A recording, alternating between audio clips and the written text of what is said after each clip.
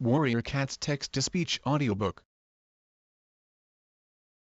Warriors, the prophecies begin. Into the wild prologue a half-moon glowed on smooth granite boulders, turning them silver. The silence was broken only by the ripple water from the swift black river and the whisper trees in the forest beyond. There was a stirring in the shadows, and from all around lithe dark shapes crept stealthily over the rocks. Unsheathed claws glinted in the moonlight. Wary eyes flashed like amber. And then, as if on a silent signal, the creatures leaped at each other, and suddenly the rocks were alive with wrestling, screeching cats. At the center the frenzy fur and claws. A massive dark tabby pinned a bracken-colored Tom to the ground and drew up his head triumphantly. "Oakheart!"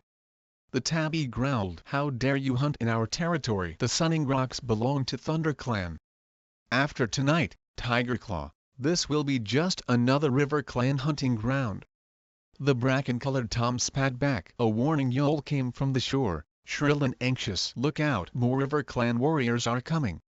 Tigerclaw turned to see sleek wet bodies sliding out the water below the rocks. The drenched River Clan warriors bounded silently up the shore and hurled themselves into battle without even stopping to shake the water from their fur. The dark tabby glared down at Oakheart. "You may swim like otters, but you and your warriors do not belong in this forest." He drew back his lips and showed his teeth as the cat struggled beneath him. The desperate scream of ThunderClan she-cat rose above the clamor. A wiry River Clan Tom had pinned the brown warrior flat on her belly. Now he lunged toward her neck with jaws still dripping from his swim across the river. Tigerclaw heard the cry and let go Oakheart. With a mighty leap, he knocked the enemy warrior away from the she-cat. "Quick, Mousifer, run!" he ordered, before turning on the River Clan Tom who had threatened her. Mousifer scrambled to her paws, wincing from a deep gash on her shoulder, and raced away. Behind her, Tigerclaw spat with rage as the River Clan Tom sliced open his nose. Blood blinded him for an instant, but he lunged forward regardless and sank his teeth into the hind leg his enemy. The River Clan cat squealed and struggled free. "Tigerclaw!" The yowl came from a warrior with a tail as red as fox fur. "This is useless. There are too many River Clan warriors." "No, Redtail. ThunderClan will never be beaten." Tigerclaw yelled back, leaping to Redtail's side. "This is our territory."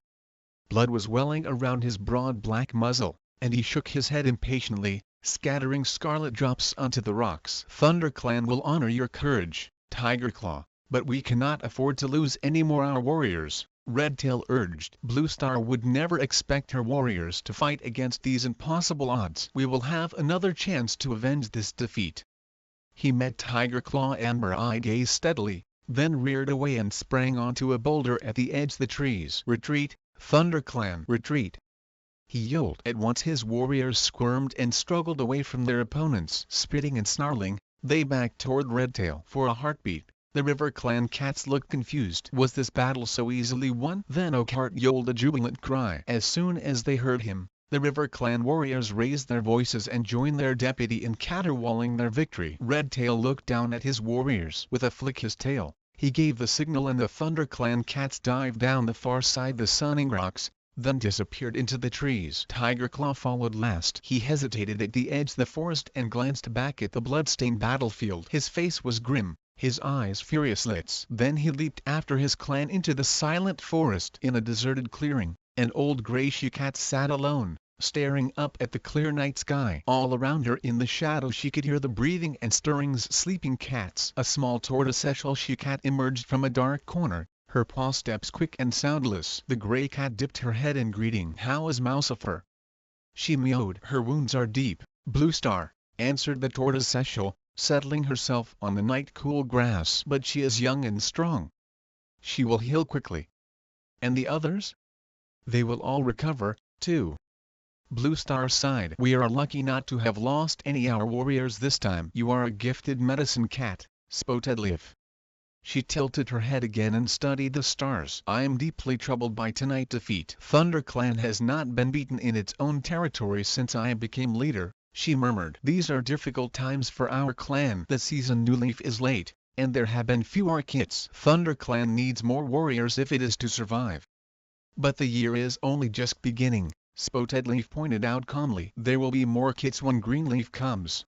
The gray cat twitched her broad shoulders. Perhaps. But training our young to become warriors takes time. If ThunderClan is to defend its territory, it must have new warriors as soon as possible. Are you asking StarClan for answers? Meowed Spotedleaf gently, following Bluestar's gaze and staring up at the swath stars glittering in the dark sky. It is at times like this we need the words ancient warriors to help us. Has StarClan spoken to you? Bluestar asked. Not for some moons, Bluestar. Suddenly a shooting star blazed over the treetops. Spotedleaf tail twitched and the fur along her spine bristled. Bluestar ears pricked but she remained silent as Spotedleaf continued to gaze upward. After a few moments, Spotedleaf lowered her head and turned to Bluestar. It was a message from StarClan, she murmured. A distant look came into her eyes. Fire alone can save our clan. Fire? Bluestar echoed. But fire is feared by all the clans. How can it save us? Spotedleaf shook her head. I do not know, she admitted. But this is the message StarClan has chosen to share with me. The ThunderClan leader fixed her clear blue eyes on the medicine cat. You have never been wrong before, Spotedleaf, she mewed. If StarClan has spoken, then it must be so. Fire will save our clan.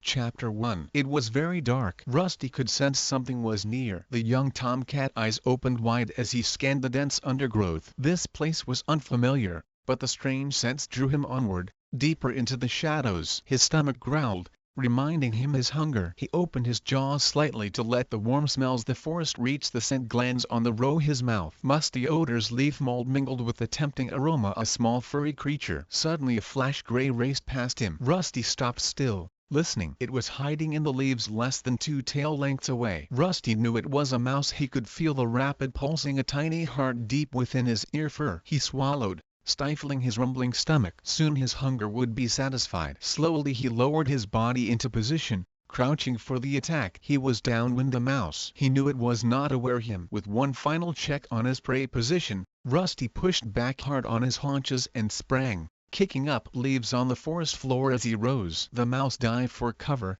heading toward the hole in the ground. But Rusty was already on top of it. He scooped it into the air, hooking the helpless creature with his thorn-sharp claws, flinging it up in a high arc onto the leaf-covered ground. The mouse landed dazed, but alive. It tried to run, but Rusty snatched it up again. He tossed the mouse once more, this time a little farther away. The mouse managed to scramble a few paces before Rusty caught up with it. Suddenly a noise roared nearby. Rusty looked around, and as he did so, the mouse was able to pull away from his claws. When Rusty turned back he saw it dart into the darkness among the tangled roots of a tree. Angry, Rusty gave up the hunt. He spun around, his green eyes glaring, intent on searching out the noise that had cost him his kill. The sound rattled on, becoming more familiar. Rusty blinked open his eyes. The forest had disappeared. He was inside a hot and airless kitchen, curled in his bed. Moonlight filtered through the window, casting shadows on the smooth, hard floor. The noise had been the rattle hard,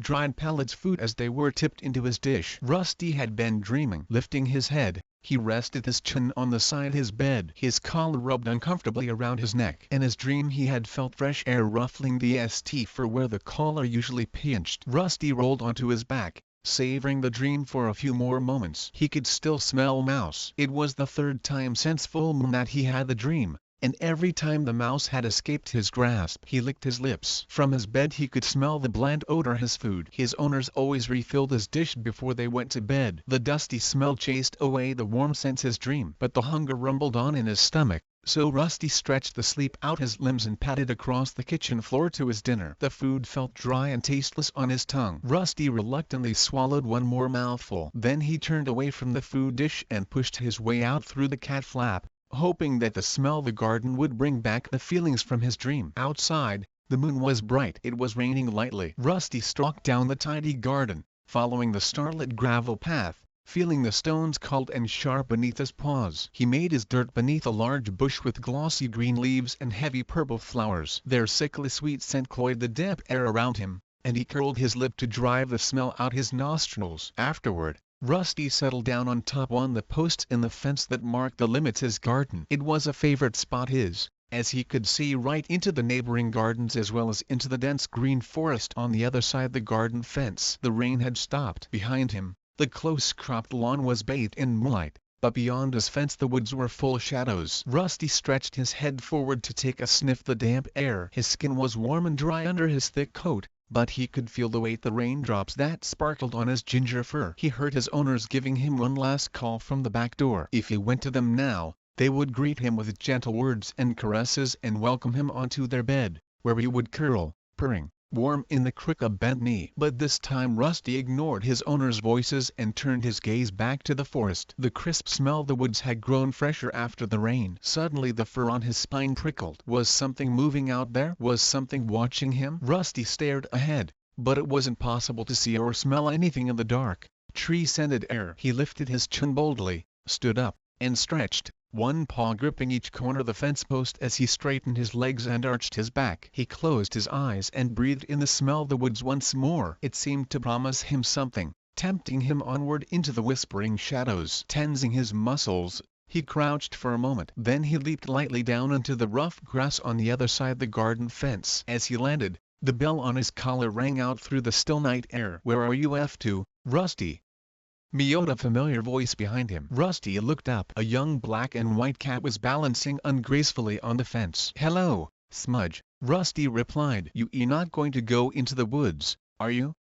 Smudge's amber eyes were huge. "Just for a look," Rusty promised, shifting uncomfortably. "Would and get me in there. It's dangerous." Smudge wrinkled his black nose with distaste. "Henry said he went into the woods once." The cat lifted his head and gestured with his nose over the rose fences toward the garden where Henry lived. "That fat old tabby never went into the woods." Rusty SCFED. "He hardly been beyond his own garden since his trip to the vet. All he wants to do is eat and sleep." "No, really. He caught a robin there." Smudge insisted. "Well, if he did, then it was before the vet. Now he complains about birds because they disturb his dozing." "Well, anyway," Smudge went on, ignoring the scorn in Rusty mew, "Henry told me there are all sorts dangerous animals out there. Huge wild cats who eat live rabbits for breakfast and sharpen their claws on old bones." "I only going for a look around," Rusty mewed. "I won't stay long." "Well, don't say I didn't warn you," purred Smudge. The black and white cat turned and plunged the fence back down into his own garden. Rusty sat down in the coarse grass beyond the garden fence. He gave his shoulder a nervous lick and wondered how much Smudge gossip was true. Suddenly the movement of a tiny creature caught his eye. He watched it scuttle under some brambles. Instinct made him drop into a low crouch. With one slow paw after another he drew his body forward through the undergrowth. Ears pricked, nostrils flared, eyes unblinking, he moved toward the animal. He could see it clearly now, sitting up among the barbed branches, nibbling on a large seed held between its paws. It was a mouse. Rusty rocked his haunches from side to side, preparing to leap. He held his breath in case his bell rang again. Excitement coursed through him, making his heart pound. This was even better than his dreams. Then a sudden noise, cracking twigs and crunching leaves, made him jump. His bell jangled treacherously, and the mouse darted away into the thickest tangle of the bramble bush. Rusty stood very still and looked around. He could see the white tip of a red bushy tail trailing through a clump of tall ferns up ahead. He smelled a strong, strange scent, definitely a meat-eater, but neither cat nor dog. Distracted, Rusty forgot about the mouse and watched the red tail curiously. He wanted a better look. All Rusty's senses strained ahead as he prowled forward. Then he detected another noise. It came from behind, but sounded muted and distant. He swiveled his ears backward to hear it better. Paw steps? He wondered, but he kept his eyes fixed on the strange red fur up ahead, and continued to creep onward. It was only when the faint rustling behind him became a loud and fast-approaching leaf crackle that Rusty realized he was in danger. The creature hit him like an explosion and Rusty was thrown sideways into a clump of nettles. Twisting and yowling, he tried to throw the attacker that had fastened itself to his back. It was gripping him with incredibly sharp claws. Rusty could feel spiked teeth pricking at his neck. He writhed and squirmed from whisker to tail, but he could and free himself. For a second he felt helpless. Then he froze. Thinking fast, he flipped over onto his back. He knew instinctively how dangerous it was to expose his belly, but it was his only chance. He was lucky the ploy seemed to work. He heard a hoof beneath him as the breath was knocked out his attacker. Thrashing fiercely, Rusty managed to wriggle free. Without looking back he sprinted toward his home. Behind him, A rush paw steps told Rusty his attacker was giving chase. Even though the pain from a scratch stung beneath his fur, Rusty decided he would rather turn and fight than let himself be jumped on again. He skidded to a stop, spun around, and faced his pursuer. It was another kitten, with a thick coat, shaggy gray fur, strong legs, and a broad face. In a heartbeat, Rusty smelled that it was a tom, and sensed the power in the sturdy shoulders underneath the ST coat. Then the kitten crashed into Rusty at full pelt. Taken by surprise by Rusty's turnabout, it fell back into a dazed heap. The impact knocked the breath out Rusty, and he staggered. He quickly found his footing and arched his back, puffing out his orange fur, ready to spring onto the other kitten. But his attacker simply sat up and began to lick a forepaw, all signs aggression gone. Rusty felt strangely disappointed. Every part him was tense, ready for battle. "Hi there, Kit-Tippet," meowed the gray tom cheerily. "You put up quite a fight for a tame kitty." Rusty remained on tiptoe for a second, wondering whether to attack anyway. Then he remembered the strength he had felt in this kitten paws when he had pinned him to the ground. He dropped onto his pads, loosened his muscles, and let his spine unbend. "And I'll fight you again if I have to," he growled. "I gripe. By the way," the gray kitten went on, ignoring Rusty's threat, "I training to be a ThunderClan warrior." Rusty remained silent. He didn't understand what this gray hatset was meowing about, but he sensed the threat had passed. He hid his confusion by leaning down to lick his ruffled chest. "What a Kit-Tippet like you doing out in the woods? Don't you know it dangerous?" asked Grandpa. "If you eat the most dangerous thing the woods has to fur, then I think I can handle it," Rusty bluffed. Grandpa looked up at him for a moment, narrowing his big yellow eyes. "Oh, I far from the most dangerous. If I were even half a warrior, I have given an intruder like you some real wounds to think about."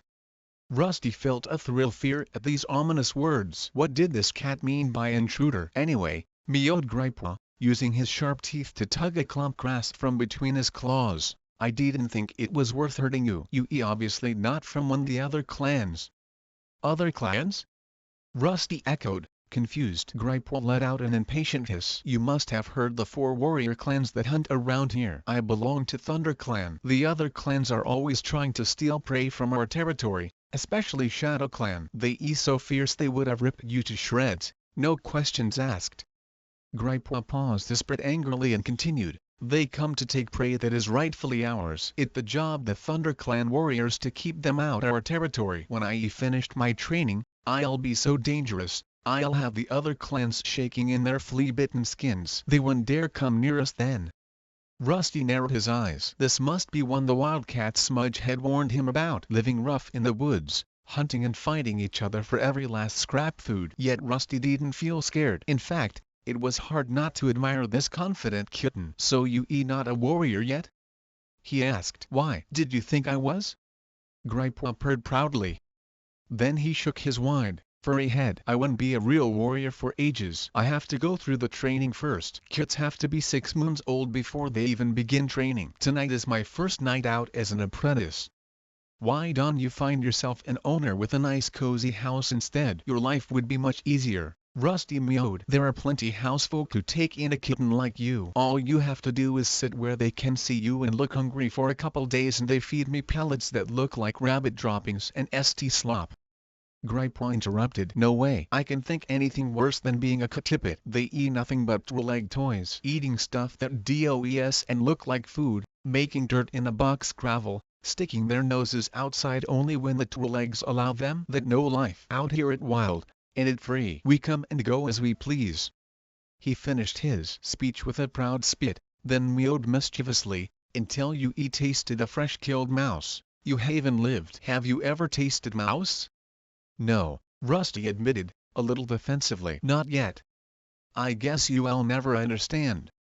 Grandpa sighed. "You weren't born wild. It makes a big difference. You need to be born with warrior blood in your veins, or feel the wind in your whiskers. Kitties born into two-leg nests could never feel the same way." Rusty remembered the way he had felt in his dream. That not true.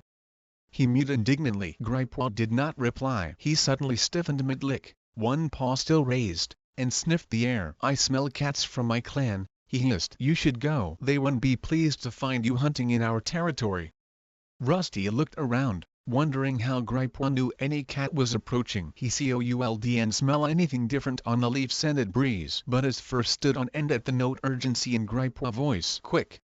hissed Gripewell again. "Run!" Rusty prepared to spring into the bushes, not knowing which way was safe to jump. He was too late. A voice meowed behind him, firm and menacing. "What going on here?" Rusty turned to see a large gray she-cat strolling majestically out from the undergrowth. She was magnificent. White hairs streaked her muzzle, and an ugly scar parted the fur across her shoulders, but her smooth gray coat shone like silver in the moonlight. "Blue Star." Beside Rusty, Gripewell crouched down and narrowed his eyes. He crouched even lower when a second cat, a handsome, golden tabby, followed the gray cat into the clearing. "You shouldn't be so near to Prologue place, Gripewell," growled the golden tabby angrily, narrowing his green eyes. "I know, Lionheart, I'm sorry." Gripewell looked down at his paws. Rusty copied Gripewell and crouched low to the forest floor, his ears twitching nervously. These cats had an air strength he had never seen in any of his garden friends. Maybe what Smudge had warned him about was true. "Who is this?" asked the she-cat. Rusty flinched as she turned her gaze on him. Her piercing blue eyes made him feel even more vulnerable. "He no threat," mewed Gripewell quickly. "He not another clan warrior, just a Prologue pet from beyond our territories." Just a Prologue pet. The words inflamed Rusty, but he held his tongue. The warning look in Blue Star's stare told him that she had observed the anger in his eyes, and he looked away. "This is Blue Star. She leader my clan," Gripewell hissed to Rusty under his breath. "And Lionheart, he my mentor, which means he training me to be a warrior." "Thank you for the introduction, Gripewell," meowed Lionheart coolly. Blue Star was still staring at Rusty. "You fight well for a Prologue pet," she meowed. Rusty and Gripewell exchanged confused glances. "How could she know?" "We have been watching you both," Blue Star went on, as if she had read their thoughts. "We wondered how you would deal with an intruder, Gripewell." "You attacked him bravely." Gripewell looked pleased at Blue Star praise. "Sit up now, both you." Blue Star looked at Rusty. "You too, Q-Tippet." He sat up immediately and held Blue Star gaze evenly as she addressed him. "You reacted well to the attack, Q-Tippet. Gripewell is stronger than you, but you used your wits to defend yourself. And you turned to face him when he chased you. I not seen a Q-Tippet do that before." Rusty managed to nod his thanks, taken aback by such unexpected praise. Her next words surprised him even more. "I have been wondering how you would perform out here, beyond the Prologue place. We patrol this border frequently, so I have seen you sitting on your boundary, staring out into the forest. And now, at last, you have dared to place your paws here." Blue Star stared at Rusty thoughtfully. "You do seem to have a natural hunting ability. Sharp eyes. You would have caught that mouse if you had not hesitated so long." Really?" Rusty stammered. Lionheart spoke now. His deep meow was respectful but insistent. "Blue Star, this is a Q-Tippet. He should not be hunting in ThunderClan territory. Send him home to his Prologues." Rusty prickled at Lionheart's dismissive words. "Send me home?" He mewed impatiently. Blue Star words had made him glow with pride. She had noticed him. She had been impressed by him. "But I only come here to hunt for a mouse or two. I sure there enough to go round." Blue Star had turned her head to acknowledge Lionheart's words. Now her gaze snapped back to Rusty. Her blue eyes were blazing with anger. "There never enough to go round," she spat. "If you didn't live such a overfed life, you would know that." Rusty was confused by Blue Star's sudden rage, but one glance at the horrified look on Gripewell's face was enough to tell him he had spoken too freely. Lionheart stepped to his leader's side. Both warriors loomed over him now. Rusty looked into Blue Star's threatening stare and his pride dissolved. These were not cozy fireside cats he was dealing with. They were mean, hungry cats who were probably going to finish what Gripewell had started. Chapter 2. "Well?" hissed Blue Star, her face only a mouse length from his now. Lionheart remained silent as he towered over Rusty. He flattened his ears and crouched under the golden warrior's cold stare. His fur prickled uncomfortably. "I am no threat to your clan," he mewed, looking down at his trembling paws. "You threaten our clan when you take our food," yelled Blue Star. "You have plenty food in your Prologue nest already. You come here only to hunt for sport, but we hunt to survive." The truth, the warrior queen words pierced Rusty like a blackthorn, and suddenly he understood her anger. He stopped trembling, sat up, and straightened his ears. He raised his eyes to meet hers. "I had not thought it that way before. I am sorry, he mewed solemnly. "I will not hunt here again." Blue Star let her hackles fall and signaled to Lionheart to step back. "You are an unusual Ktippet, Rusty," she mewed. Gripewah's sigh relief made Rusty's ears twitch. He heard the approval in Blue Star's voice and noticed as she swapped a meaningful glance with Lionheart. The look made him curious. What flashed between the two warriors? Quietly he asked, "Is survival here really so hard?" "Our territory covers only part the forest," answered Blue Star. "We compete with other clans for what we have. And this year, late new leaf means prey is scarce." "Is your clan very big?" Rusty mewed, his eyes wide. "Big enough," replied Blue Star. "Our territory can support us, but there is no prey left over." "Are you all warriors, then?" Rusty mewed. Blue Star guarded answers were just making him more and more curious. Lionheart answered him. "Some are warriors. Some are too young or too old or too busy caring for kids to hunt." "And you all live and share prey together?" Rusty murmured in awe, thinking a little guiltily his own easy, selfish life. Blue Star looked again at Lionheart. The golden tabby stared back at her steadily. At last she returned her gaze to Rusty and mewed, "Perhaps you should find out these things for yourself. Would you like to join ThunderClan?" Rusty was so surprised, he couldn't speak. Blue Star went on, "If you did, you would train with Gripewah to become a clan warrior." "But Ktippets can be warriors." Gripewah blurted out. "They don't have warrior blood." A sad look clouded Blue Star's eyes. "Warrior blood," she echoed with a sigh. "Too much that has been spilled lately." Blue Star fell silent and Lionheart mewed. "Blue Star is only offering you training, young kit. There is no guarantee you would become a full warrior. It might prove too difficult for you. After all, you are used to a comfortable life." Rusty was stung by Lionheart's words. He swung his head around to face the golden tabby. "Why offer me the chance, then?" But it was Blue Star who answered. "You are right to question our motives, young one. The fact is, ThunderClan needs more warriors." "Understand that Blue Star does not make this fur lightly," warned Lionheart. "If you wish to train with us, we will have to take you into our clan. You must either live with us and respect our ways, or return to your Prologue place and never come back. You cannot live with a paw in each world." A cool breeze stirred the undergrowth, ruffling Rusty fur. He shivered, not with the cold, but with excitement at the incredible possibilities opening up in front of him. "Are you wondering if it's worth giving up your comfortable Ktippet life?" asked Blue Star gently. "But do you realize the price you will pay for your warmth and food?" Rusty looked at her, puzzled. Surely his encounter with these cats had proved to him just how easy and luxurious his life was. "I can tell that you are still a Tom," Blue Star added, "despite the Prologue stench that clings to your fur." "What do you mean still a Tom?" "You haven't yet been taken by the Prologues to see the cutter," mewed Blue Star gravely. "You would be very different then. Not quite so keen to fight a clan cat, I suspect."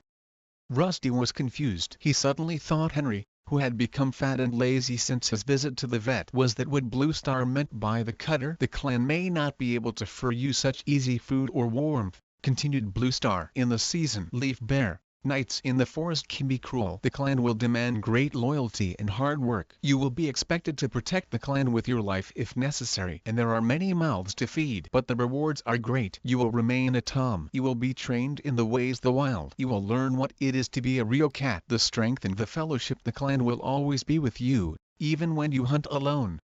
Rusty head reeled. Blue Star seemed to be offering him the life he had lived so many times, and so tantalizingly, in his dreams. But could he live like that for real? Lionheart interrupted his thoughts. "Come, Blue Star, let's not waste any more time here. We must be ready to join the other patrol at Munhi. Tiger Claw will wonder what has become us." He stood up and flicked his tail expectantly. "Wait," Rusty mewed. "Can I think about your fur?" Blue Star looked at him for a long moment and nodded. "Lionheart will be here tomorrow at Sunhi," she told him. "Give him your answer then." Blue Star murmured a low signal, and in a single movement the three cats turned and disappeared into the undergrowth. Rusty blinked. He stared excited, uncertain up past the ferns that encircled him, through the canopy leaves, to the stars that glittered in the clear sky. The scent the clan cat still hung heavy in the evening air. And as Rusty turned and headed for home, he felt a strange sensation inside him, tugging him back into the depths of the forest. His fur prickled deliciously in the light wind, and the rustling leaves seemed to whisper his name into the shadows. Chapter 3 That morning, As Rusty slept after his night wanderings, the mouse dream came again, even more vivid than before. Free his color, beneath the moon, he stalked the timid creature. But this time he was aware being watched. Shining from the shadows the forest he saw dozens yellow eyes. The clan cats had entered his dream world. Rusty woke, blinking in the bright sunshine that was streaming across the kitchen floor. His fur felt heavy and thick with warmth. His food bowl had been topped up, and his water bowl rinsed out and filled with bitter-tasting Prologue water. Rusty preferred drinking from puddles outside, but when it was hot, or he was very thirsty, he had to admit it was easier to lap up the water indoors. Could he really abandon this comfortable life? He ate, then pushed his way out the cat flap into the garden. The day promised to be warm, and the garden was heavy with the smell of early blossoms. "Hello, Rusty," mewed a voice from the fence. It was Smudge. "You should have been awake an hour ago." The baby sparrows were out stretching their wings. "Did you catch any?" Rusty asked. Smudge yawned and licked his nose. "Couldn't be bothered. I already eaten enough at home. Anyway, why weren't you out earlier? Yesterday you were complaining about Henry sleeping his time away, and today you eat not much better yourself." Rusty sat down on the cool earth beside the fence and curled his tail neatly over his front paws. "I was in the woods last night," he reminded his friend. At once he felt the blood stir in his veins and his fur stiffen. Smudge looked down at him, his eyes wide. "Oh, yes, I forgot. How was it? Did you catch anything? Or did anything catch you?" Rusty paused, not sure how to tell his old friend what had happened. "I met some wildcats," he began. "What?" Smudge was clearly shocked. "Did you get into a fight?" "Sort." Rusty could feel the energy surging through his body again as he recalled the strength and power of the clan cats. "Were you hurt? What happened?" Smudge prompted him eagerly. "There were 3 of them, bigger and stronger than any of us." "And you fought all 3 of them?" Smudge interrupted, his tail twitching with excitement. "No." Rusty mewed hastily. "Just the youngest one. The other 2 came later." "How come they didn't shred you to pieces?" "They just warned me to leave their territory." But then Rusty hesitated. "What?" mewed Smudge impatiently. "They asked me to join their clan." Smudge whiskers quivered disbelievingly. "They did?" Rusty insisted. "Why would they do that?" "I don't know," Rusty admitted. "I think they need extra paws in their clan." "Sounds a bit odd to me," Smudge mewed doubtfully. "I wouldn't trust them if I were you." Rusty looked at Smudge. His black and white friend had never shown any interest in venturing into the woods. He was perfectly content living with his housefolk. He would never understand the restless longing that Rusty dreams stirred in him night after night. "But I do trust them," Rusty purred sly. "And I made up my mind. I going to join them." Smudge scrambled down from the fence and stood in front. "Rusty, please don't go, Rusty," he mewed in alarm. "I might never see you again." Rusty nudged him affectionately with his head. "Don't worry, my housefolk will get another cat. You'll get on with him fine. You get along with everyone." "But it won't be the same," Smudge wailed. Rusty twitched his tail impatiently. "That's just the point. If I stay around here till they take me to the cutter, I won't be the same either." Smudge looked puzzled. "The cutter?" he echoed. "The vet," Rusty explained. "To be altered, like Henry was." Smudge shrugged and stared down at his paws. "But Henry all right," he mumbled. "I mean, I know he a bit lazier now, but he not unhappy. We could still have fun." Rusty felt his heart fill with sadness at the thought leaving his friend. "I sorry, Smudge. I'll miss you, but I have to go." Smudge didn't reply, but stepped forward and gently touched Rusty's nose with his own. "Fair enough. I can see I can stop you, but at least let's spend one more morning together." Rusty found himself enjoying the morning even more than usual, visiting his old haunts with Smudge, sharing words with the cats he had grown up with. Everyone his senses felt supercharged, as if he were poised before a huge jump. As sunset approached, Rusty grew more and more impatient to see if Lionheart would really be waiting for him. The idle buzz meows from his old friend seemed to fade into the background as all his senses strained toward the woods. Rusty jumped down from his garden fence for the last time and crept into the woods. He had said his goodbyes to Smudge. Now all his thoughts were focused on the forest and the cats who lived in it. As he approached the spot where he had met with the clan cats the night before, he sat down and tasted the air. Tall trees shielded the ground from the midday sunshine, making it comfortably cool. Here and there a patch sunlight shone through a gap in the leaves and lit up the forest floor. Rusty could smell the same cat scent as last night, but he had no idea whether it was old or new. He lifted his head and sniffed. And certainly, you have a lot to learn, mewed a deep voice. Even the tiniest clan kid knows when another cat is nearby. Rusty saw a pair of green eyes glinting from beneath a bramble bush. Now he recognized the scent. It was Lionheart. "Can you tell if I am alone?" asked the golden tabby, stepping into the light. Hastily, Rusty sniffed again. The scents Blue Star and Graypaw were still there, but not as strong as the previous night. Hesitantly, he mewed, "Blue Star and Graypaw aren't with you this time." "That right," mewed Lionheart, "but someone else is." Rusty stiffened as a second clan cat strode into the clearing. "This is Whitestorm," purred Lionheart, "one Thunder Clan senior warriors." Rusty looked at the Tom and felt his spine tingle with cold fear. Was this a trap? Long-bodied and muscular, Whitestorm stood in front Rusty and gazed down at him. His white coat was thick and unmarked and his eyes were the yellow sun-baked sand. Rusty flattened his ears warily, and tensed his muscles in preparation for a fight. "Relax, before your fierce scent brings unwanted attention," growled Lionheart. "We are here only to take you to our camp."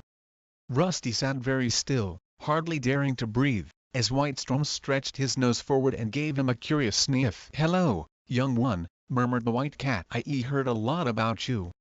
Rusty dipped his head in greeting. "Come, we can speak more once we are in the camp," ordered Lionheart, and, without pausing, he and Whitestorm leaped away into the undergrowth. Rusty jumped to his paws and followed as quickly as he could. The two warriors made no allowances for Rusty as they sped through the forest, and before long he was struggling to keep up. Their pace barely slowed as they led him over fallen trees that they cleared in a single leap, but which Rusty had to scramble over paw by paw. They passed through sharply fragrant pine trees, where they had to jump across deep gullies churned up by a tool-like tree-eater. From the safety of his garden fence, Rusty had heard it roaring and snarling in the distance. One gully was too wide to jump, half filled with slimy, foul-smelling water. The clan cats waded through without hesitating. Rusty had never put a paw in water before, but he was determined not to show any signs of weakness, so he narrowed his eyes and followed, trying to ignore the uncomfortable wetness that soaked his belly fur. At last Lionheart and Whitestorm paused. Rusty skidded to a halt behind them and stood panting while the two warriors stepped onto a rock that rested on the edge of a small ravine. "We are very close to our camp now," mewed Lionheart. Rusty strained to see any signs like moving leaves, a glimpse fur among the bushes below, but his eyes saw nothing except the same undergrowth that covered the rest of the forest floor. "Use your nose. You must be able to scent it," hissed Whitestorm impatiently. Rusty closed his eyes and sniffed. Whitestorm was right. The scents here were very different from the cat scent he was used to. The air smelled stronger, speaking many, many different cats. He nodded thoughtfully and announced, "I can smell cats." Lionheart and Whitestorm exchanged amused looks. "There will come a time, if you are accepted into the clan, when you will know each cat scent by name," Lionheart mewed. "Follow me." He led the way nimbly down the boulders to the bottom of the ravine, and pushed his way through a thick patch gorse. Rusty followed, and Whitestorm took up the rear. As his sides scraped against the prickly gorse, Rusty looked down and noticed that the grass beneath his paws was flattened into a broad, strong-smelling track. "This must be the main entrance into the camp," he thought. Beyond the gorse, a clearing opened up. The ground at the center was bare, hard earth, shaped by many generations' paw steps. This camp had been here a long time. The clearing was dappled by sunshine, and the air felt warm and still. Rusty looked around, his eyes wide. There were cats everywhere, sitting alone or in groups, sharing food or purring quietly as they groomed one another. Just after sunset, when the day is hottest, is a time for sharing tongues, Lionheart explained. "Sharing tongues?" Rusty echoed. "Clan cats always spend time grooming each other and sharing the news of the day," Whitestorm told him. "We call it sharing tongues. It is a custom that binds the members of the clan together." The cats had obviously smelled Rusty for scent, for heads began to turn and stare curiously in his direction. Suddenly shy meeting any cat gaze directly, Rusty looked around the clearing. It was edged with thick grass, dotted with tree stumps and a fallen tree. A thick curtain ferns and gorse shielded the camp from the rest of the woods. "Over there," mewed Lionheart, flicking his tail toward an impenetrable-looking tangle of brambles, "is the nursery, where the kids are cared for." Rusty swiveled his ears toward the bushes. He couldn't see through the not prickly branches, but he could hear the mewling several kittens from somewhere inside. As he watched, a ginger she-cat squirmed out through a small gap in the front. That must be one of the queens, Rusty thought. A tabby queen with distinctive black markings appeared around the bramble bush. The two she-cats exchanged a friendly lick between the ears before the tabby slipped inside the nursery, murmuring to the squealing kits. "The care our kits is shared by all the queens," mewed Lionheart. "All cats serve the clan. Loyalty to the clan is the first law in our warrior code, a lesson you must learn quickly if you wish to stay with us." "Here comes Blue Star," mewed Whitestorm, sniffing the air. Rusty sniffed the air too, and was pleased that he was able to recognize the scent. The gray she-cat a moment before she appeared from the shadow of a large boulder that lay beside them at the head of the clearing. "He came," Blue Star purred, addressing the warriors. Whitestorm replied. Lionheart was convinced he would not. Rusty noticed the tip Blue Star tail twitch impatiently. "Well, what do you think him?" she asked. "He kept up well on the return journey, despite his puny size," Whitestorm admitted. "He certainly seems strong for a Katippet." "So it is agreed?" Blue Star looked at Lionheart and Whitestorm. Both cats nodded. "Then I shall announce his arrival to the clan." Blue Star leaped up onto the boulder and yelled, "Let all those cats old enough to catch their own prey join here beneath the high rock for a clan meeting." Her clear call brought all the cats trotting toward her, emerging like liquid shadows from the edges of the clearing. Rusty stayed where he was, flanked by Lionheart and Whitestorm. The other cats settled themselves below the high rock and looked expectantly up at their leader. Rusty felt a rush relief as he recognized Gripe, a thick gray fur among the cats. Beside him sat a young tortoiseshell queen, her black tipped tail tucked neatly over small white paws. A large dark gray tabby crouched behind them, the black stripes on his fur looking like shadows on a moonlit forest floor. When the cats were still, Blue Star spoke. "ThunderClan needs more warriors," she began. "Never before have we had so few apprentices in training. It has been decided that ThunderClan will take in an outsider to train as a warrior." Rusty heard indignant mutterings erupt among the clan cats, but Blue Star silenced them with a firm yowl. "I have found the cat who is willing to become an apprentice." ThunderClan. "Lucky to become an apprentice," caterwauled a loud voice above the ripple shock that spread through the cats. Rusty craned his neck and saw a pale tabby cat standing up and glaring defiantly at the leader. Blue Star ignored the tabby and addressed all her clan. "Lionheart and Whitestorm have met this young cat, and they agree with me that we should train him with the other apprentices." Rusty looked up at Lionheart, then back at the clan, to find all eyes were on him now. His fur prickled and he swallowed nervously. There was silence for a moment. Rusty was sure they must all be able to hear his heart pulsing and smell his fierce scent. Now a deafening crescendo caterwauling rose from the crowd. "Where does he come from? Which clan does he belong to? What a strange scent he carries. That not the scent any clan I know." Then one yowl in particular sounded out above the rest. "Look at his collar. He a Katippet." It was the pale tabby again. "Once a Katippet, always a Katippet. This clan needs well-born warriors to defend it, not another st mouth to feed." Lionheart bent down and hissed into Rusty's ear, "That tabby is Longtail. He smells your fear." "They all do. You must prove to him and the other cats that your fear won't hold you back." But Rusty couldn't move. How could he ever prove to these fierce cats that he was and just a Katippet? The tabby continued to jeer at him. "Your collar is a mark that's legs, and that noisy jingling will make you a poor hunter at best. At worst, it will bring the legs into our territory, looking for the poor lost Katippet who fills the woods with his pitiful tinkling." All the cats howled in agreement. Longtail went on, well aware that he had to support his audience. "This noise, your treacherous bell, will alert our enemies, even if your legs stench doesn." Lionheart hissed into Rusty's ear once more, "Do you back down from a challenge?" Rusty still did not move, but this time he was trying to pinpoint Longtail's position. There he was, just behind a dusky brown queen. Rusty flattened his ears, narrowed his eyes and, hissing, leaped through the startled cats to fling himself onto his tormentor. Longtail was completely unprepared for Rusty's attack. He staggered sideways, losing his footing on the hard-baked earth. Filled with rage and desperate to prove himself, Rusty dug his claws deep into the tabby cat fur and sank in his teeth. No subtle ritual swiping and boxing preceded this fight. The two cats were locked in a screaming, writhing tussle that flipped and somersaulted around the clearing at the heart of the camp. The other cats had to spring out the way to avoid the screeching whirlwind fur. As Rusty scratched and struggled, he was suddenly aware that he felt no fear, only exhilaration. Through the roaring, the blood in his ears, he could hear the cats around them wailing with excitement. Then Rusty felt his collar tighten around his neck. Longtail had gripped it between his teeth and was tugging, and tugging hard. Rusty felt a terrible pressure at his throat. Unable to breathe, he started to panic. He writhed and twisted, but each movement only made the pressure worse. Retching and gulping for air, he summoned up all his strength and tried to pull away from Longtail's grip. And suddenly, with a loud snap, he was free. Longtail tumbled away from him. Rusty scrambled to his paws and looked around. Longtail was crouching 3 tail lengths away, and, dangling from Longtail's mouth, Rusty saw his collar, mangled and broken. At once, Bluestar leaped down from the high rock and silenced the noisy crowd with a thunderous caterwaul. Rusty and Longtail remained fixed to the spot, gasping for breath. Clumps of fur hung from their ruffled coats. Rusty could feel a cut stinging above his eye. Longtail's left ear was badly torn, and blood dripped down his lean shoulders onto the dusty ground. They stared at each other, their hostility not yet spent. Bluestar stepped forward and took the collar from Longtail. She placed it on the ground in front of her and meowed.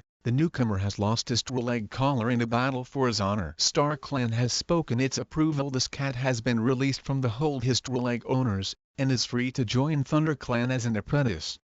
Rusty looked at Bluestar and solemnly nodded his acceptance. He stood up and stepped forward into a shaft of sunshine, welcoming the warmth on his sore muscles. The pool light blazed bright on his orange pelt, making his fur glow. Rusty lifted his head proudly and looked at the cats that surrounded him. This time no cat argued or jeered. He had shown himself to be a worthy opponent in battle. Bluestar approached Rusty and placed the shredded collar on the ground in front of him. She touched his ear gently with her nose. "You look like a brand fire in this sunlight," she murmured. Her eyes flashed briefly, as if her words had more meaning for her than Rusty knew. "You have fought well."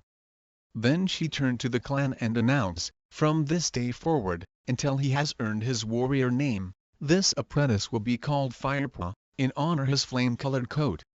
She stepped back and, with the other cats, waited silently for his next move. Without hesitating, Rusty turned and kicked dust and grass over his collar as though burying his dirt. Longtail growled and limped out the clearing toward the fern-shaded corner. The cats split into groups, murmuring to each other excitedly. "Hey, Firepaw!" Rusty heard Gripaw's friendly voice behind him. Firepaw! A thrill of pride surged through him at the sound his new name. He turned to greet the gray apprentice with a welcoming sniff. "Great fight, Firepaw," mewed Gripaw. "Especially for a Katipit. Longtail is a warrior, although he only finished his training 2 moons ago. That scar you left on his ear won't let him forget you in a hurry. You spoiled his good looks, that for sure." "Thanks, Gripaw," Firepaw replied. He put up quite a fight, though. He licked his front paw and began to wipe clean the deep scratch that stung above his eye. As he washed, he heard his new name again, echoing among the meows of the cats. "Firepaw." "Hey, Firepaw." "Welcome, young Firepaw." Firepaw closed his eyes for a moment and let the voices wash over him. "Good name, too." Gripaw mewed approvingly, jolting him awake. Firepaw looked around. Where did Longtail creep F to? "I think he was heading toward Spotted Leaf Den." Gripaw tipped his head toward the fern-enclosed corner Longtail had disappeared into. "She our medicine cat. Not bad looking either. Younger and a lot prettier than most." A low yowl next to the 2 cats stopped Gripaw mid-speech. They both turned, and Firepaw recognized the powerful gray tabby cat who had sat behind Gripaw earlier. "Dark Stripe," mewed Gripaw, dipping his head respectfully. The sleek Tom looked at Firepaw for a moment. "Lucky your collar snapped when it did. Longtail is a young warrior, but I can imagine him being beaten by a Katipit." He spat the word Katipit scornfully, then turned and stalked F. "Now Dark Stripe," Gripaw hissed to Firepaw under his breath, "is neither young nor pretty." Firepaw was about to agree with his new friend when he was interrupted by a warning yowl from an old gray cat sitting at the edge of the clearing. "Small ear smells trouble." Gripaw meowed, immediately alert. Firepaw barely had time to look around before a young cat crashed through the bushes and into the camp. He was skinny and apart from the white tip, his long, thin tail jet black from head to toe. Gripaw gasped. "That Ravenpaw. Why is he alone? Where Tigerclaw?"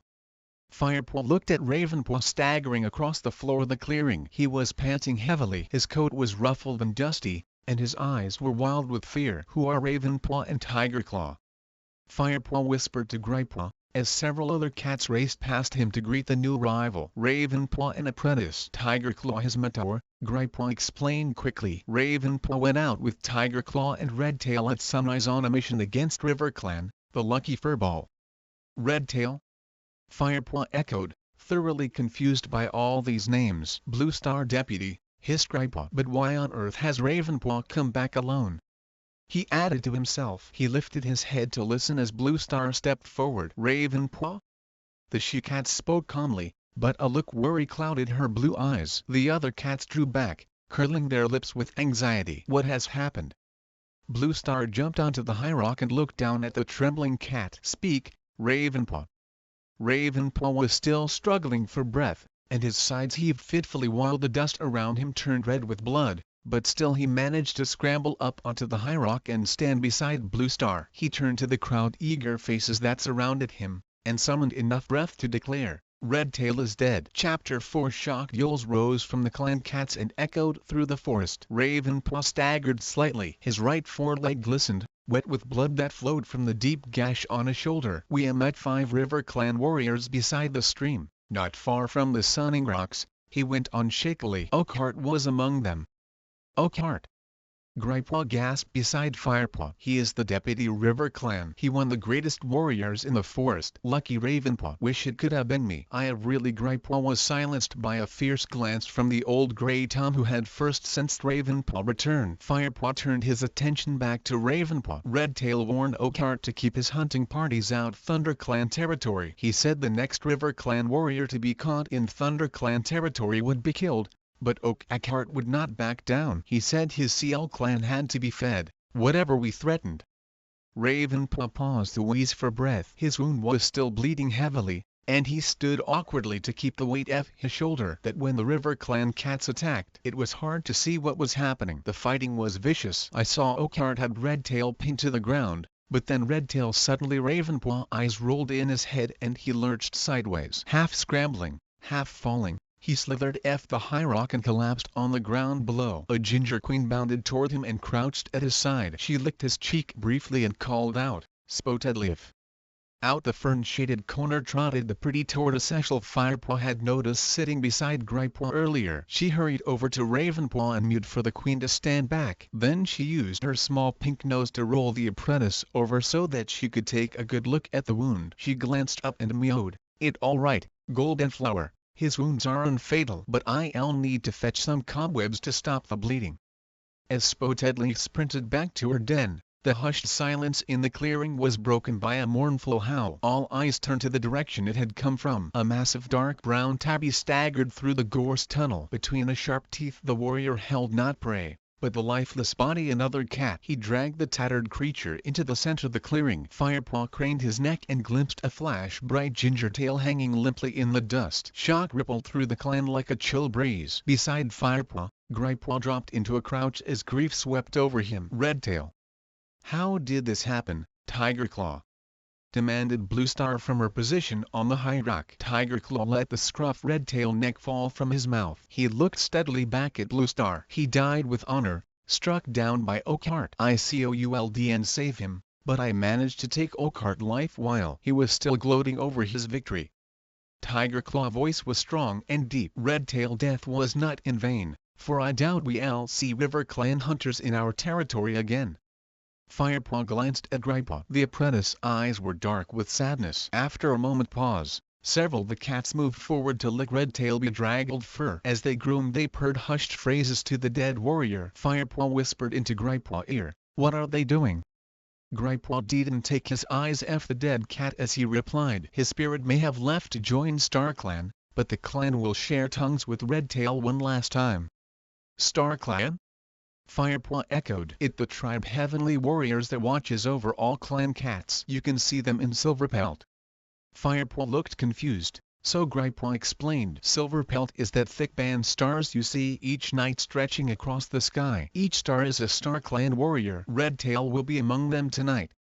Firepaw nodded, and Gripeau stepped forward to share tongues with his dead deputy. Bluestar had remained silent while the first cats came to pay their respects to Redtail. Now she leaped down from the high rock and walked slowly toward Redtail's body. The other cats retreated and watched as their leader crouched down to share tongues with her old comrade one last time. When she had finished, she raised her head and spoke. Her voice was low and thick with grief, and the clan listened in silence. Redtail was a brave warrior. His loyalty to Thunder Clan could never be doubted. I always relied on his judgment, for it bore witness to the needs of the clan, and was never swayed by self-interest or pride. He would have made a fine leader. Then she lowered herself onto her belly, her head bowed, her paws stretched neatly before her, and silently she grieved for her lost friend. Several other cats came and lay down beside her, their bowed heads and hunched backs echoing her mournful pose. Firepaw watched. He had not known Redtail, but he could and helped feeling moved as he witnessed the clan mourn. Gripeau came and stood beside him again. Dustpaw will be sad, he remarked. Dustpaw? Redtail apprentice. That brown striped tabby over there. I wonder who his new mentor will be? Firepaw glanced over at the small Tom who squatted near Redtail's body, staring unseeing at the ground. Firepaw looked past him to the clan leader. How long will Bluster sit with him? He asked. Probably the whole night, replied Gripeau. Redtail was her deputy for many moons. She wouldn't want to let him go too quickly. He was one of the best warriors. Not as big and powerful as Tiger Claw or Lionheart, but quick and clever. Firepaw looked at Tiger Claw, admiring the strength that swelled in his powerful muscles and broad head. His massive body showed signs his warrior life. One his ears was split into a deep V shape, and a thick scar sliced the bridge his nose. Suddenly Tiger Claw stood up and stalked over to Ravenpaw. Spotted Leaf was crouching beside Tiger Claw wounded apprentice, using her teeth and front paws to press Wad's cobweb onto a shoulder wound. Firepaw leaned toward Gripeau and asked, "What's Spotted Leaf doing?" "Stopping the bleeding." It looked like a nasty cut, and Ravenpaw seemed really shaken up. He always been a bit jumpy, but I never seen him this bad before. Let go and see if he woken up yet. They made their way through the grieving cats toward the spot where Ravenpaw lay and settled themselves a respectful distance away to wait until Tiger Claw had finished speaking. "So, Spotted Leaf." Tiger Claw addressed the tortoiseshell with a confident meow. "How is he? Do you think you can save him? I spent a lot time training him up, and I don't want my efforts to be wasted at the first battle." Spotted Leaf didn't look up from her patient as she replied, "Yes, a pity if, after all your valuable training, he dies in his first fight, eh?" Firepaw could hear a teasing purr in her STMU. "Will he live?" Tiger Claw demanded. "Course. He just needs to rest." Tiger Claw snorted and looked down at the motionless black shape. He jabbed Ravenpaw with one of his front claws. "Come on, then. Get up." Ravenpaw didn't move. "Look at the length that claw." Firepaw hissed. "To right," replied Gripeau with feeling. "I know IWOULD and want to get into a fight with him." "Not so fast, Tiger Claw." Spotted Leaf placed her paw over Tiger Claw's sharp talon and gently moved it away. "This apprentice needs to keep as still as possible until the cut has healed. We don't want him opening his wound by jumping about trying to please you. Leave him alone." Firepaw found himself holding his breath as he waited for Tiger Claw's reaction. He guessed that few cats dared to give orders to the warrior like that. The big tabby stiffened, and seemed about to speak when Spotted Leaf mewed teasingly, "Even you know better than to argue with a medicine cat, Tiger Claw." Tiger Claw eyes flashed at the little tortoiseshell words. "IWOULD and dare argue with you, dear Spotted Leaf," he purred. He turned to leave and caught sight Gripeau and Firepaw. "Who this?" he asked Gripeau, towering above them. "He the new apprentice," Gripeau mewed. "He smells like a cat-tippet," snorted the warrior. "I was a house cat," Firepaw mewed boldly, "but I am going to train to be a warrior." Tiger Claw looked at him with sudden interest. "Ah, yes. Now I remember. Bluestar mentioned that she had stumbled across some stray cat-tippet. So she actually going to try you out, is she?"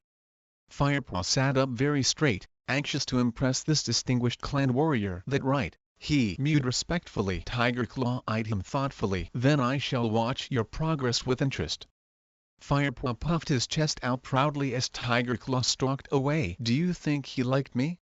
"I don't think Tiger Claw likes any apprentices," whispered Gripeau. Just then Ravenpaw stirred and twitched his ears. "Has he gone?" he mumbled. "Who? Tiger Claw?" replied Gripewa, trotting toward him. "Yep, he gone." "Hi, there," Firepaw began, about to introduce himself. "Go away, both you," Spotted Leaf protested. "How am I meant to help this cat with all these interruptions?" She impatiently flicked her tail at Gripewa and Firepaw and pushed her way between them and her patient. Firepaw realized she was serious, despite the lively glimmer in her warm amber eyes. "Come on then, Firepaw," mewed Gripewa. "I'll show you around." "See you later, Ravenpaw." The two cats left Spotted Leaf with Ravenpaw and walked across the clearing. Gripewa looked thoughtful. He was clearly taking his duties as a guide very seriously. "You know the high rock already," he began, flicking his tail toward the big, smooth rock. "Bluestar always addresses the clan from there. Her den is down there." He lifted his nose toward the hollow in the side the high rock. "Her den was carved out many moons ago by an ancient stream. Hanging lichen draped the entrance, sheltering the leader nest from wind and rain. The warriors sleep over here," Gripewa went on. Firepaw followed him to a large bush a few paces away from the high rock. There was a clear view from here right down to the gorse entrance into the camp. The branches the bush hung low, but Firepaw could see a sheltered space inside where the warriors made their nests. "The senior warriors sleep nearest the center, where it warmest," explained Gripewa. "They usually share their fresh kill together over by that clump nettles. The younger warriors eat nearby. Sometimes they are invited to join the senior warriors for eating, which is a big honor." "What about the other clan cats?" Firepaw asked, fascinated but feeling rather overwhelmed by all the traditions and rituals clan life. "Well, the queens share warrior quarters when they work as warriors, but when they are expecting kits, or nursing them, they stay in a nest near the nursery. The elders have their own place on the other side the clearing. Come on, I'll show you."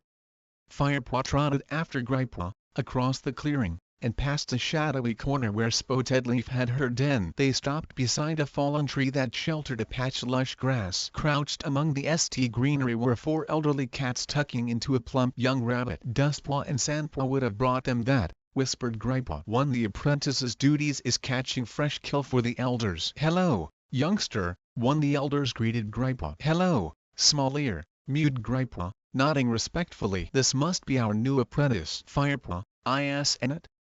mewed a second Tom. His patchy fur was dark brown, and there was only a stump where his tail should have been. "That right," Firepaw replied, copying Gripewa's polite nod. "I have tail," purred the brown Tom. "Welcome to the clan."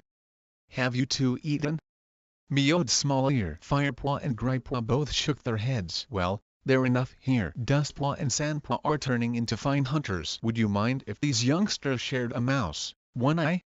The pale gray queen who lay beside him shook her head. Firepaw noticed one her eyes was clouded and sightless. "What about you, Dappletail?" The other elder, a tortoiseshell she-cat with a gray muzzle, mewed in a voice cracked with age. "Course not." "Thank you," mewed Gripewa eagerly. He stepped forward and took a large mouse from the pile prey, then dropped it at Firepaw's feet. "You still not tasted mouse?"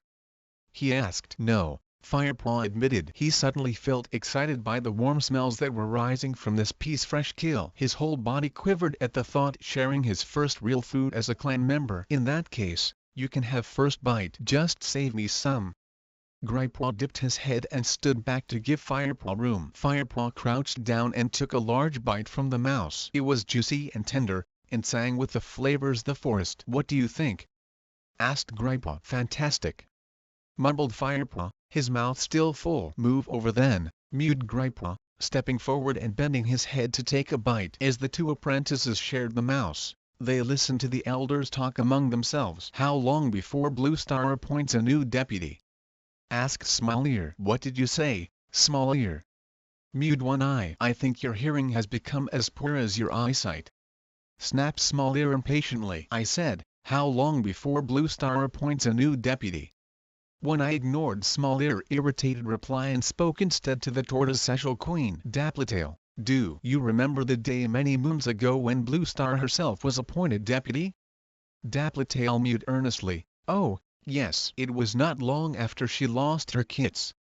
"She'll not be happy to be appointing a new deputy," Small Ear observed. "Redtail served her long and well. But she'll need to make up her mind quickly. According to clan custom, the choice has to be made before Moonhee after the death of the old deputy." At least this time the choice is obvious. Meowed Halftail. Firepaw raised his head and looked around the clearing. Who could Halftail mean? To Firepaw, all the warriors looked worthy becoming deputy. Perhaps he meant Tigerclaw. After all, he had avenged Redtail death. Tigerclaw was sitting not far off, his ears angled toward the elders' conversation. As Firepaw stretched with his tongue to lick the last traces mouse from his whiskers, Bluestar voice called from the high rock. Redtail bodies still lay in the clearing below, pale gray in the fading light. A new deputy must be appointed, she mewed. But first, let us give thanks to StarClan for the life Redtail. Tonight he sits with his fellow warriors among the stars. Silence fell as all the cats looked up into the sky, which was beginning to darken as evening crept over the forest. And now I shall name ThunderClan new deputy, Bluestar continued. I say these words before the body Redtail, so that his spirit may hear and approve my choice. Firepaw looked at Tigerclaw. He could and helped noticing the hunger in the big warrior amber eyes as he stared up at the high rock. Lionheart, meowed Bluestar, will be the new deputy ThunderClan. Firepaw was curious to see Tigerclaw reaction, but the dark warrior face revealed nothing as he moved to congratulate Lionheart with a nudge so hearty that it almost pushed the golden tabby F balance. Why didn't she make Tigerclaw deputy? Firepaw whispered to Gripaw. Probably because Lionheart has been a warrior longer, so he has a lot more experience, Gripaw murmured back, still looking up at Bluestar. Bluestar spoke again. Redtail was also mentor to young Dustpaw. Since there must be no delay in the training our apprentices, I shall appoint Dustpaw new mentor immediately. Darkstripe, you are ready for your first apprentice, so you will continue Dustpaw training. You had a fine mentor in Tigerclaw, and I expect you to pass on some of the excellent skills you were taught. The tabby warrior swelled with pride as he showed his acceptance with a solemn nod. He strode over to Dustpaw, bent his head, and rather awkwardly touched noses with his new apprentice. Dustpaw flicked his tail respectfully, but his eyes were still dull with grief for his lost mentor. Bluestar raised her voice. I shall keep a vigil with Redtail body tonight, before we bury him at sunrise. She jumped down from the high rock and walked over to lie beside Redtail body once more. Many the other cats joined her, Dustpaw and Small Ear among them. Should we sit with them too? Firepaw suggested. He had to admit the idea didn't appeal to him much. It had been a busy day and he was beginning to feel tired. All he wanted to do was find somewhere warm and dry to curl up and sleep. Gripaw shook his head. No, only those who were closest to Redtail will share his final night. I'll show you where we sleep. The apprentice's den is over here. Firepaw followed Gripaw to a thick bush ferns that lay behind a mossy tree stump. All the apprentices share their fresh kill by this stump, Gripaw told him. How many apprentices are there? Firepaw asked. Not as many as usual, just me, you, Ravenpaw, Dustpaw, and Sandpaw. As Gripaw and Firepaw settled themselves beside the tree stump, a young she-cat crawled out from beneath the ferns. Her coat was ginger, like Firepaw, but much paler, with barely visible stripes, darker fur. So here comes the new apprentice, she mewed, narrowing her eyes. Hello, Firepaw mewed. The young cat sniffed rudely. He smells like a catipit. Don't tell me I'm going to have to share my nest with that revolting stench. Firepaw felt rather taken aback. Since his fight with Longtail, all the cats had been quite friendly. Maybe they had just been distracted by Ravenpaw news, he thought. You'll have to excuse Sandpaw, apologized Gripaw. I think she must have a furball stuck somewhere. She not usually this bad-tempered. Psst! Spat Sandpaw crossly. Hold on, youngsters. The deep voice Whitestorm sounded behind the apprentices. Sandpaw, as my apprentice, I expected you to be a little more welcoming to this newcomer. Sandpaw held up her head and looked defiant. I'm sorry, Whitestorm, she purred, not sounding sorry at all. I just didn't expect to be training with a catipit, that all. I sure you'll get used to it, Sandpaw, mewed Whitestorm calmly. Now, it getting late, and training starts early tomorrow. You three should get some sleep. He gave Sandpaw a stern look, and she nodded obediently. As he walked off, she spun around and vanished into the clump ferns, sniffing once more as she brushed past Firepaw. With a flick his tail, Gripaw invited Firepaw to follow him, and led the way after Sandpaw. Inside the sleeping area, the ground was lined with st moss, and the pale moonlight turned everything a delicate shade green. The air was fragrant with fern scent, and warmer than outside. Where do I sleep? Firepaw asked. Anywhere, just so long as it's not near me," snarled Sandpaw, who was prodding some moss with her paw. Gripepaw and Firepaw exchanged glances, but said nothing. Firepaw raked together a pile of moss with his claws. When he had gathered his bed into a cozy nest, he circled until it was comfortable and settled down. His whole body felt drowsy with contentment. This was his home now. He was a member ThunderClan. Chapter 5. Hey, Firepaw, wake up! Gripepaw meow broke into Firepaw dream. He had been chasing a squirrel, up and up, into the topmost branches of tall oak. Training begins at sunrise. Dustpaw and Sandpaw are already up, Gripepaw added urgently. Firepaw stretched sleepily, then remembered. Today was his first day training. He leaped to his paws. His drowsiness evaporated as excitement surged through his veins. Gripepaw was giving himself a hasty wash. Between licks, he mewed. "I just spoken to Lionheart. Ravenpaw won't be training with us till his wound is better. He'll probably stay at Spotted Leaf Den for another day or two. Dustpaw and Sandpaw are on hunting duty, so Lionheart thought you and I could train with him and Tigerclaw this morning. We better hurry, though," he added. "They'll be waiting." Gripepaw led Firepaw quickly through the gorse entrance the camp and up the side the rock-strewn valley. As they climbed over the crest the ravine, a cool breeze ruffled their fur. Fat, white clouds raced across the blue sky overhead. Firepaw felt fierce joy well up inside him as he followed Gripepaw down a tree-shaded slope and into a sandy hollow. Tigerclaw and Lionheart were indeed waiting, sitting a few tail lengths apart on the sun-warmed sand. "In future, I expect you both to be punctual," growled Tigerclaw. "Don't be too severe, Tigerclaw. It was a busy night last night." "I expect they were tired," mewed Lionheart gently. "You have not yet been assigned a mentor, Firepaw," he went on. "For now, Tigerclaw and I will share your training."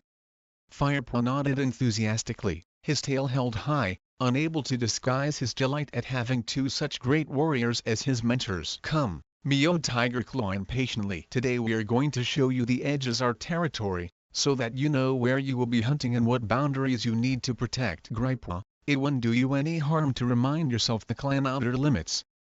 Without another word, Tigerclaw leaped up and bounded out the sandy hollow. Lionheart nodded to Gripepaw and they took off with equal speed. Firepaw scrambled after them, his paws slipping on the sand. The trees were thick in this part of forest, birch and ash trees overshadowed by mighty oaks. The ground was carpeted with crisp dead leaves that rustled beneath their paws. Tigerclaw paused to spray his scent on a thick clump of ferns. The other cats stopped beside him. "There is a two-leg path here," murmured Lionheart. "Use your nose, Firepaw. Can you smell anything?" Firepaw sniffed. There was the faint scent of two-leg, and the stronger smell of dog, familiar to him from his old home. "A two-leg has walked his dog along here, but they are gone now," he mewed. "Good," mewed Lionheart. "Do you think it is safe to cross?" Firepaw sniffed again. The odors were weak and seemed overlaid with fresher forest smells. "Yes," he replied. Tigerclaw nodded, and the four cats stalked out from beneath the ferns and crossed the sharp stones the narrow two-leg path. The trees beyond were pine. They grew tall and straight, row after row. It was easy to walk silently here. The ground was thick with layers of dead needles, which prickled against Firepaw pads but felt spongy underneath. There was no undergrowth here to hide in, and Firepaw sensed tension in the other cats as they stalked unprotected between the tree trunks. "Two-legs put these trees here," mewed Tigerclaw. "They cut them down with foul-smelling creatures, which spew enough fumes to make a kid go blind. Then they take the fallen trees to the tree-cut place that lies near here." Firepaw stopped and listened for the roar of the tree-eater, which he had heard before. "The tree-cut place will be silent for a few moons more, until the time Greenleaf," explained Gripepaw, noticing his pause. The cats padded on through the pine forest. "Two-leg place lies in the direction," mewed Tigerclaw, flicking his thick tail to one side. "No doubt you can smell it, Firepaw. Today, however, we will head the other way." Eventually they reached another two-leg path that marked the far edge of the pine forest. They quickly crossed over into the safe bushes the oak woods beyond. But Firepaw still sensed anxiety in the other cats. "We approaching River Clan territory," whispered Gripepaw. "The sunning rocks are over there." He pointed with his muzzle to a treeless mound boulders. Firepaw felt his fur stand on end. This was where Redtail had been slain. Lionheart stopped by a flat gray rock. "This is the boundary between ThunderClan and River Clan territory. River Clan rules the hunting grounds beside the Great River," he mewed. "Breathe deeply, Firepaw. The pungent smell and familiar cats hit the raw Firepaw mouth. He was surprised how different it smelled from the warm cat scents the ThunderClan camp, and he was also surprised to realize just how familiar and comforting the ThunderClan scents seemed to him already. That is the smell RiverClan, TigerClaw growled beside him. Remember it well. It will be strongest at the boundary, because their warriors will have scent marked the trees along here. With these words, the dark tabby lifted his tail and sprayed his own mark on the flat rock. We'll follow this boundary line, as it leads straight to 4 trees, Lionheart meowed. He set off quickly, away from the sunning rocks, followed by TigerClaw. Gripepaw and Firepaw trotted after them. What is 4 trees? Firepaw panted. It is where the territories all 4 clans meet, replied Gripepaw. There are 4 great oaks there, as old as the clans. Be quiet, ordered TigerClaw. Don't forget how close we are to enemy territory. The 2 apprentices fell silent and Firepaw concentrated on walking silently. They crossed a shallow stream, keeping their paws dry by leaping from boulder to boulder across the pebbly riverbed. By the time they reached 4 trees, Firepaw was feeling completely out of breath and his paws ached. He was used to traveling so far and so fast. He was quite relieved when Lionheart and TigerClaw led them out of thick woods and stopped at the brow of a bush-covered slope. It was sunny now. The clouds had cleared, and the wind had dropped. Below, in the dazzling sunlight, stood 4 enormous oaks, their dark green crowns reaching almost to the top of the steep slope. As Gripepaw told you, meowed Lionheart to Firepaw, this is 4 trees, where the territories all 4 clans meet. White Clan governs the high ground ahead us, where the sun sets. You won't be able to catch their scent today. The wind is blowing toward them, but you'll learn it soon enough. And Shadow Clan holds power over there, in the darkest part of the forest, added Gripepaw, flicking his head sideways. The elders say that the cold winds from the north blow over the Shadow Clan cats and chill their hearts. So many clans, Firepaw exclaimed, and so well organized, he added to himself, remembering Smudge Lurettail's wildcats wreaking terror in the forest. You see now why prey is so precious, meowed Lionheart. Why we must fight to protect what little we have. But that seems foolish. Why can the clans work together and share their hunting grounds, instead fighting each other? Firepaw suggested boldly. A shocked silence greeted his words. TigerClaw was the first to reply. That is treacherous thinking, Kitipit, he snapped. Don't be too fierce, TigerClaw, warned Lionheart. The ways the clans are new to this apprentice. He looked at Firepaw. You speak from your heart, young Firepaw. This will make you a stronger warrior one day. TigerClaw growled. Or it might make him give in to Kitipit weakness right at the moment. Attack. Lionheart glanced briefly at TigerClaw before he continued. The 4 clans do come together peacefully, in a gathering each moon. Here he bent his head toward the 4 mighty oaks below is where they meet. The truce lasts for as long as the moon is at its fullest. Then there must be a meeting very soon? Firepaw suggested, remembering how bright the moonlight had been the night before. Indeed there is, answered Lionheart, sounding impressed. Tonight. In fact, the gatherings are very important because they allow the clans to come together in peace for one night. But you must understand that longer alliances bring more trouble than they are worth. It is our clan loyalty that makes us strong, TigerClaw meowed in agreement. If you weaken that loyalty, you weaken our chance of survival. Firepaw nodded. I understand, he mewed. Come on, meowed Lionheart, standing up. Let's keep moving. They paced along the bridge of the valley where 4 trees stood. Now they were heading away from the sun as it began to sink in the afternoon sky. They crossed the stream at a place where it was narrow enough to leap over in one jump. Firepaw sniffed the air. A new cat scent touched his mouth glands, strong and sour. Which clan is that? he asked. Shadow Clan, answered TigerClaw grimly. We are traveling along their border. Keep your wits about you, Firepaw. Fresher scents mean that a Shadow Clan patrol is in the area. As Firepaw nodded, he heard a new noise. He stiffened, but the other cats kept up their pace, heading straight for the ominous rumbling. With that, he called, trotting to catch up with them. You'll see in a moment, replied Lionheart. Firepaw peered through the trees ahead. They seemed to be getting thinner, letting in a broad-band sunlight. Are we at the edge of the woods? he asked. Then he stopped and took a deep breath. The green forest scents were overlaid with other strange, dark smells. This time it was not cat scent, but an odor that reminded him his old Prologue home. And the rumbling was getting louder, a ceaseless roar that made the ground tremble and ached in Firepaw ears. "This is the Thunderpath," mewed Tigerclaw. Firepaw followed as Lionheart led them toward the edge of the forest. Then he sat down and all four cats looked out. Firepaw could see a gray path like a river, cutting its way through the forest. The hard gray stone stretched ahead him so far that the trees on the other side seemed blurred and tiny. Firepaw shuddered at the bitter smell that rose from the path. Next moment he leaped back, his fur bristling, as a gigantic monster roared past. The branches of the trees on either side flapped madly in the wind that chased the speeding monster. Firepaw stared around at the other cats, his eyes wide, unable to speak. He had seen paths like this before near his old Prologue home, but never this wide, nor with monsters so swift and fierce. "Scared me too the first time," remarked Grandpa. "But at least it helps to keep Shadow Clan warriors from crossing into our territory. The Thunderpath runs for many paw steps along our boundary line. And don't worry, those monsters never seem to leave the Thunderpath. You'll be fine as long as you don't go too near."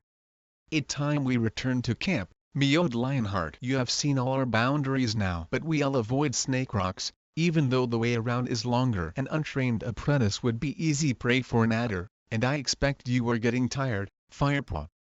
Firepaw could help feeling relieved at the thought returning to the camp. His head was spinning with all the new smells and sights, and Lionheart was right. He was tired and hungry. He fell in behind Grandpa as the cats turned away from the Thunderpath and headed back into the forest. The dewy scents evening filled the air as Firepaw made his way through the gorse entrance into the ThunderClan camp. Fresh kill was waiting for them. Firepaw and Grandpa took their share from the pile that lay in a shady part of the clearing and carried it to the tree stump outside their quarters. Dustpaw and Sandpaw were already there, munching hungrily. "Hi, there, Q-Tippet," mewed Dustpaw, narrowing his eyes scornfully at Firepaw. "Enjoy the food we caught for you. Who knows, you might even learn to catch your own one day," sneered Sandpaw. "Are you two still on hunting duty?" asked Grandpa innocently. "Never mind. We've been patrolling our territory borders. You'll be glad to know all is safe." "I'm sure the other clans were terrified when they smelled you two coming," yelled Dustpaw. "They didn't even dare show their faces," retorted Grandpa, unable to hide his anger. "Well, we'll ask them tonight when we see them at the clan gathering," mewed Sandpaw. "Are you going?" Firepaw blurted out, impressed in spite the apprentice's hostility. "Course," replied Dustpaw. "It's a great honor, you know. But don't worry, we'll tell you all about it in the morning." Grandpa ignored Dustpaw gloating and started eating his fresh kill. Firepaw was hungry too, and crouched down to eat. He could help feeling a twinge envy that Dustpaw and Sandpaw were actually going to meet the other clans tonight. A loud call from Blue Star made Firepaw look up. He watched several of the clan warriors and elders gather in the clearing. It was time for the clan party to leave for the gathering. Dustpaw and Sandpaw leaped to their feet and trotted to join the other cats. "You two," called Sandpaw over her shoulder. "Have a nice, quiet evening." The assembled cats stalked out the camp entrance in single file, with Blue Star at the head. Her fur glowed like silver in the moonlight, and she looked calm and confident as she led her clan to the brief truce between old enemies. "Have you ever been to a gathering?" Firepaw asked Grandpa wistfully. "Not yet," replied Grandpa, crunching loudly on a mouse bone. "But it won't be long now. Just you wait. All the apprentices get to go sometime." The two apprentices ate the rest of their meal in silence. When they had finished, Grandpa wandered over to Firepaw and began to groom his head. Together they washed, sharing tongues as Firepaw had seen the other cats do when he first arrived. Then, tired after the long trek, they pushed their way into their den. They settled down in their nests and quickly fell asleep. The following morning, Grandpa and Firepaw arrived early at the sandy hollow. They had crept out before Sandpaw and Dustpaw woke. Firepaw had been eager to hear about the gathering, but Grandpa had dragged him away. "You'll hear all about it later, if I know those two," he had mewed. It promised to be another warm day, and this time Ravenpaw came to join them. Thanks to Spotedleaf, his wound was healing well. Grandpa played around, scooping leaves into the air and leaping after them. Firepaw watched, his tail twitching with amusement. Ravenpaw sat quietly at one side of the hollow, looking tense and unhappy. "Cheer up, Ravenpaw," called Grandpa. "I know you don't like training, but you're not usually this miserable." The sense Lionheart and Tigerclaw warned the apprentices their approach, and Ravenpaw mewed hastily. "I suppose I just worried about my shoulder getting hurt again." At that moment, Tiger Claw emerged from the bushes, closely followed by Lionheart. "Warriors should suffer their pain silently," growled Tiger Claw. He looked Ravenpaw straight in the eye. "You need to learn to hold your tongue." Ravenpaw flinched and dropped his eyes to the ground. "Tiger Claw a bit grumpy today," Gripepaw whispered into Firepaw's ear. Lionheart glanced at his apprentice sternly and announced, "Today we are going to practice stalking." Now, there is a big difference between creeping up on a rabbit and creeping up on a mouse. Can any you tell me why? Firepaw had no idea, and Ravenpaw seemed to have taken Tiger Claw comment to heart and was holding his tongue. "Come on!" snorted Tiger Claw impatiently. It was Gripepaw who answered, "Because a rabbit will smell you before he sees you, but a mouse will feel your paw steps through the ground before he even smells you." "Exactly, Gripepaw. So what must you bear in mind when hunting mice?" "Step lightly," Firepaw suggested. Lionheart looked approvingly at him. "Quite right, Firepaw. You must take all your weight into your haunches, so that your paws make no impact on the forest floor." "Let's try it." Firepaw watched as Gripepaw and Ravenpaw immediately dropped into a stalking crouch. "Nicely done, Gripepaw," meowed Lionheart as the two apprentices began to move forward stealthily. "Keep your rear down, Ravenpaw, you look like a duck," spat Tiger Claw. "Now you try it, Firepaw." Firepaw crouched down and began to creep across the forest floor. He felt himself fall instinctively into the right position, and as he stepped forward, as silently and lightly as he could, he felt a glow pride that his muscles responded so smoothly. "Well, it's obvious you know nothing but STNESS," growled Tiger Claw. "You stalk like a lumbering tippet. Do you think dinner is going to come and lie down on your food dish and wait to be eaten?"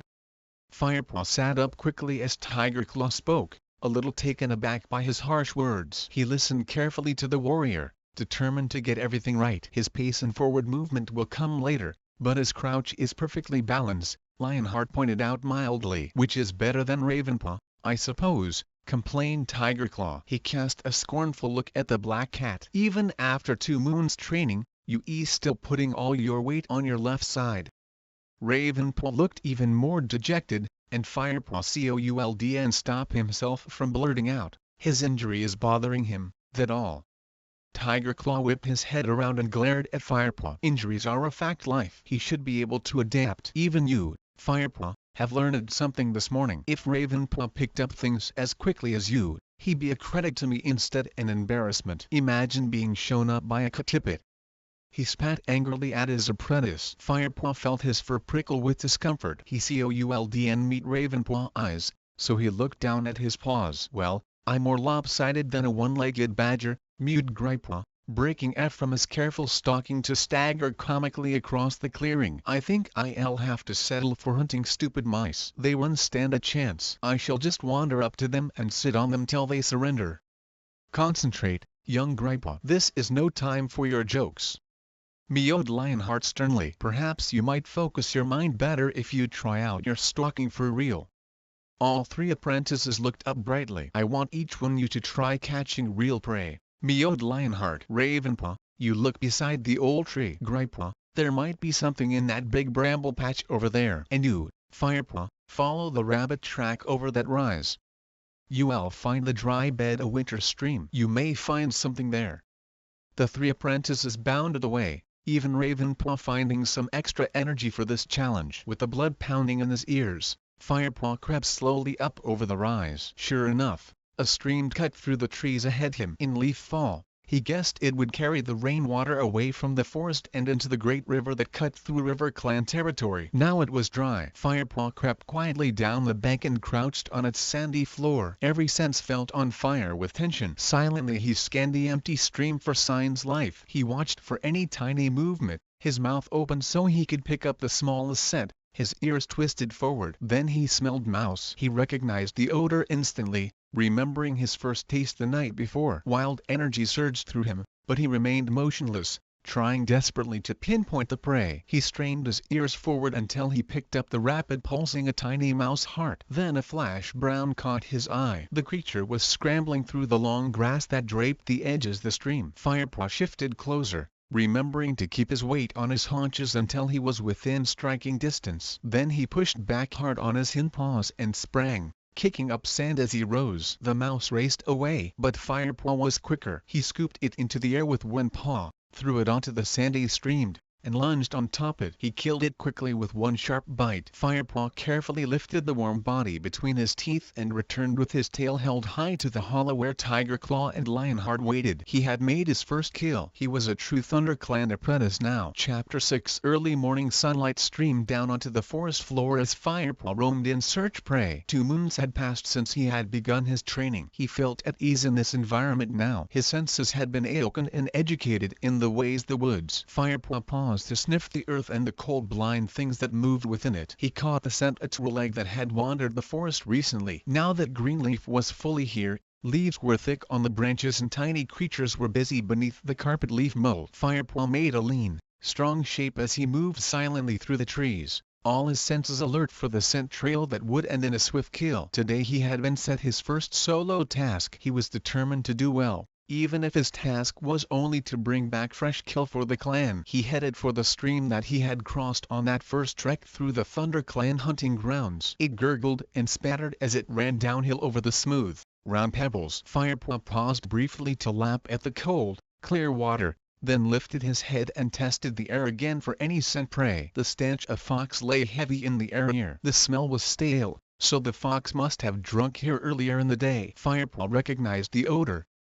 He had smelled it on his first visit to the forest. Since then, Lionheart had taught him it was fox scent, but, apart from the glimpse the fox brush he had caught on that first outing, Firepaw had still never seen one properly. He struggled to screen out the fox stench and concentrate on prey scent. Suddenly his whiskers prickled as he homed in on the warm blood-beat prey, a water vole busy about its nest. A moment later he saw the vole. The fat brown body was darting back and forth along the bank as it gathered grass stalks. Firepaw mouth watered in anticipation. His last meal had been many hours ago, but he dared not hunt for himself until the clan had been fed. He remembered the words repeated by Lionheart and Tiger Claw time and time again: the clan must be fed first. Dropping into a crouch, Firepaw began to stalk the little creature. His orange belly fur brushed against the damp grass. He crept closer, his eyes never leaving his prey. Almost there. Another moment and he would be near enough to spring. Suddenly there was a loud rustle in the ferns behind him. The water vole ears twitched and it disappeared down a hole in the bank. Firepaw felt the hackles rising along his spine. Whatever had ruined his first good chance catching prey would have to pay. He sniffed the air. He could tell it was a cat, but he realized with a jolt that he could identify which clan it belonged to. The stale stench fox still confused his smell sense. A growl rose in his throat as he began doubling back in a wide circle. He pricked up his ears and opened his eyes wide, seeking out any movement. He heard the undergrowth rustle again. It was louder now. To one side. Firepaw edged closer. He could see the ferns moving, but the fronds still hid the enemy from view. A twig snapped with a sharp cracking noise. From the noise it making, it must be big, Firepaw thought, preparing himself for a fierce battle. He leaped for the trunk and ash and climbed swiftly and silently up to an overhanging branch. Below him the invisible warrior came closer, and closer still. Firepaw held his breath, judging his moment as the ferns were pushed aside and a large grayish shape emerged. Grr! The battle cry rumbled in Firepaw's throat. Claws unsheathed, he launched himself at the enemy and landed squarely on a set furry, muscular shoulders. He dug in hard, gripping with thorn-sharp claws, ready to deal out a powerful warning bite. Wah! What at? The body below him shot straight up in the air, carrying him with it. Gripepaw? Firepaw recognized the astonished voice and caught his friend's familiar smell, but he was too fired up to loosen his grip. Ambush! Www. Spat Gripepaw, not realizing that the cat gripping onto his back was Firepaw. He rolled over and over in an attempt to dislodge his attacker. Uffffff. Firepaw rolled with him, squashed and flattened beneath the heavy body. "It me, Firepaw!" He yelled as he struggled to pull free and sheath his claws. Rolling away, he sprang to his feet and gave himself a shake, which rippled all the way along his body to the end of his tail. "Gripepaw, it me," he repeated. "I thought you were an enemy warrior." Gripepaw rose to his feet. He winced and shook himself. It felt like it. He grumbled, twisting his head around to lick his sore shoulders. "You raked me to shreds." "Sorry," Firepaw mumbled. "But what was I supposed to think, with you creeping up on me like that?" "Creeping up?" Gripe's eyes were round with indignation. That was my best stealth crouch. Stealth? You still stalk like a lopsided badger.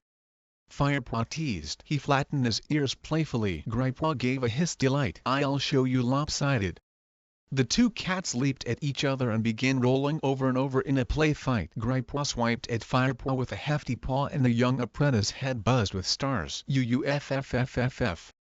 Firepaw shook his head to clear it and then launched a counterattack. He managed to get in a couple paw strikes before Gripe's overpowered him and held him down. Firepaw let his body go limp. You give up too easily, mewed Gripe's, loosening his grip. As he did so, Firepaw sprang to his feet, firing Gripe's off his back and into the undergrowth. Firepaw leaped after him and pinned him to the ground. "Enterprise is the warrior's greatest weapon," he crowed, quoting one Lionheart's favorite phrases. He jumped nimbly off Gripe's and began to squirm around in the leaf litter, enjoying his easy victory and the warmth of the earth against his back. Gripe's seemed unbothered by his second defeat the morning. It was too fine a day for bad temper. "So how are you getting on with your task?"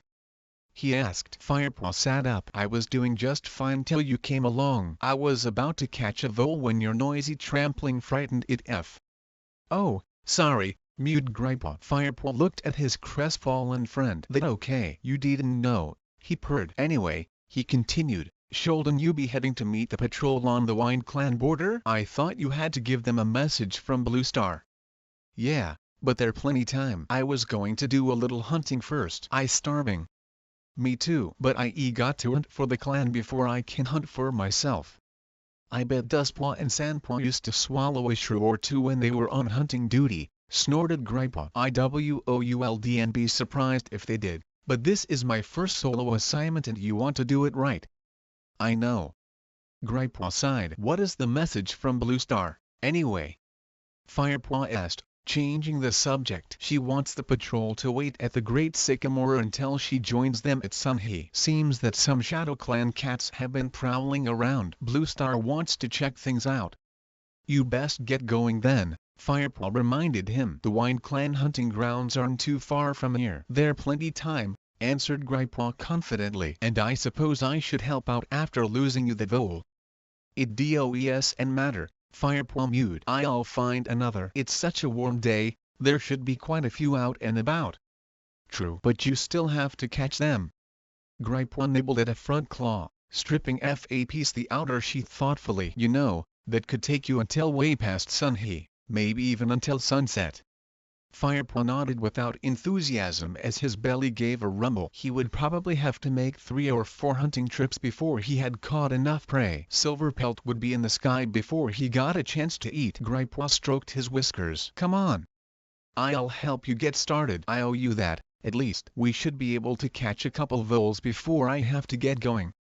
Firepaw followed Gripe's upstream, glad the company and the help. The fox stench was still in the air, but suddenly it smelled stronger. Firepaw paused. "Can you smell that?" he asked. Gripe's stopped and sniffed the air too. "Fox? Yeah, I smelled it earlier." "Does and it smell fresher to you now, though?" Firepaw asked. Gripe's sniffed again, opening his mouth slightly. "You right," he murmured, lowering his voice. He swiveled his head to look across the stream at the bushes in the woods beyond. "Look," he whispered. Firepaw looked. He saw something red and thick-haired moving among the bushes. It stepped into a clearing in the undergrowth and Firepaw saw a low body, glinting red in the dappled sunlight. Its tail was heavily furred and it had a long, narrow snout. "So that a fox?" Firepaw whispered. "What an ugly muzzle."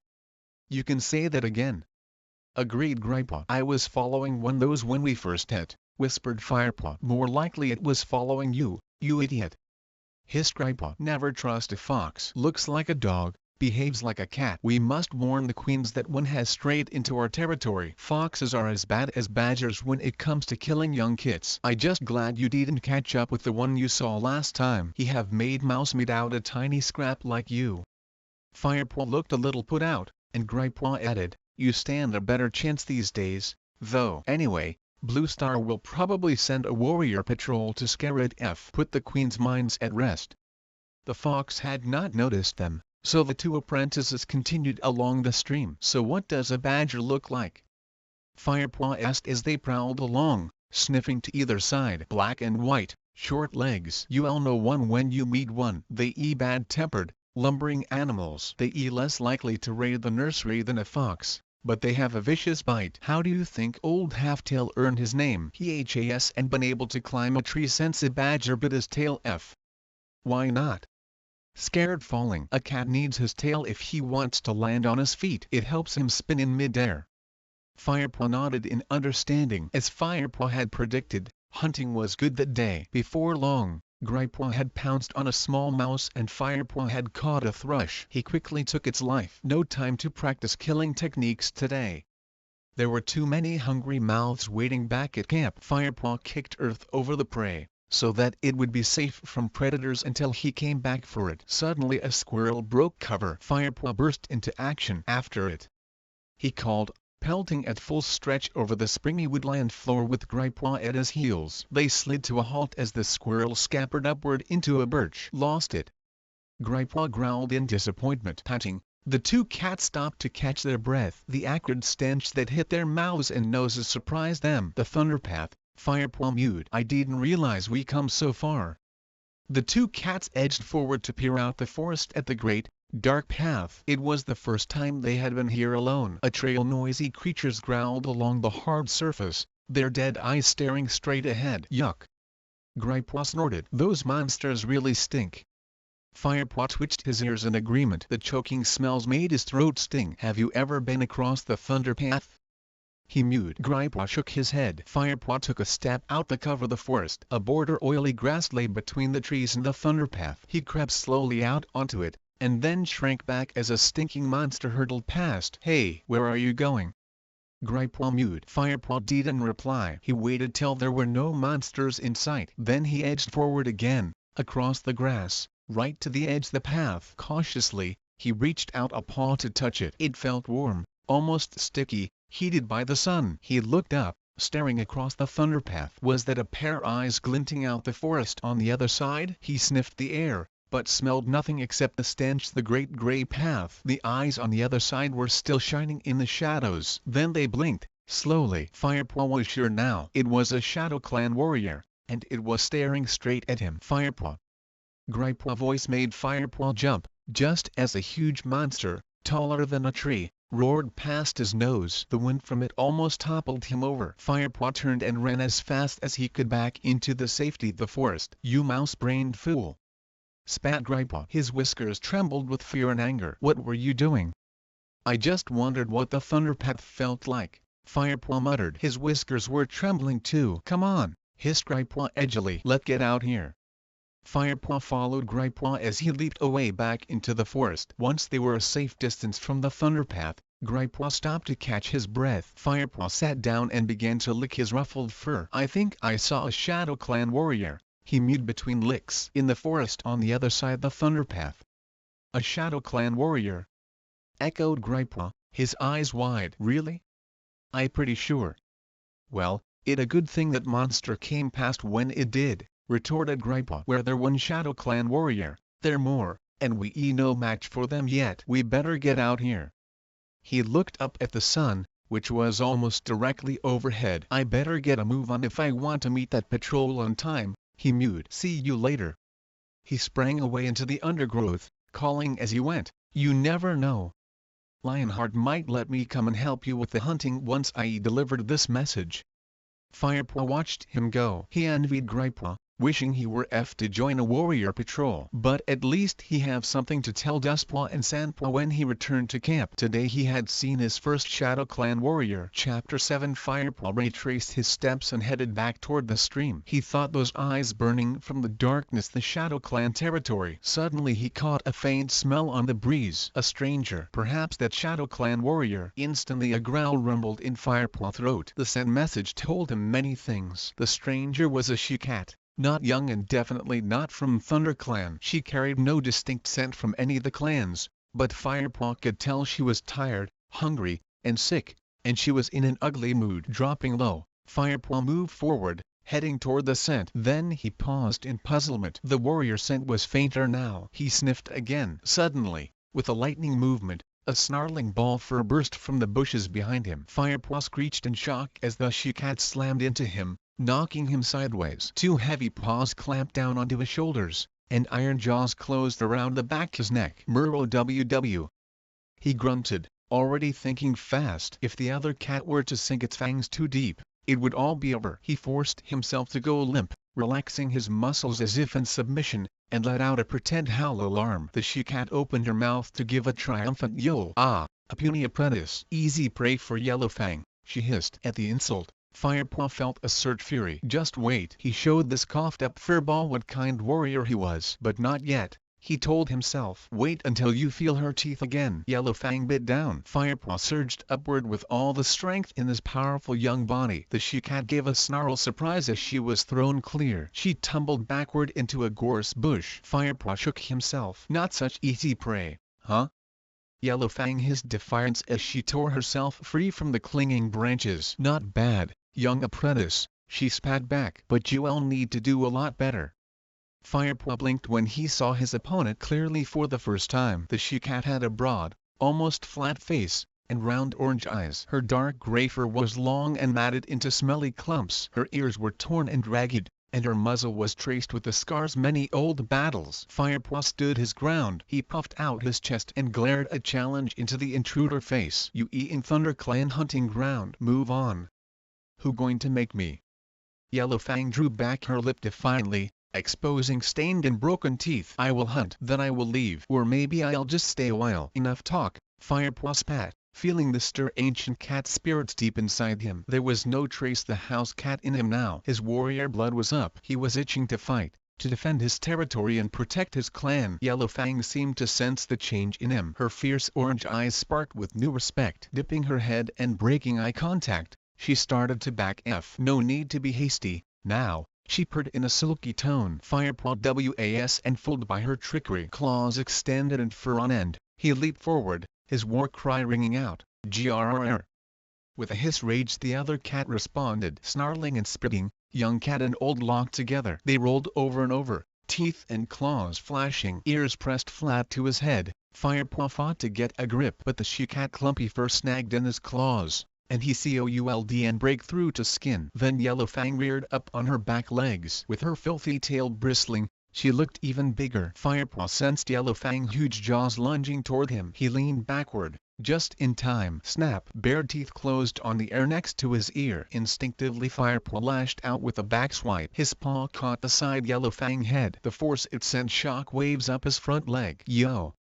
Stunned, Yellowfang dropped onto four paws. She shook her head to clear it. In the single heartbeat before the she-cat recovered, Firepaw saw his chance. He threw himself forward, crouching low, and clamped his jaws tight on Yellowfang's back leg. Murrug! The taste of matted fur was horrible, but he chomped down hard. Wow! Yellowfang screamed in agony and whipped around to snap at Firepaw's tail. Her teeth connected and pain lanced up Firepaw's spine, but it only made him angrier. He ripped his tail from his opponent's grip, and lashed it back and forth in rage. Yellowfang crouched, ready for a fresh attack. Her breath seemed to wheeze up from her foul-smelling lungs. The scent blasted Firepaw's nose. Up close, the message desperation and weakness, and the aching void the she-cat hunger, was almost painful. Something stirred inside him, an unwarrior-like feeling he didn't want. Pity. He tried not to dwell on this instinct. He knew his loyalty must be to his clan, but he could and shake free it. "You speak from your heart, young Firepaw." Lionheart words echoed in his head once more. "This will make you a stronger warrior one day." Then Tiger Claw warning rang in his ears, or it might make him give in to Katipit weakness right at the moment. Attack! Yellowfang lunged forward and Firepaw jerked instantly back into aggression. The bigger cat tried to reach up onto his shoulders and get a killing grip, but this time she was hampered by her wounded leg. Garf! Firepaw arched his spine, but Yellowfang managed to dig in her claws and hung on tight. The bigger cat weight forced him to the ground. Firepaw tasted earth on his tongue and spat out a mouthful grit. Paw! He twisted nimbly to avoid Yellowfang's thrashing back legs and the thorn-sharp claws that were trying to rake at his underbelly. Over and over they rolled, biting and snapping. Moments later they broke apart. Firepaw was gasping for breath now, but he sensed that Yellowfang was weakening. The she-cat was badly wounded, and her back legs could barely support her scrawny body. Had enough yet? Firepaw growled. If the intruder gave way, He let her go with just a warning bite to remember him by. Never. Yellowfang hissed back bravely, but her injured leg gave way and she slumped to the ground. She tried to get up and failed. Her eyes were dull as she hissed up at Firepaw, "If I weren't so hungry and tired, I have shredded you into mouse edgest." The she-cat mouth twisted in pain and defiance. "Finish me if I won't stop you." Firepaw hesitated. He never killed another cat before. Perhaps, in the heat battle, he would, but a mercy killing, in cold blood, this was something very different. "What are you waiting for?" Yellowfang taunted. "You dithering like a kitipit." Firepaw smarted at the she-cat words. Could she smell the central eggs on him, even now, after all this time? "I an apprentice warrior ThunderClan," he snapped. Yellowfang narrowed her eyes. She seen Firepaw flinch at her words and she knew she had a nerve. "Ha!" she snorted. "Don't tell me ThunderClan is so desperate they have to recruit kitipits now." "ThunderClan is not desperate," hissed Firepaw. "Prove it then. Act like a warrior and finish me if you'll be doing me a favor." Firepaw stared at her. He would not be goaded into killing this miserable creature. He felt his muscles relax as curiosity pricked him. How had a clan cat gotten in such a state? ThunderClan elders were looked after better than kits. "You seem in an awful hurry to die," he mewed. "Yeah, well, that my business, mouse fodder," Yellowfang snapped. "What's your problem, kitty? Are you trying to talk me to death?" Her words were brave, but Firepaw could smell the hunger and sickness that were coming after the other cat in waves. She was going to die anyway if she didn't eat soon. And since she could hardly hunt for herself, perhaps he should kill her now. The two cats looked at each other, uncertainty in both their gazes. "Wait here," Firepaw ordered at last. Yellowfang seemed to deflate. Her hackles smoothed out and her tail lost its gorse bush stiffness. "Are you kidding, kitty? I going nowhere." She grunted, limping painfully toward a patch of heather. She flopped down and began licking her leg wound. Firepaw glanced briefly over his shoulder at her and hissed quietly in exasperation before heading for the trees. As he padded silently through the ferns, sun-warmed odors filled his nose, and he caught the sour reek. A long dead rat. He heard the scratching insects beneath bark, the rustle furry things scurrying over leaves. His first thought had been to go and dig up the thrush he had killed earlier, but that would take too long. Maybe he should go and scoop up the rat carcass. Easy meat, but a starving cat needed fresh kill. Only when times were very hard would a warrior eat crow food. Just then he paused, scenting a young rabbit ahead. A few more steps and he saw it. Flattening himself down, he stalked the creature. He was barely a mouse length away before it detected him. By then it was too late. The white bobtail darting away sent the thrill of the chase surging through Firepaw veins. A rush speed, a flash claws, and he had it. He held the wriggling body fast and finished it quickly. Yellowfang looked up tiredly as Firepaw dropped the rabbit on the ground beside her. Her grizzled jaw dropped. "Well, hello again, kitty. I thought you gone to fetch your little warrior friends."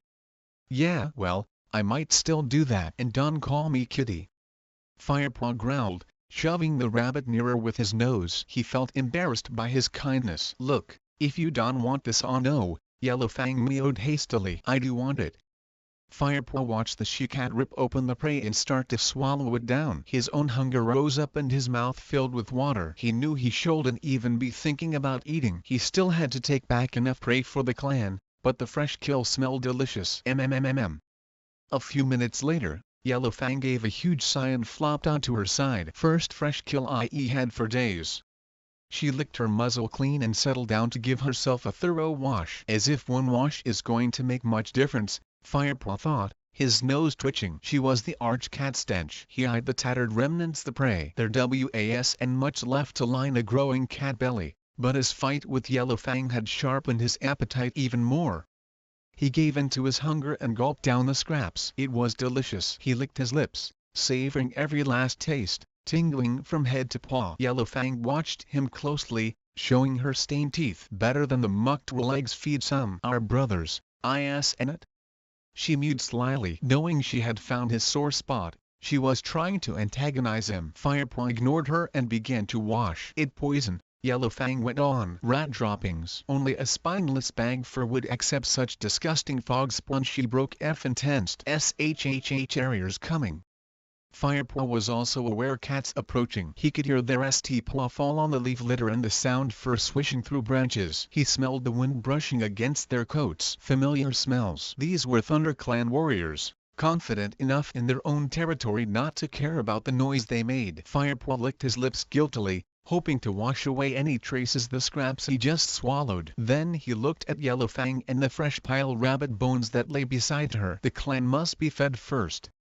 Lionheart's voice rang through his head once more. But surely he would understand why Firepaw had fed this wretched creature. His mind reeled, suddenly fearful what would happen to him. His first apprentice task, and he had ended up breaking the warrior code. Chapter 8. Yellowfang growled in defiance at the approaching paw steps, but Firepaw could sense her panic. The she-cat struggled to her feet. "So long. Thanks for the meal."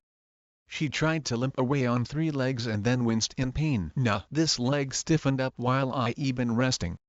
Now it was too late for her to run. Silent shadows slipped out the trees, and in a heartbeat the ThunderClan patrol had encircled Firepaw and Yellowfang. Firepaw recognized them: Tigerclaw, Darkstripe, Willowpelt, and Bluestar, all them lean and hard-muscled. Firepaw smelled Yellowfang fear at the sight. Them Gripepaw followed close behind. He bounded out the bushes and stood beside the warrior patrol. Firepaw mewed a hasty greeting to his clan, but only Gripepaw returned it. "Hi, Firepaw," he called out. Silence. Tigerclaw growled. Firepaw glanced at Yellowfang and groaned inwardly. He could still smell the fear scent on her, but instead cowering in submission, the scruffy creature was glaring in defiance. "Firepaw?" Bluestar's question was cool and measured. "What have we here?" "An enemy warrior and recently fed, by the smell you both." Her eyes burned into him, and Firepaw dropped his head. "She was weak and hungry," he began. "And what about you? Was your hunger so bad that you had to feed yourself before you had gathered prey for your clan?" Bluestar went on. "I assume that you have a very good reason for breaking the warrior code?" Firepaw was not fooled by the leader's tone. Bluestar was furious, and rightly so. He crouched lower to the ground. Before he could speak there was a loud hiss from Tigerclaw. "Once a Catipit, always a Catipit." Bluestar ignored Tigerclaw and looked instead at Yellowfang. Suddenly she looked surprised. Well, Firepaw, it seems you have captured us a ShadowClan cat, and one I know well. You are ShadowClan Medicine Cat, aren't you?" She mewed to Yellowfang. "What are you doing so far into ThunderClan territory?" "I was the ShadowClan Medicine Cat. Now I choose to travel alone," hissed Yellowfang. Firepaw listened, astonished. Had he heard right? Yellowfang was a ShadowClan warrior. Her filthy condition must have masked her territorial scent. He might have enjoyed tackling her more if he known. "Yellowfang." Tigerclaw mewed mockingly. "It looks like you have fallen on hard times if you can be beaten by an apprentice." Now Darkstripe spoke. "This old cat is no use to us. Let's kill her now. As for this Catipit, he has broken the warrior code by feeding an enemy warrior. He should be punished." "Keep your claws in, Darkstripe," Bluestar purred calmly. "All the clans speak Yellowfang bravery and wisdom. It may help us to hear what she has to say. Come. We'll take her back to camp. Then we'll decide what to do with her and with Firepaw." "Can you walk?" she asked Yellowfang. "Or do you need help?"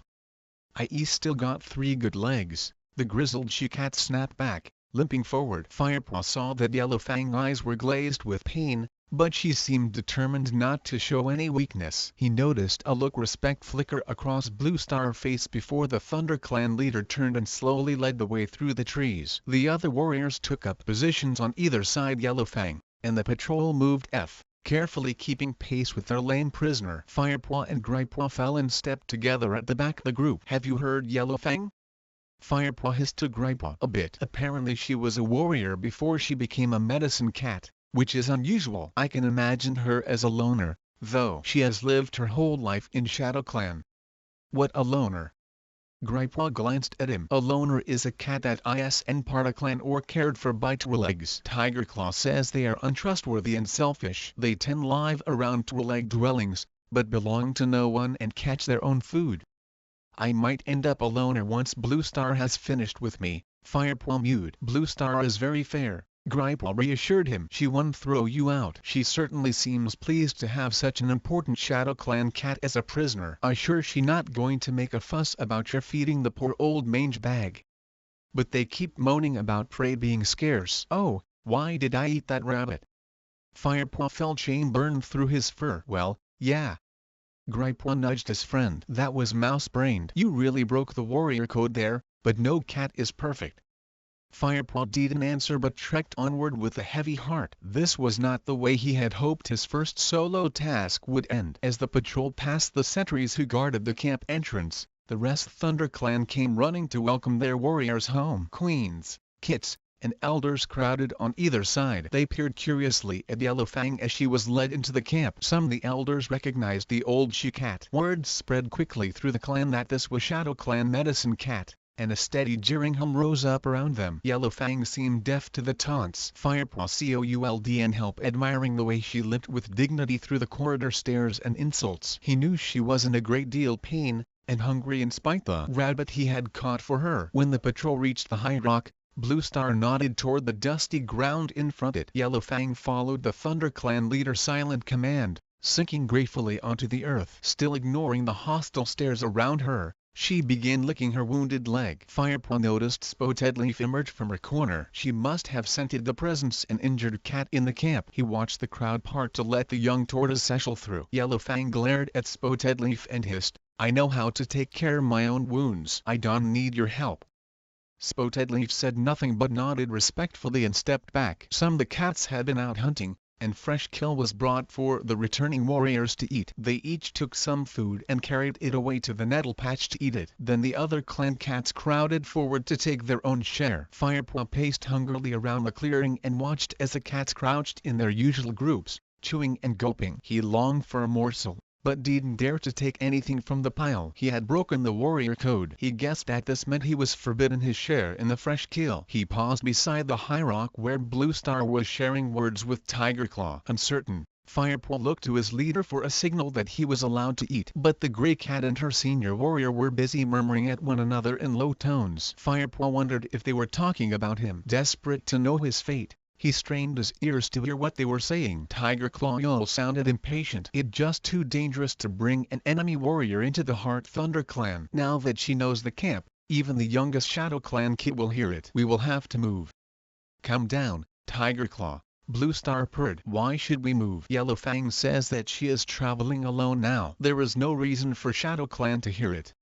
Do you really believe that? What on earth was that foolish Kitippet thinking? Tigerclaw spat. But think for a moment, Tigerclaw, mewed Bluestar. Why would the ShadowClan Medicine Cat choose to leave her clan? You seem to be afraid that Yellowfang will share our clan secrets with ShadowClan, but have you thought about how many ShadowClan secrets she might share with us? Firepaw could see by the way Tigerclaw fur began to flatten that Bluestar words made sense. The warrior nodded briefly, and then stalked off to take his share the fresh kill. Bluestar remained where she was. She looked out across the clearing, where some of the younger kits were fighting and tumbling playfully in the dust. Then she stood up and began to walk toward Firepaw. His heart lurched. What was she going to say to him? But Bluestar walked straight past him. She did not even glance at him. Her eyes were clouded with unknown distant thoughts. Frostfur, she called out as she approached the nursery. A pure white cat with dark blue eyes slipped out the brambles. Inside, the noise mewling grew louder. Hush, kits, purred the white cat reassuringly. I won't be long. Then she turned to her leader. Yes, Bluestar? What is it? One of our apprentices has seen a fox in the area. Warn the other queens to guard the nursery carefully and make sure all kits less than 6 moons stay inside the camp until our warriors have driven it away. Frostfur nodded. I will pass on the warning, Bluestar. Thank you.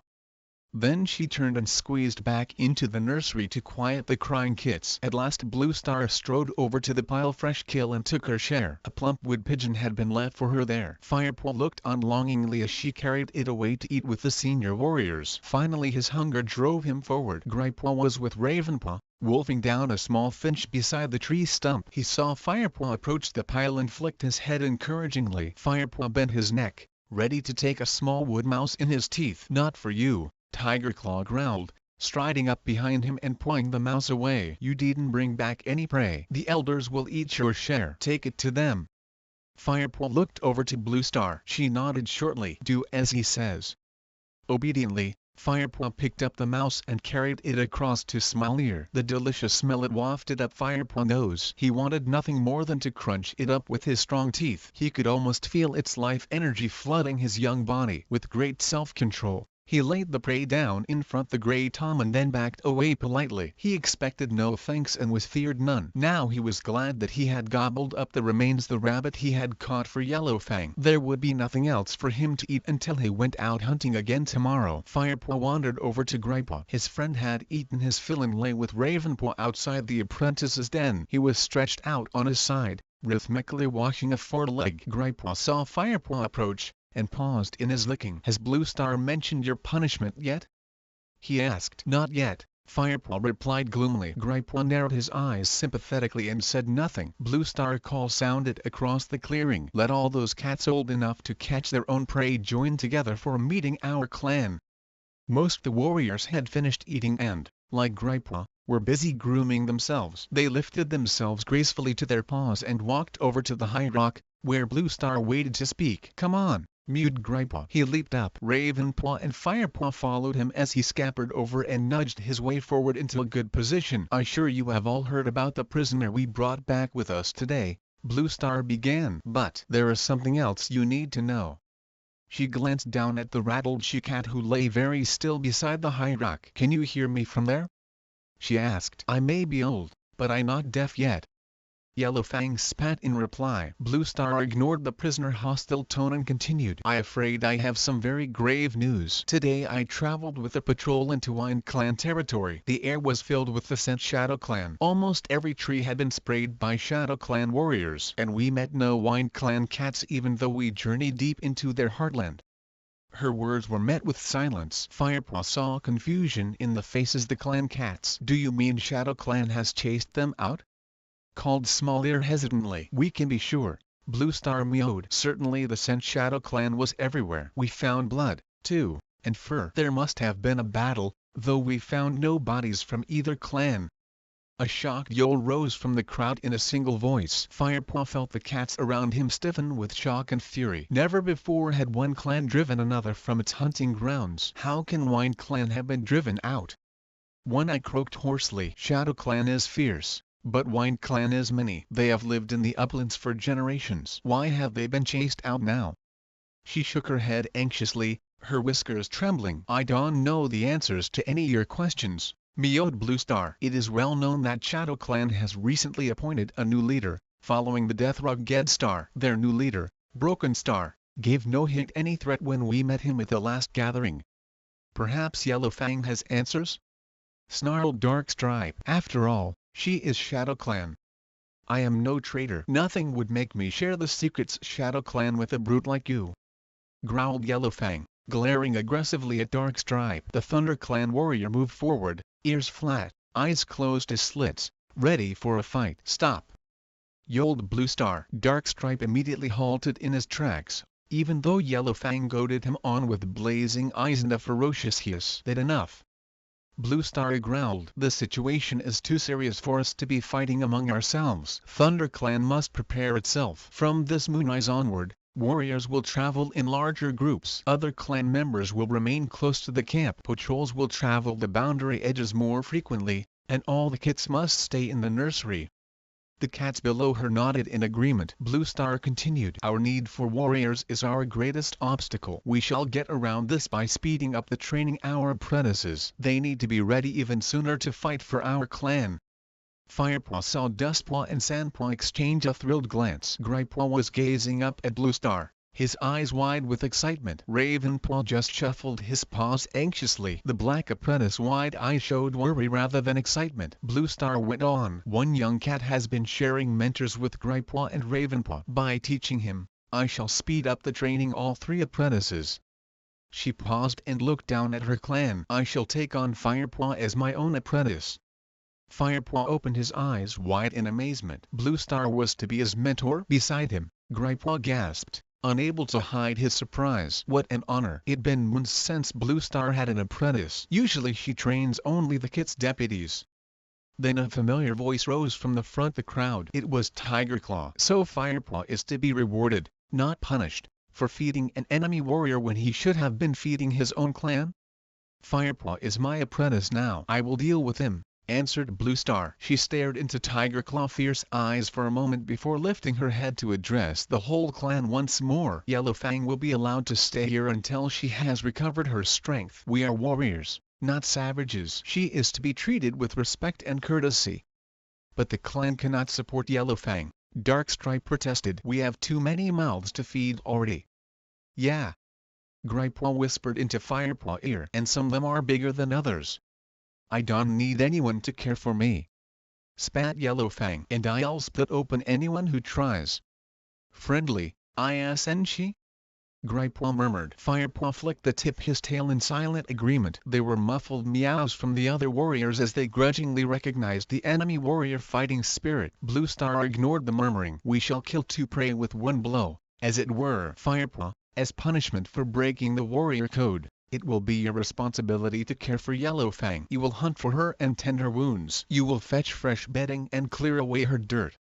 Yes, Blue Star, mewed Firepaw, his head bowed in submission. Clear away her dirt. He thought to himself. Ugh. Mocking yells came from Dustpaw and Sandpaw. Good idea, hissed Dustpaw. Firepaw had better be good at cracking fleas. And hunting, added Sandpaw. That sack bones is going to need feeding up. Enough. Blue Star interrupted them. I hope Firepaw will find no shame in caring for Yellow Fang. She is a healer, and she is his elder. For those reasons alone he should respect her. She shot a sharp glance at Sandpaw and Dustpaw. And there is no humiliation in caring for another cat when it is unable to take care itself. The meeting is over. I would like to speak to my senior warriors alone now. With that, she jumped down from the high rock and marched toward her den. Lionheart followed her. The other clan cats began to move away from the high rock. One or two congratulated Firepaw on being chosen as Blue Star apprentice. Others mockingly wished him luck looking after Yellow Fang. Firepaw felt so dazed by Blue Star's announcement that he just nodded blankly. Longtail padded up to him. The V-shaped nick that Firepaw had cut into the tip of his ear still showed. The young warrior drew back his whiskers into an ugly snarl. Well, I hope you all think twice about bringing strays back into the camp next time, he sneered. Like I said, outsiders always bring trouble. Chapter 9. I go and see to Yellow Fang. If I were you, whispered Gripeaw, as Longtail strode away. She does and looked very happy. Firepaw glanced over at the old she-cat. She was still lying beside the high rock. Gripeaw was right. She was glaring at him. Well, here goes, he mewed. Wish me luck. You all need the whole Star Clan on your side for this one, answered Gripeaw. Call out if you need a hand. If she looks like she going to have you, I'll sneak up behind her and whack her on the head with a stiff rabbit. Firepaw purred with amusement and trotted toward Yellow Fang. His cheerfulness quickly evaporated as he neared the injured queen. The old cat was clearly in a terrible mood. She hissed a warning and showed her teeth. Stop right there, Q-Tippet. Firepaw sighed. It seemed he was in for a fight. He was still hungry and beginning to feel tired. He longed to curl up in his nest for an afternoon nap. The last thing he wanted was to argue with this pitiful clump of fur and teeth. You can call me what you like, he mewed wearily. I just following Blue Star orders. You are a Q-Tippet, though, aren't you? Yellow Fang wheezed. She tired too, Firepaw thought. There was less fire in her voice, although her spite was as strong as ever. I used to live with two legs when I was a kitten, Firepaw replied calmly. Your mother a Q-Tippet? Your father a Q-Tippet? Yes, they were. Firepaw looked down at the ground, feeling resentment burn inside him. It was bad enough that members his own clan still viewed him as an outsider. He certainly didn't have to answer to this foul-tempered prisoner. Yellow Fang seemed to take his silence as an invitation to go on. Q-Tippet blood is not the same as warrior blood. Why don't you run home to your two legs now instead looking after me? It's humiliating, being fussed over by a low-born cat like you.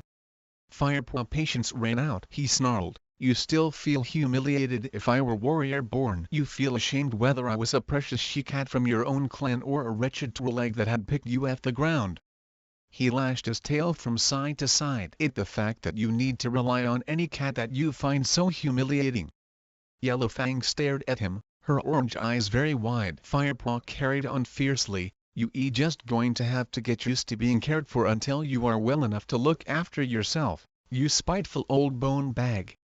He stopped as Yellow Fang began to make a low, harsh, wheezing sound. Alarmed, Firepaw took a step toward her. The she-cat was trembling all over and her eyes had narrowed into tiny slits. Was she having some kind of fit? Look, I didn't mean, he began, before he suddenly realized that she was laughing. MRO, oh, she mewled, a purr rumbling up from deep inside her chest. Firepaw didn't know what to do. You have spirit, Q-tip, Yellowfang croaked, stopping at last. Now, I tired and my leg hurts. I need sleep and something to put on this wound. Go and find that pretty little medicine cat yours and ask her for some herbs. I think you'll find a goldenrod poultice would help. And, while you eat it, IWOULD mind a few poppy seeds to chew on. The pain is killing me.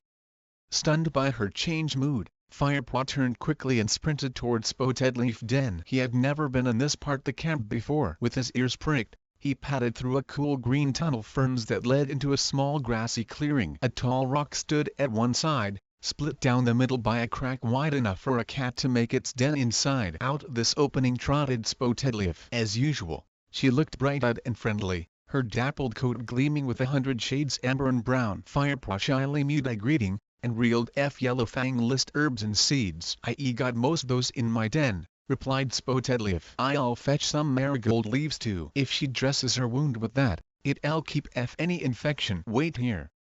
Thanks, Firepaw mewed as the medicine cat disappeared back into her den. He strained his eyes, trying to catch a glimpse of her inside, but the den was too dark to see anything. He could only hear the sound rustling and smell the heady scents unfamiliar herbs. Spotted Leaf emerged from the gloom and dropped a bundle folded in leaves by Firepaw feet. Tell Yellowfang to go easy on the poppy seeds. I don't want her to deaden the pain entirely. A little pain can be useful, as it will help me judge how well she is healing. Firepaw nodded and picked up the herbs with his teeth. Thanks, Spotted Leaf. He mewed through the mouthful leaves, then headed back through the fern tunnel into the main clearing. Tiger Claw was sitting outside the warrior's den, watching him closely. As Firepaw trotted over to Yellowfang, carrying the herbs, he could feel the amber-eyed stare burning the fur on the back of his neck. He turned his head and looked at Tiger Claw curiously. The warrior narrowed his eyes and looked away. Firepaw dropped the bundle beside Yellowfang. Good, she mewed. Now, before you leave me in peace, find me something to eat. I'm starving. The sun had risen 3 times since Yellowfang had entered the camp. Firepaw woke early and nudged Gripaw, who was still asleep beside him, his nose tucked under his thick tail. Wake up, Firepaw mewed, or you'll be late for training. Gripaw lifted his head sleepily and growled in reluctant agreement. Firepaw prodded Ravenpaw. The black cat opened his eyes immediately and leaped to his feet. What is it?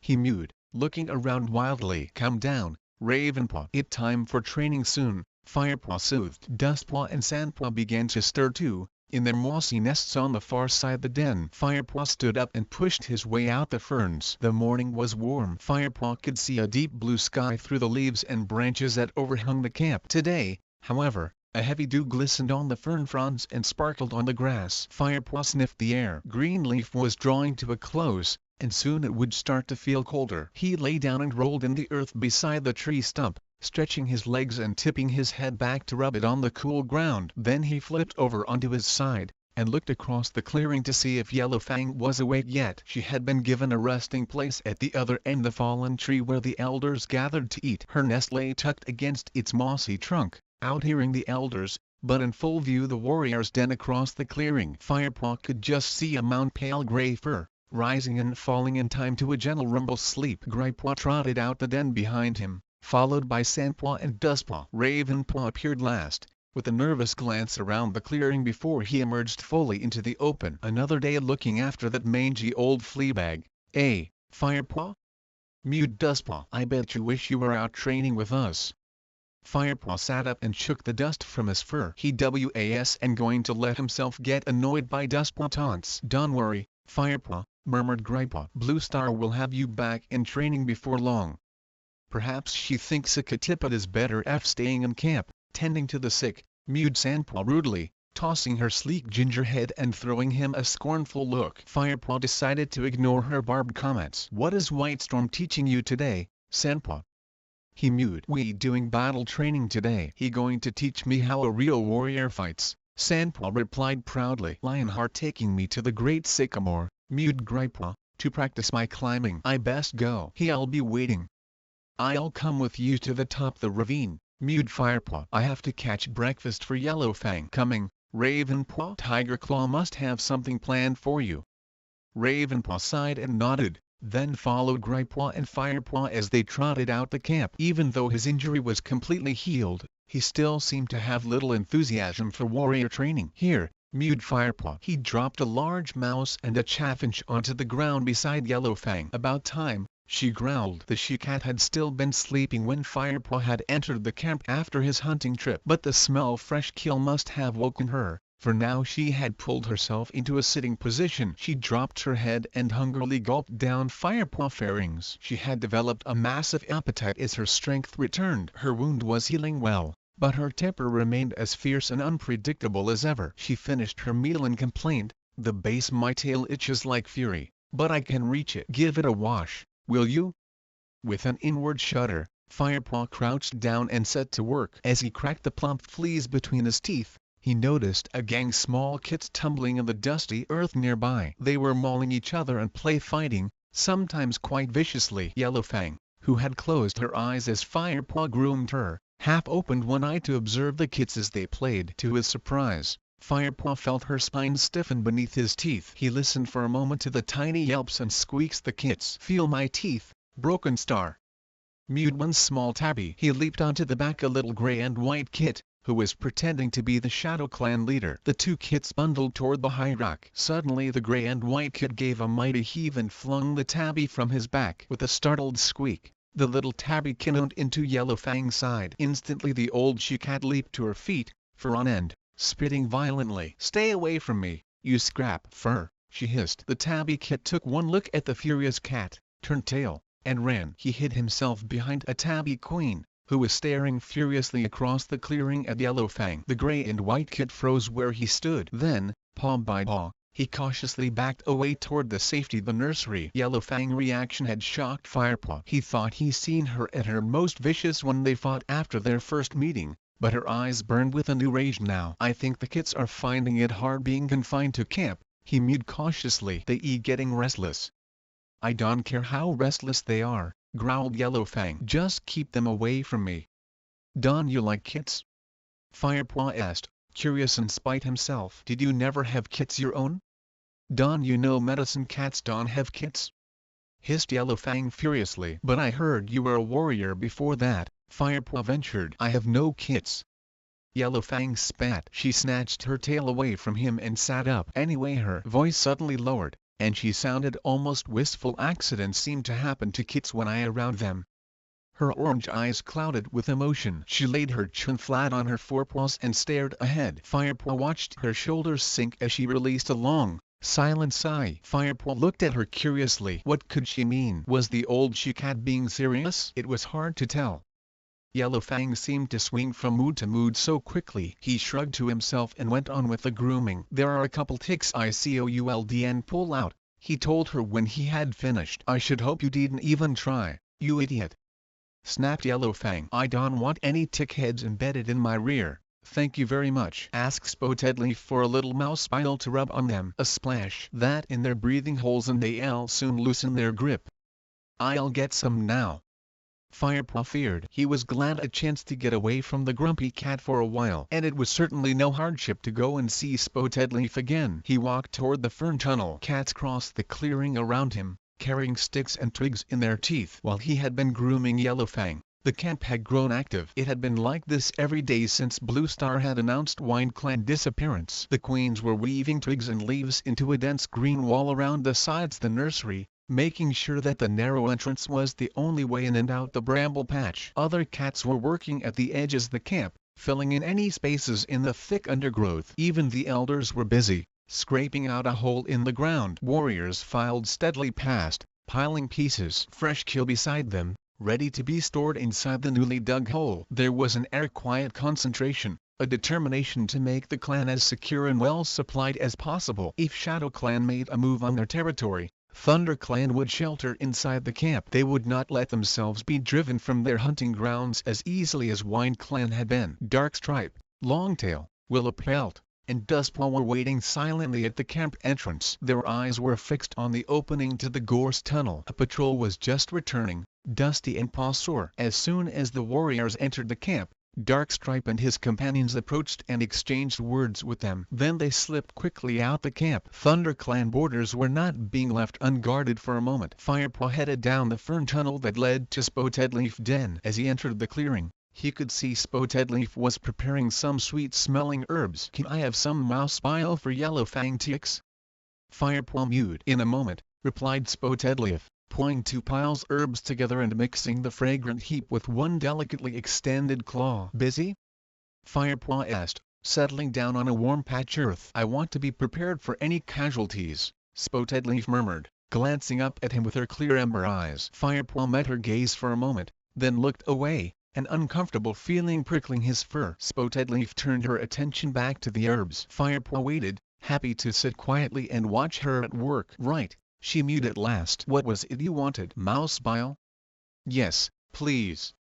Firepaw stood up and stretched each back leg in turn. The sun had warmed his fur and made him feel sleepy. Spotedleaf bounded into her den and brought something out. She held it gingerly in her mouth. It was a small wad moss dangling on the end of thin strip bark. She passed it to Firepaw. He tasted her warm, sweet breath as he took the bark strip between his teeth. "The moss is soaked in bile," Spotedleaf explained. "Don't get any in your mouth, or you will have a foul taste for days. Press it onto the ticks and then wash your paws in a stream, not with your tongue." Firepaw nodded and trotted back to Yellowfang, feeling suddenly cheerful and tingling with energy. "Hold still." He mewed to the old she-cat. Carefully he used his forepaws to press the moss onto each tick. "You may as well clear away my dirt now, your paws are already foul." She mewed when he had finished. "I going to take a nap." She yawned, revealing her blackened and broken teeth. The warmth of the day was making her sleepy, too. "Then you can go and do whatever it is you apprentices do," she murmured. When Firepaw had cleared away Yellowfang dirt, he left her dozing and made his way to the gorse tunnel. He was keen to get to the stream and rinse his paws. "Firepaw!" A voice called from the side of the clearing. Firepaw turned. It was Halftail. "Where are you off to?" Meowed the old cat curiously. "You ought to be helping with the preparations." "I just been putting mouse bile on Yellowfang ticks," replied Firepaw. Amusement flickered through Halftail whiskers. "So now you EF to the nearest stream. Well, don't come back without fresh kill. We need as much as we can find." "Yes, Halftail," Firepaw replied. He made his way out the camp and up the side of the ravine. He trotted down to the stream where he and Gripeaw had hunted on the day he had found Yellowfang. Without hesitating he jumped down into the cold, clear water. It came up to his haunches, and wet his belly fur. The shock made him gasp, and he shivered. A rustle in the bushes above him made him look up, although the familiar scent that reached his nose told him there was nothing to be alarmed about. "What are you doing in there?" Gripeaw and Ravenpaw were standing looking at him as if he were mad. "Mouse bile." Firepaw grimaced. "Don't ask." "Where are Lionheart and Tigerclaw?" "They gone to join the next patrol," answered Gripeaw. "They ordered us to spend the rest of the afternoon hunting." Halftail told me the same thing, Firepaw mewed, flinching as a chilly current water rushed around his paws. "Everyone busy back at camp. You think we were about to be attacked at any moment?" He climbed up onto the bank, dripping. "Who says we won't be?" mewed Ravenpaw, his eyes flicking from side to side as if he expected an enemy patrol to leap out the bushes at any time. Firepaw looked at the heaped fresh kill that was piled beside the 2 apprentices. "Looks like you done all right today," he mewed. "Yeah," mewed Gripeaw proudly. "And we still got the rest of the afternoon to hunt. Do you want to join us?" "You bet."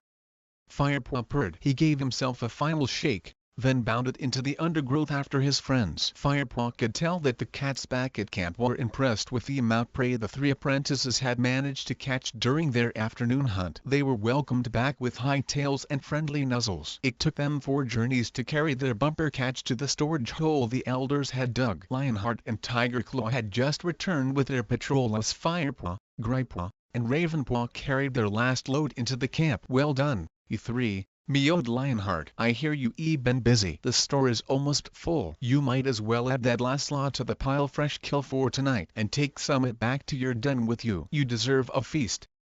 The 3 apprentices flicked their tails with delight. "I hope you not been neglecting Yellowfang with all this hunting, Firepaw," Tigerclaw growled warningly. Firepaw shook his head impatiently. eager to get away. He was starving. He had obeyed the warrior code this time and not eaten a morsel while he was hunting for the clan. Nor had Gripeaw or Ravenpaw. They trotted away and dropped the last their catch on the fresh kill that already lay at the center of the clearing. Then each them took a piece and carried it back to their tree stump. The den was empty. "Where are Dustpaw and Sandpaw?" asked Ravenpaw. "They must still be out on patrol," Firepaw guessed. "Good," meowed Gripeaw. "Peace and quiet." They ate their fill and lay back to wash. The cool evening air was welcome after the heat of the day. "Hey, guess what?"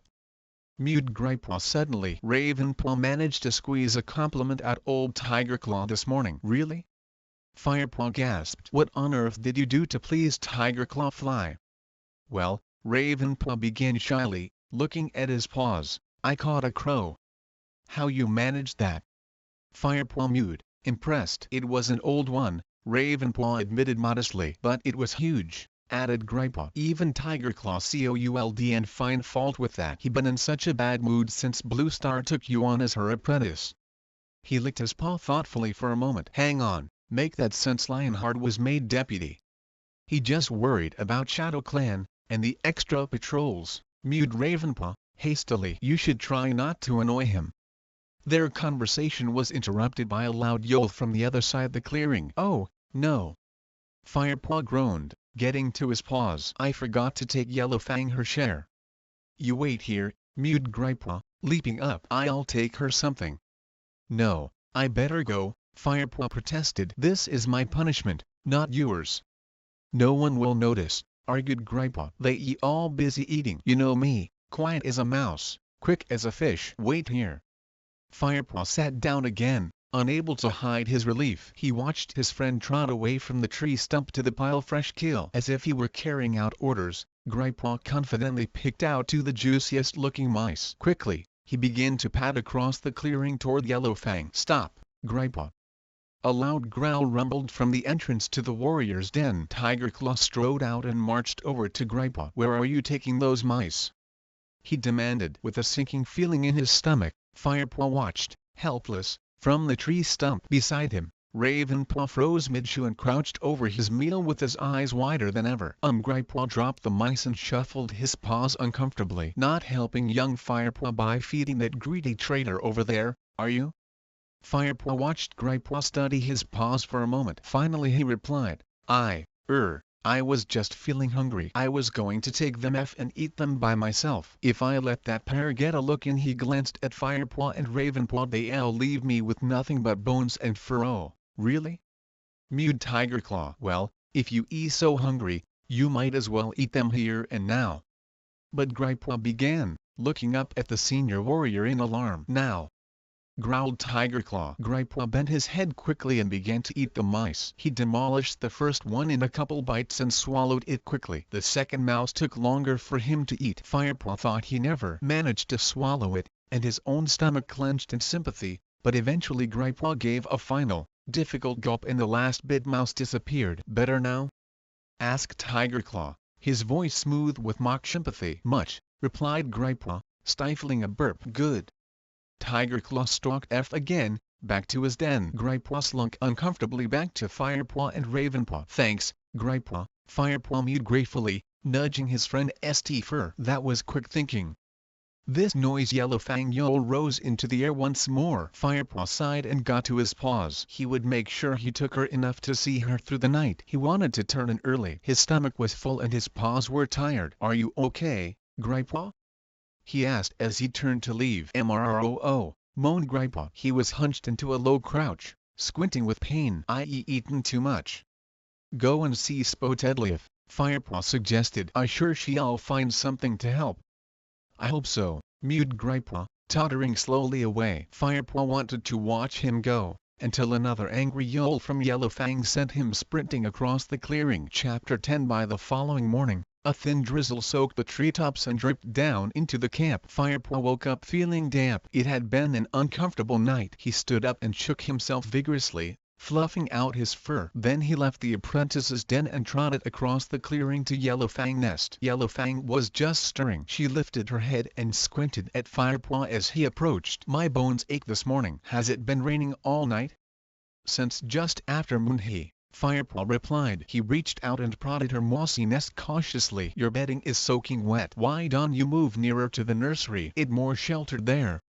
What? And be kept awake all night by those mewling kits? I'd rather get wet.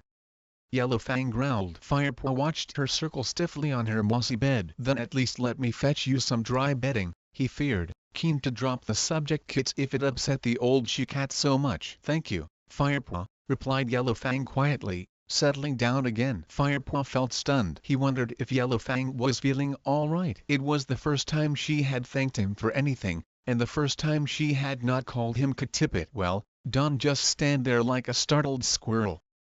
Go and fetch some moss, she snapped. Firepaw whiskers twitched with amusement. This was more like the Yellowfang he was used to. He nodded and sprinted.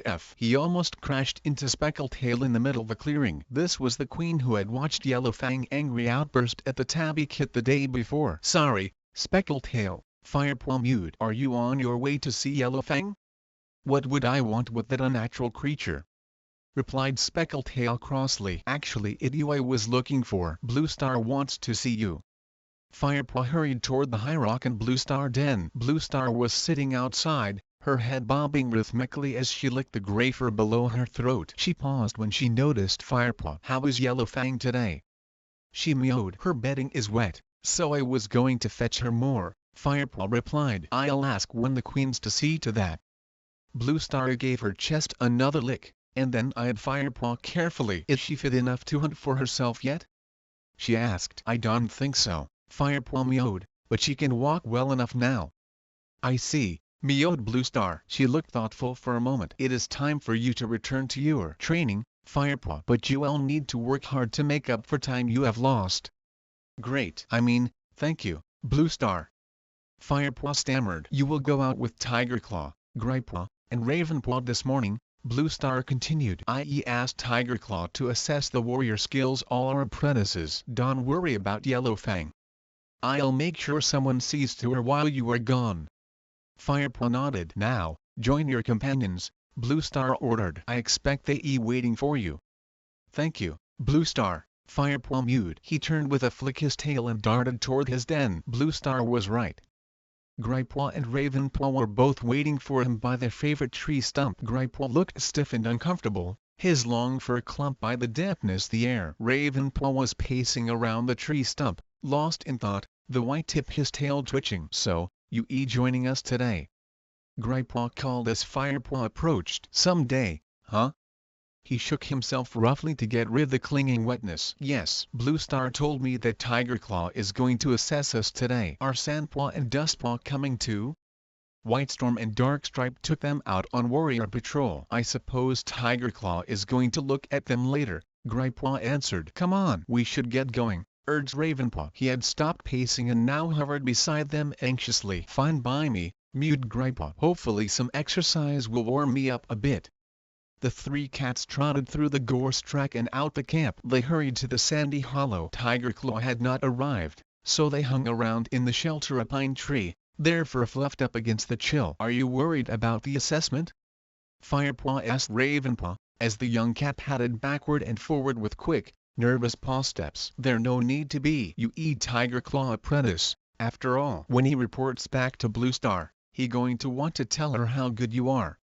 You can never tell with Tigerclaw, mewed Ravenpaw, still pacing. For goodness sake, sit down, Greypaw grumbled. At this rate you'll be worn out before we begin. By the time Tigerclaw arrived, the sky had changed. The clouds looked less like thick gray fur, and more like the white balls down that queens used to line the nests their newborns. Blue skies could and be far behind, but the breeze that brought the stir clouds carried a fresh chill. Tigerclaw greeted them briskly and launched straight into the exercise details. Lionheart and I have spent the last few weeks trying to teach you how to hunt decently, he mewed. Today you will have a chance to show me how much you have learned. Each you will take a different route and hunt as much prey as possible, and whatever you catch will be added to the supplies in the camp. The three apprentices looked at one another, nervous and excited. Firepaw felt his heart begin to beat faster at the prospect of a challenge. Ravenpaw, you will follow the trail beyond the great sycamore as far as the snake rocks. That should be easy enough for your pitiful skills. You, Greypaw, Tigerclaw continued, will take the route along the stream, as far as the Thunder Path. Great, mewed Gripa. Wet paws for me. Tiger Claw stare silenced him. And finally you, Firepaw. What a shame your great mentor Couldn't be here today to witness your performance for herself. You shall take the route through the Tulpins, past the tree-cut place, to the woods beyond. Firepaw nodded, frantically tracing the route in his head. And remember, Tiger Claw finished, fixing them all with his pale-eyed stare, I shall be watching all you. Ravenpaw was the first to sprint away toward the snake rocks. Tiger Claw took a different track into the woods, leaving Gripaw and Firepaw alone in the hollow, trying to guess who Tiger Claw would follow first. I don't know why he thinks snake rocks is an easy route, mewed Gripaw. The place is crawling with adders, birds and mice. Stay away from there because there are so many snakes. Ravenpaw'll have to spend his whole time trying not to get bitten, Firepaw agreed. Oh, he'll be okay, mewed Gripaw. Not even an adder would be fast enough to catch Ravenpaw at the moment, he's so jumpy. I better get going. See you back here later on. Good luck.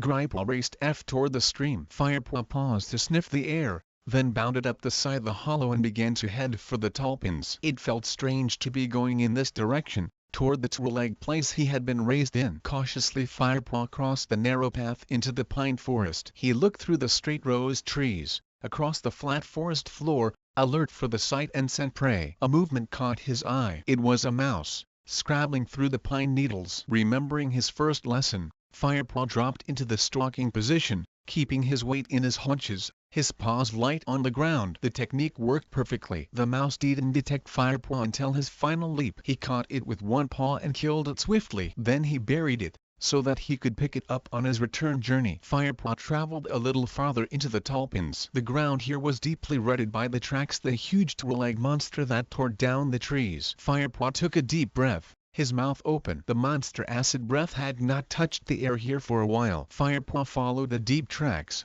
jumping across the ruts. They were half filled with rain, which made him feel thirsty. He was tempted to stop and take a few mouthfuls, but he hesitated. One lapped at muddy trench water and he tasted the monster foul-smelling tracks for days. He decided to wait. Perhaps there would be a rainwater puddle beyond the Tulpins. He hurried onward through the trees and crossed the two-leg path on the far boundary. He was back amid the thick undergrowth oak woods. He moved onward until he found a puddle and lapped up a few mouthfuls the fresh water. Firepaw fur began to prickle with some extra awareness. He recognized sounds and scents familiar from his old watching place on the fence post, and knew instantly where he was. These were the woods that bordered the two-leg place. He must be very close to his old home now. Ahead Firepaw could smell two-legs and hear their voices, loud and raucous like crows. It was a group young two-legs, playing in the woods. Firepaw crouched and peered ahead through the ferns. The sounds were distant enough to be safe. He changed direction,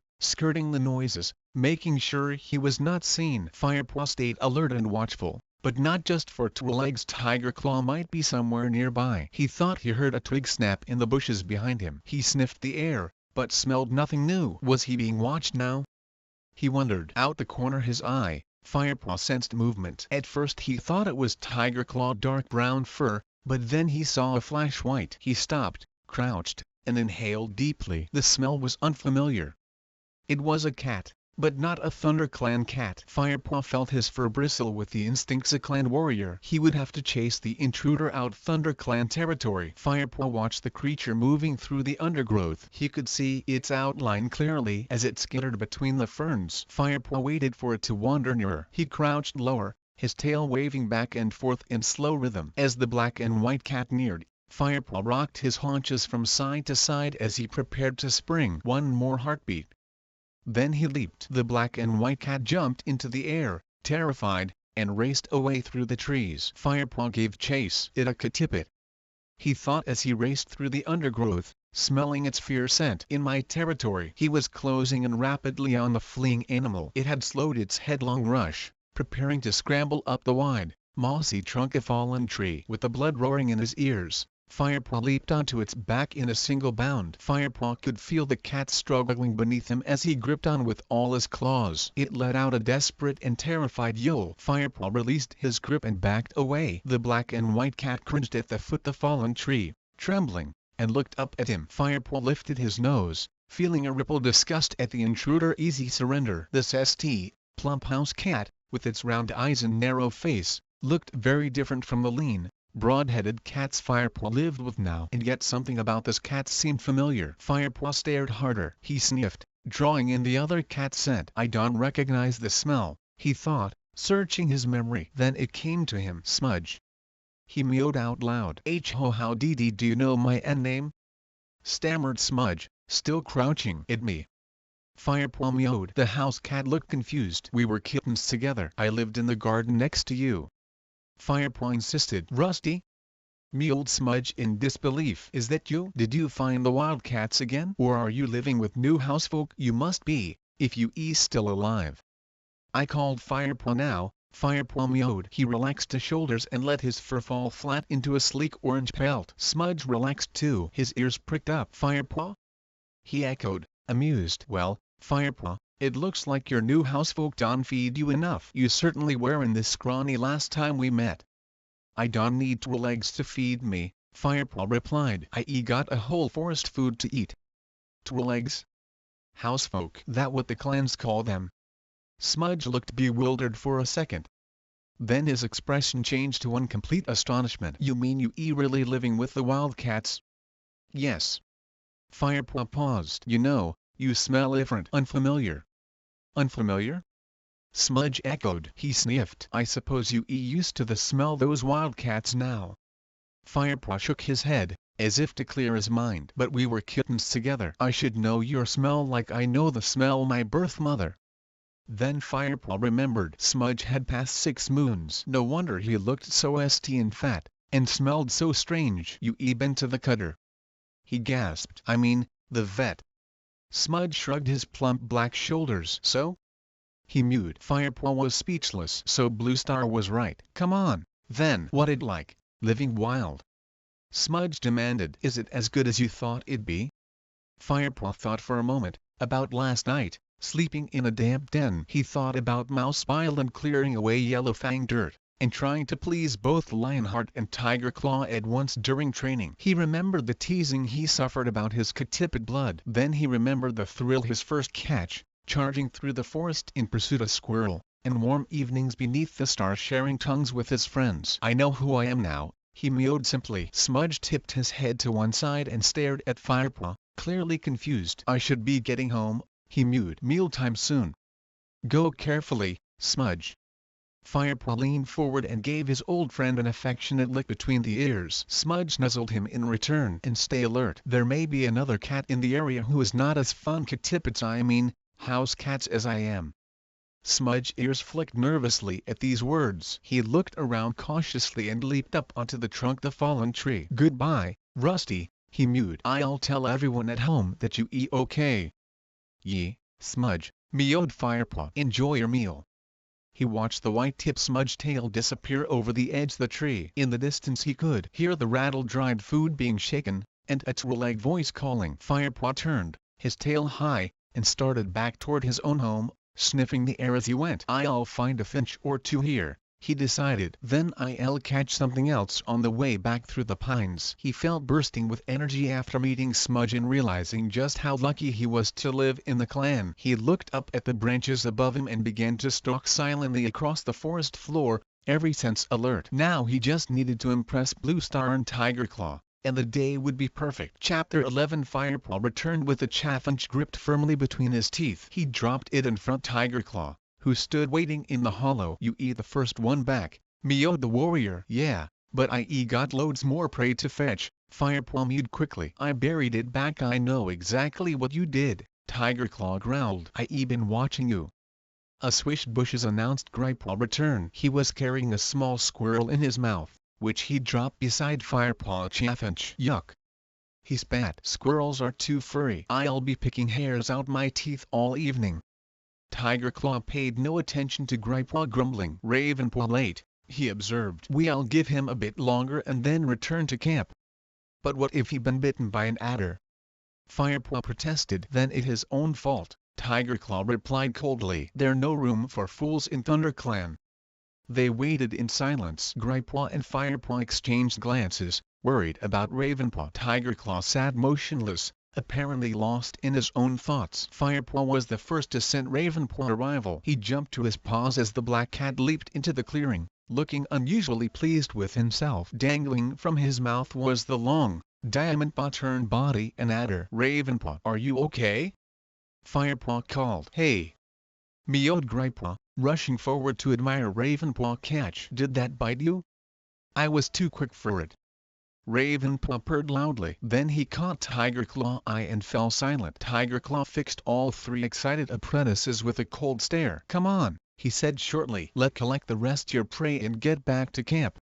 Firepaw, Grypaw, and Ravenpaw entered the camp, strolling behind Tigerclaw. Their impressive day catch hung from their mouths, although Ravenpaw kept tripping over his dead snake. As they emerged from the gorse into the camp, a group young kids scrambled out the nursery to watch them pass. "Look!" Firepaw heard one of them say. "Apprentices, just back from hunting." He recognized the little tabby Yellowfang had hissed at the day before. Sitting next to him was a fluffy gray kit, no more than 2 moons old. A tiny black kit and a small tortoiseshell stood beside them. "Yes, and that the Kitipit, Firepaw?" squeaked the gray kit. "Yeah, look at his orange fur," mewed the black one. "They say he a good hunter," the tortoiseshell added. "He looks a bit like Lionheart. Do you suppose he as good as him?" "I can wait to start my training," mewed the tabby. "I going to be the best warrior ThunderClan has ever seen." Firepaw lifted his chin, feeling proud at the kit's admiring comments. He followed his 2 friends into the center of the clearing. "An adder." Grypaw mewed again, as the apprentices dropped their catch for the other cats to share. "What shall I do with it?" asked Ravenpaw, sniffing the snake-long body as it lay beside the heap. "Can you eat adders?" asked Grypaw. "Trust you to think your stomach."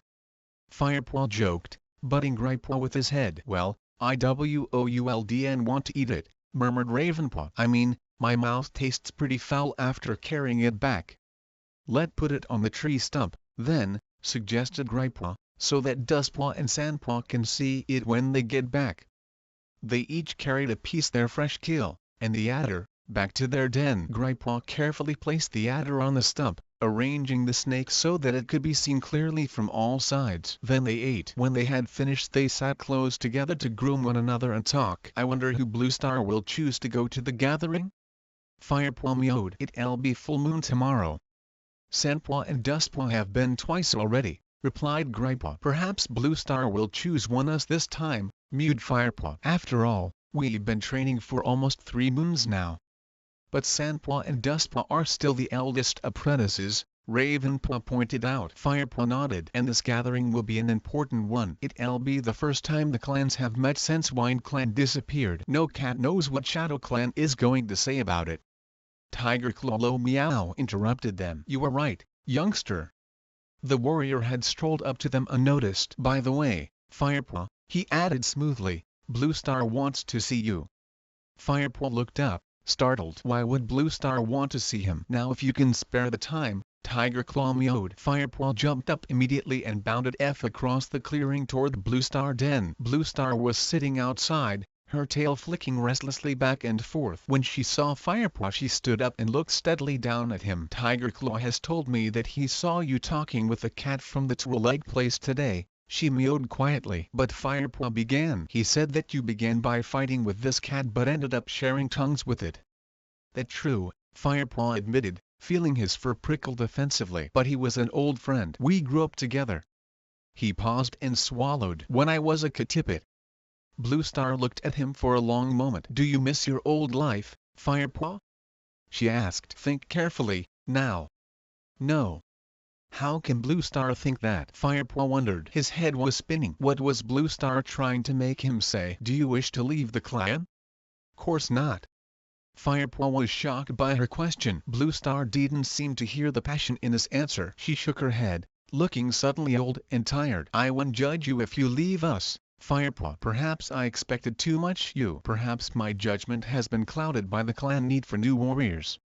Panic swept through Firepaw at the thought leaving the clan forever. "But my place is here. This is my home," he protested. "I need more than that, Firepaw. I need to be able to trust in your loyalty to ThunderClan, especially now that it looks like Shadow Clan is planning an attack. We don't have room for anyone who is unsure whether their heart lies in the past or the present." Firepaw took a deep breath and chose his next words carefully. When I saw Smudge today that the house cat Tiger Claw saw me talking with, I saw what life would have been like if I had stayed with its legs. I felt happy that I had not stayed. I was proud I left. He held Bluestar a gaze without flinching. Meeting Smudge made me certain I made the right decision. I could never have been satisfied with the ST life at Katippet. Bluestar looked closely at him for a moment, her eyes narrow. Then she nodded. Very well, she said. I believe you. Firepaw dipped his head respectfully and let out a silent sigh of relief. I spoke to Yellowfang earlier, meowed Bluestar in a lighter tone. She thinks a lot you. She a wise old she-cat, you know. And I suspect she was always bad-tempered. Indeed, I think that I could grow to like her. Firepaw felt an unexpected glow of pleasure at these words. Maybe, in caring for Yellowfang, his admiration for her had grown into affection, despite the she-cat ill-temper. Whatever the reason, he was glad Bluestar liked her too. But there is something about her that I don't trust, Bluestar went on quietly. She will stay with ThunderClan for now, but remain as a prisoner. The queens will care for her. You must concentrate on your training. Firepaw nodded and waited to be dismissed, but Bluestar hadn't finished. Firepaw, although you showed bad judgment today in talking to a house cat, Tiger Claw was impressed by your hunting skills. In fact, he reported that you all did well. I am pleased with your progress. You will come to the gathering, all three. You. Firepaw could hardly stand still. His body tingled with excitement. The gathering. What about Sandpaw and Dustpaw? He mewed. They will remain behind and guard the camp, replied Bluestar. Now you may go. She flicked her long tail to show he was dismissed, and returned to her grooming. Grypaw and Ravenpaw looked stunned to see Firepaw bounding happily toward them. They had been waiting nervously for him beside the tree stump. Firepaw sat down and looked at his friends. Well? Grypaw demanded. What did she say? Tiger Claw told us you've been sharing tongues with the Katippet this morning, burst out Ravenpaw. Are you in trouble? No. Although Bluestar was pleased, Firepaw admitted ruefully. She thought I might want to leave ThunderClan. You don't, do you? Asked Ravenpaw. Course he does. Mewed Grypaw. Firepaw gave his gray friend an affectionate swipe. Yeah, you hate that. You need me to catch mice for you. All you can catch these days are hairy old squirrels. Grypaw dodged out the way Firepaw blew, and reared up on his back legs to retaliate. You'll never guess what else she said. Firepaw went on. He was too excited to waste time play fighting. Grypaw immediately dropped back onto all four paws. What? He asked. We going to the gathering? Grypaw let out a yell of delight and bounded up onto the tree stump. One his back paws knocked the adder flying. It hit Ravenpaw on the head and wrapped itself around his neck. Ravenpaw spat with alarm and surprise, and then turned on Grypaw. Watch it. He hissed crossly. He shook the adder onto the ground. Scared it might try to bite you?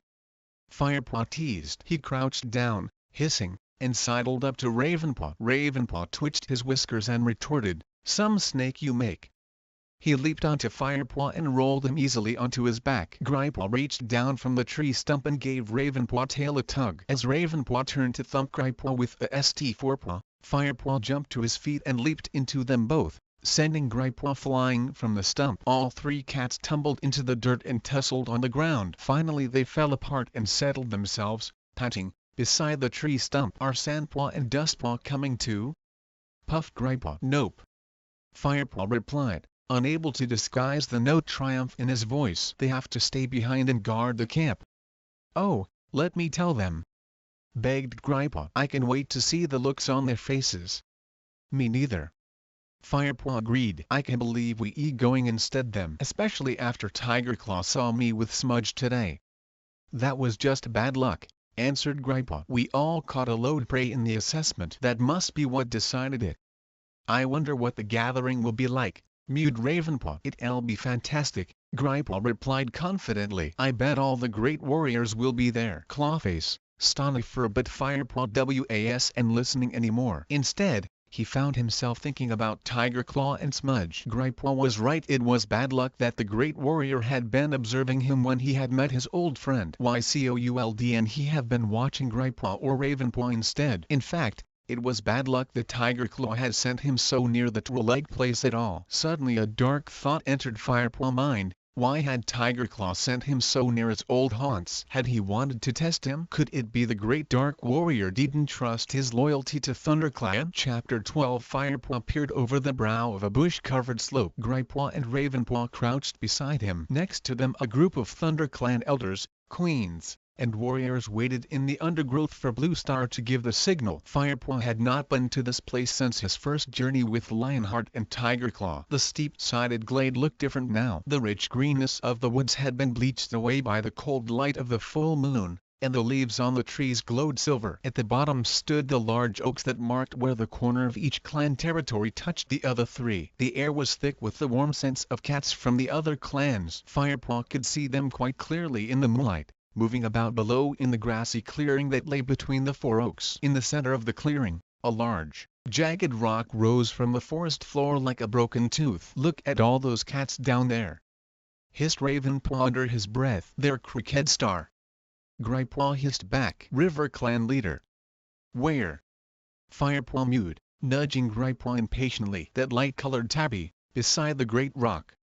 Firepaw followed Gripepaw nod and saw a huge Tom, even bigger than Lionheart, sitting at the center of the clearing. His striped coat shone pale in the moonlight. Even from this distance, his old face showed the signs of a harsh life, and his mouth looked twisted, as if it had once been broken and had healed badly. "Hey!" mewed Gripepaw. "Did you see Sandpaw spit when I told her I hoped she had a nice evening at home?" "You bet!"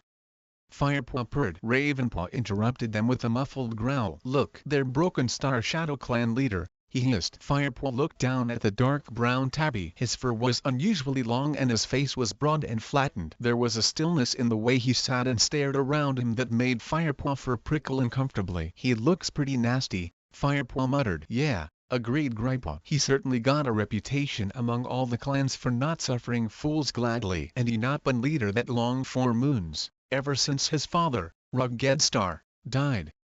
"What does the leader of Wind Clan look like?" Firepaw asked. "Tall Star? I never seen him, but I know he black and white with a very long tail," answered Gripepaw. "Warriors Untitled Wildfile/h:/e-books/e/Erin%Hunter Erin%Hunter%% warriors of //PM. Can you see him now?" asked Ravenpaw. Gripepaw peered down, searching the crowd of cats below. "Nope."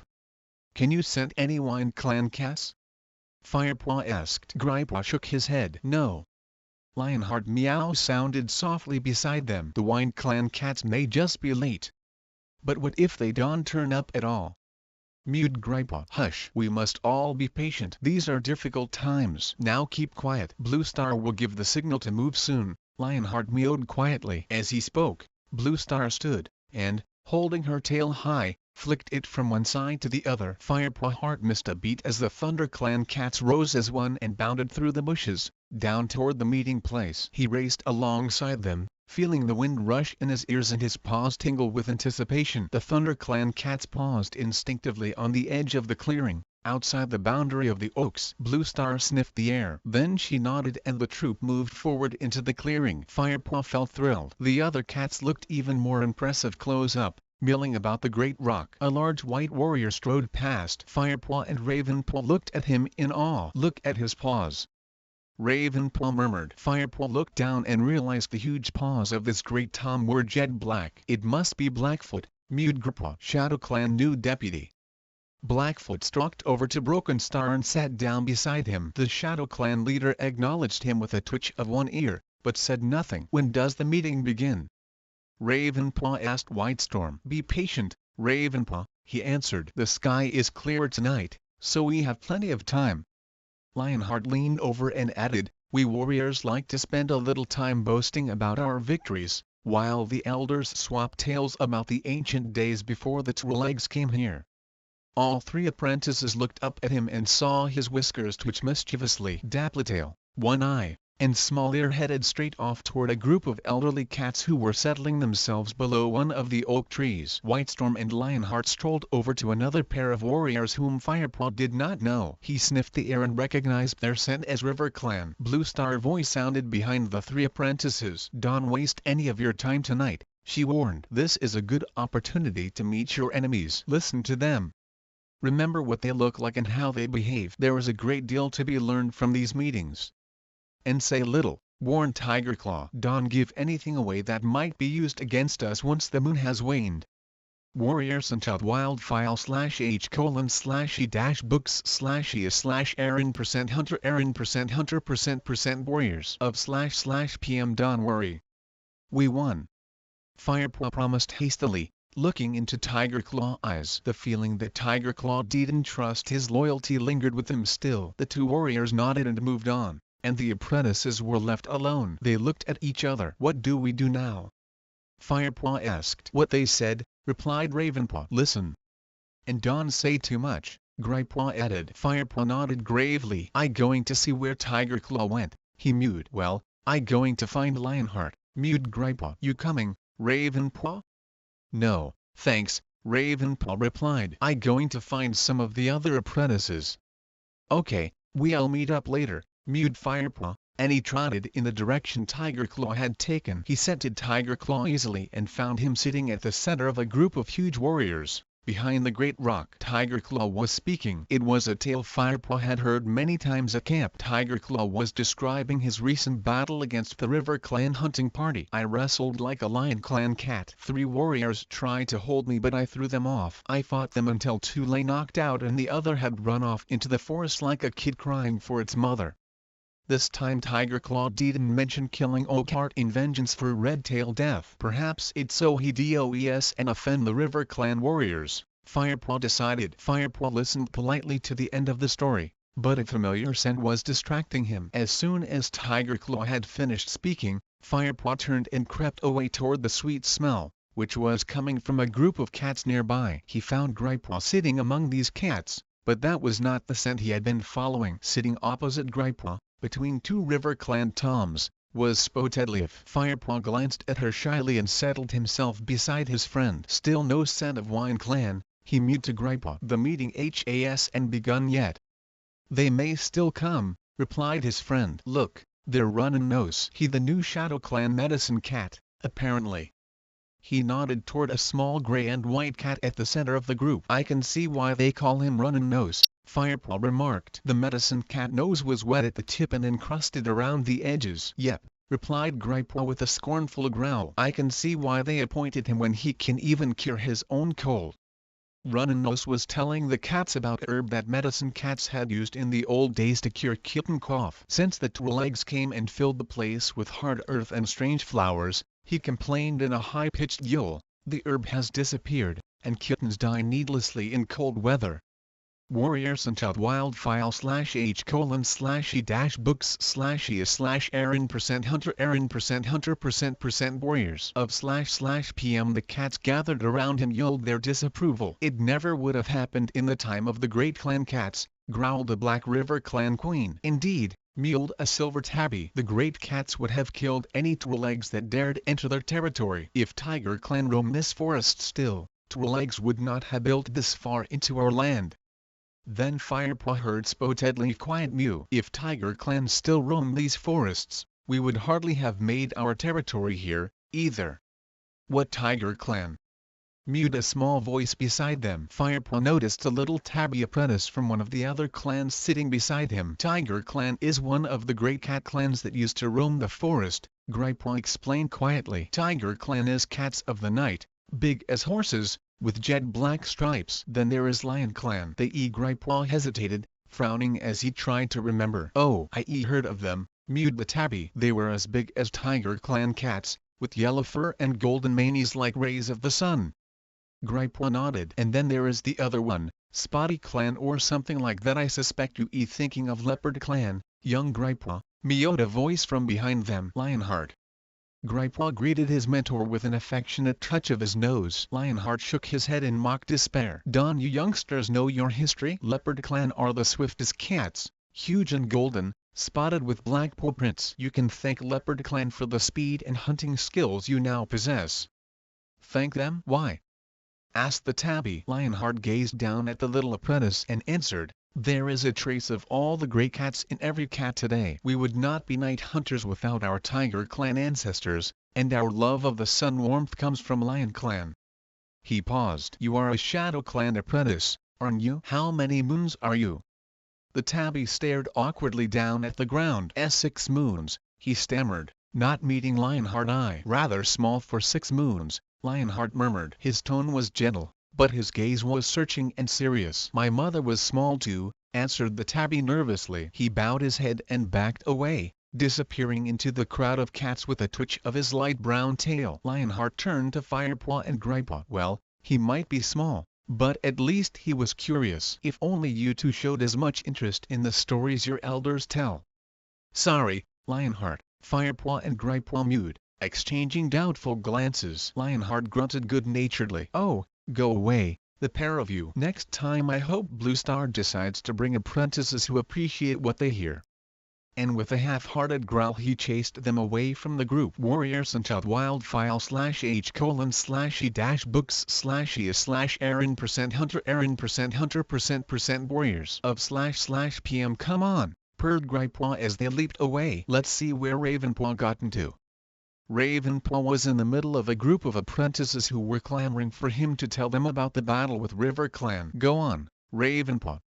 Tell us what happened, called a pretty black and white she-cat. Ravenpaw shyly shuffled his paws and shook his head. Come on, Ravenpaw, insisted another. Ravenpaw looked around and saw Firepaw and Gripeaw at the edge of the crowd. Firepaw nodded encouragingly. Ravenpaw flicked his tail in acknowledgement and began his story. He stumbled a bit at first, but as he continued, the tremor disappeared from his voice and his audience leaned in, their eyes growing wider. Fur was flying everywhere. Blood spattered the leaves of the bramble bushes, bright red against green. I just fought off a huge warrior and sent him squealing into the bushes when the ground shook, and I heard a warrior scream. It was Oakheart. Redtail raced past me, his mouth dripping blood and his fur torn. Oakheart is dead, he howled. Then he rushed off to help Tigerclaw as he fought another warrior. Who would have thought Ravenpaw was such a good storyteller? Gripeaw murmured to Firepaw, sounding impressed. But Firepaw was thinking of something else. What was it Ravenpaw had said? That Redtail had killed Oakheart? But according to Tigerclaw, Oakheart had killed Redtail and he, Tigerclaw, had killed Oakheart in revenge. If Redtail killed Oakheart, who killed Redtail?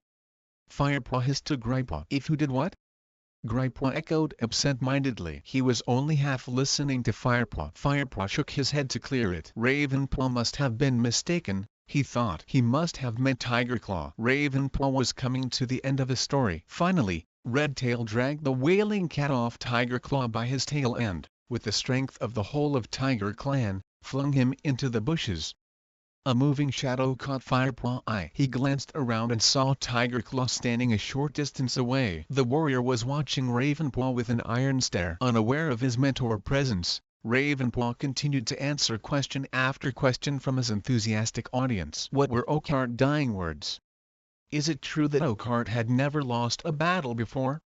Ravenpaw replied promptly, with his voice high and clear and his eyes shining. But when Firepaw glanced back at Tigerclaw, he saw a look of horror and then fury creep over the warrior face. Clearly Tigerclaw wasn't enjoying Ravenpaw's story at all. Firepaw was just about to say something to Gripeaw when a loud yowl signaled to all the cats for quiet. Firepaw could and help feeling relieved as Ravenpaw fell silent at last, and Tigerclaw turned away. Warriors Untitled Wildfile/h:/e-books/e/Erin%Hunter Erin%Hunter% warriors of //PM. Firepaw looked up to see where the yowl had come from. 3 cats sat silhouetted against the moonlit sky on top of the great rock. They were Blue Star, Broken Star, and Crooked Star. The clan leaders were about to begin the meeting. But where was the Wine Clan leader? Surely they wouldn't start the meeting without Tall Star? Firepaw hissed under his breath. I don't know, Gripeaw muttered back. Haven't you noticed? There isn't a single Wine Clan cat here, whispered a River Clan apprentice on the other side of Firepaw. Firepaw guessed that similar conversations were going on all around him. As the other cats were gathering beneath the great rock, an unsettled murmuring rumbled in their throats. We can start yet, yelled one voice above the noise. Where are the Wine Clan representatives? We must wait until all the clans are present. On top of the rock, Blue Star stepped forward. Her gray fur glowed almost white in the moonlight. Cats of all clans, welcome, she mewed in a clear voice. It is true that Wine Clan is not present, but Broken Star wishes to speak anyway. Broken Star padded noiselessly up to stand beside Blue Star. He surveyed the crowd for a few moments, his orange eyes burning. Then he took a deep breath and began. Friends, I come to speak to you tonight about the needs of Shadow Clan. But he was interrupted by raised, impatient voices from below. Where is Tall Star? Cried one. Where are the Wind Clan warriors? Yelled another. Broken Star stretched up to his full height and lashed his tail from side to side. As the leader of Shadow Clan, it is my right to address you here, he growled in a voice full of menace. The crowd fell into an uneasy silence. All around him, Firepaw could smell the acrid tang of fear. Broken Star yelled again. We all know that the hard time of Leaf Bear and Late Newleaf have left us with little prey in our hunting grounds. But we also know that Wind Clan, River Clan, and Thunder Clan lost many kits in the freezing weather that came so late this season. Shadow Clan did not lose kits. We are hardened to the cold north wind. Our kits are stronger than yours from the moment they are born. And so we find ourselves with many mouths to feed, and too little prey to feed them. The crowd, still silent, listened anxiously. The needs of Shadow Clan are simple. In order to survive, we must increase our hunting territory. That is why I insist that you allow Shadow Clan warriors to hunt in your territories. A shocked but muted growl rippled through the crowd. Share our hunting grounds? Called the outraged voice of Tiger Claw. It is unprecedented, cried a tortoiseshell queen from River Clan. The clans have never shared warriors. Untitled Wildfile /h:/e/e/Erin%Hunter Erin%Hunter% warriors of //PM hunting rights. Should Shadow Clan be punished because our kits thrive? Yelled Broken Star from the Great Rock. Do you want us to watch our young starve? You must share what you have with us. Must. Spat Small Ear furiously from the back of the crowd. Must, repeated Broken Star. Wind Clan failed to understand this. In the end, we were forced to drive them out of their territory. Snarls of outrage burst from the crowd, but Broken Star caterwaul rang loud above them, and, if we have to, we will drive you all from your hunting grounds in order to feed our hungry kits.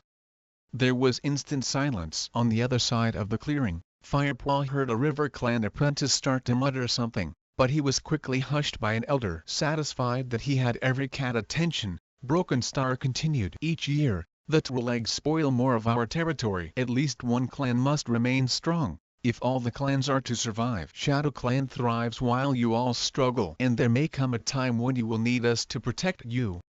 You doubt our strength? Hissed Tiger Claw. His pale eyes glared threateningly at the Shadow Clan leader, and his powerful shoulders rippled with tension. I do not ask for your answer now.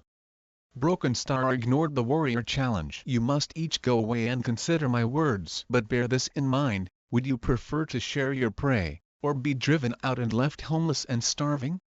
Warriors, elders, and apprentices looked at one another in disbelief. In the anxious pause that followed, Crooked Star stepped forward. I have already agreed to allow Shadow Clan some hunting rights in the river that runs through our territory, he mewed quietly, gazing down on his clan. Horror and humiliation rippled through the River Clan cats at their leader words. We were not consulted, cried a grizzled silver tabby. I feel that this is best for our clan. For all the clans, Crooked Star explained, his voice heavy with resignation. There are plenty of fish in the river. It is better to share our prey than to spill blood fighting over it.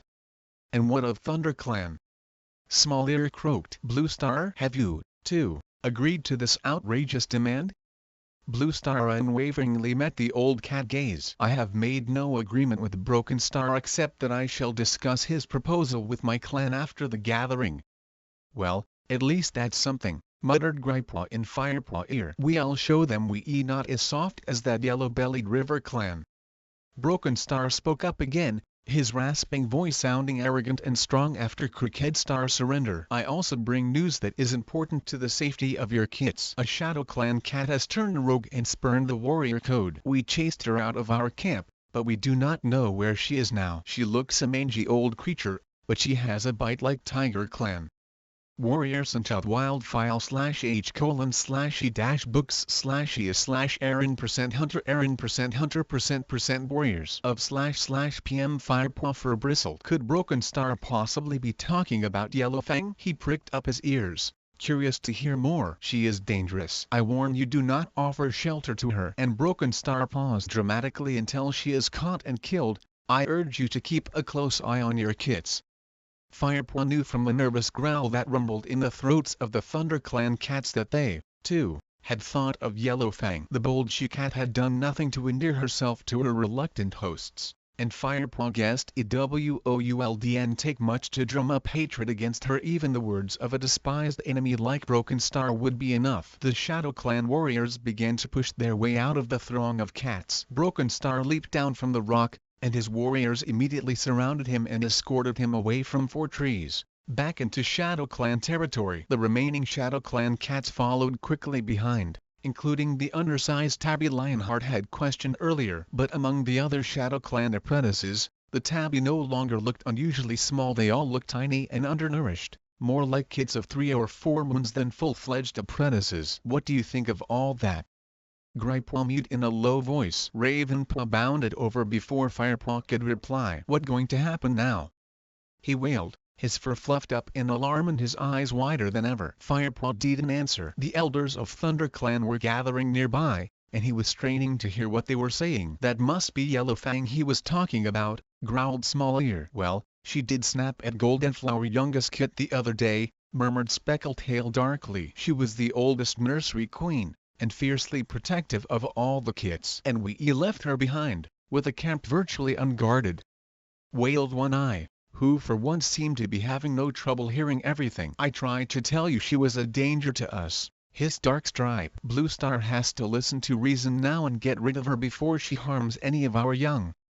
Tigerclaw strode up to the group. "We must return to camp at once and deal with this rogue," he yelled. Firepaw didn't stop to hear more. His mind was spinning. Loyal as he was to his clan, he just couldn't believe that Yellowfang would be a danger to kits. Frightened for the old she-cat, burning with questions only she could answer, he raced away from Gripewa and Ravenpaw without a word. He charged up the hillside and pelted through the forest. Had he been mistaken about Yellowfang? If he warned her about the danger she was in, would he be risking his own position in ThunderClan? Whatever trouble he got himself into, he had to find out the truth from her before the other cats got back to the camp. Warriors Untitled Wildfile/h:/books/e/Erin%Hunter Erin%Hunter% Warriors of //PM. Chapter 13. Firepaw reached the edge of the ravine and looked down at the camp. He was panting and his paws were slippery with dew. He sniffed the air. He was alone. There was still time to speak to Yellowfang before the others returned from the gathering. Silently,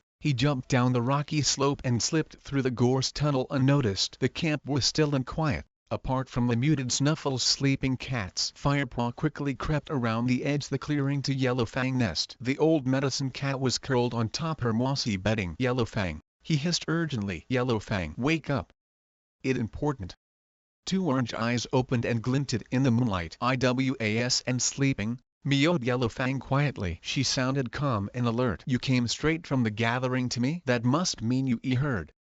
She blinked slowly and looked away. "So Broken Star kept his promise." "What promise?" Firepaw felt very confused. Yellowfang seemed to know more than he did about what was going on. "Shadow Clan noble leader promised to drive me from every clan territory," Yellowfang replied dryly. "What did he say about me?" "He warned us that our kits were in danger as long as we sheltered the Shadow Clan rogue." "He didn't say your name, but ThunderClan guessed who he was talking about." "You must leave before the others get back. You are in danger." "You mean they believed Broken Star?" Yellowfang flattened her ears and swished her tail angrily. "Yes." Firepaw meowed urgently. "Darkstripe says you dangerous. The other cats are scared what you might do. Tigerclaw is planning to come back and don't know. I think you should go before they get here." In the distance Firepaw could hear the Yoel's angry cats. Yellowfang struggled stiffly to her paws. Firepaw gave her a nudge to help her up, his mind still spinning with questions. What did Broken Star mean when he warned us to keep a close eye on our kits? He couldn't stop himself from asking. "Would you really do something like that?" "Would I what?" "Would you harm our kits?" Yellowfang flared her nostrils and looked steadily at him. "Do you think so?" Firepaw met her gaze without flinching. "No, I don't believe you would ever harm a kit." "But why would Broken Star say such a thing?" The noise the cats was coming nearer, and with it, the sense aggression and anger. Yellowfang looked wildly from side to side. "Go!"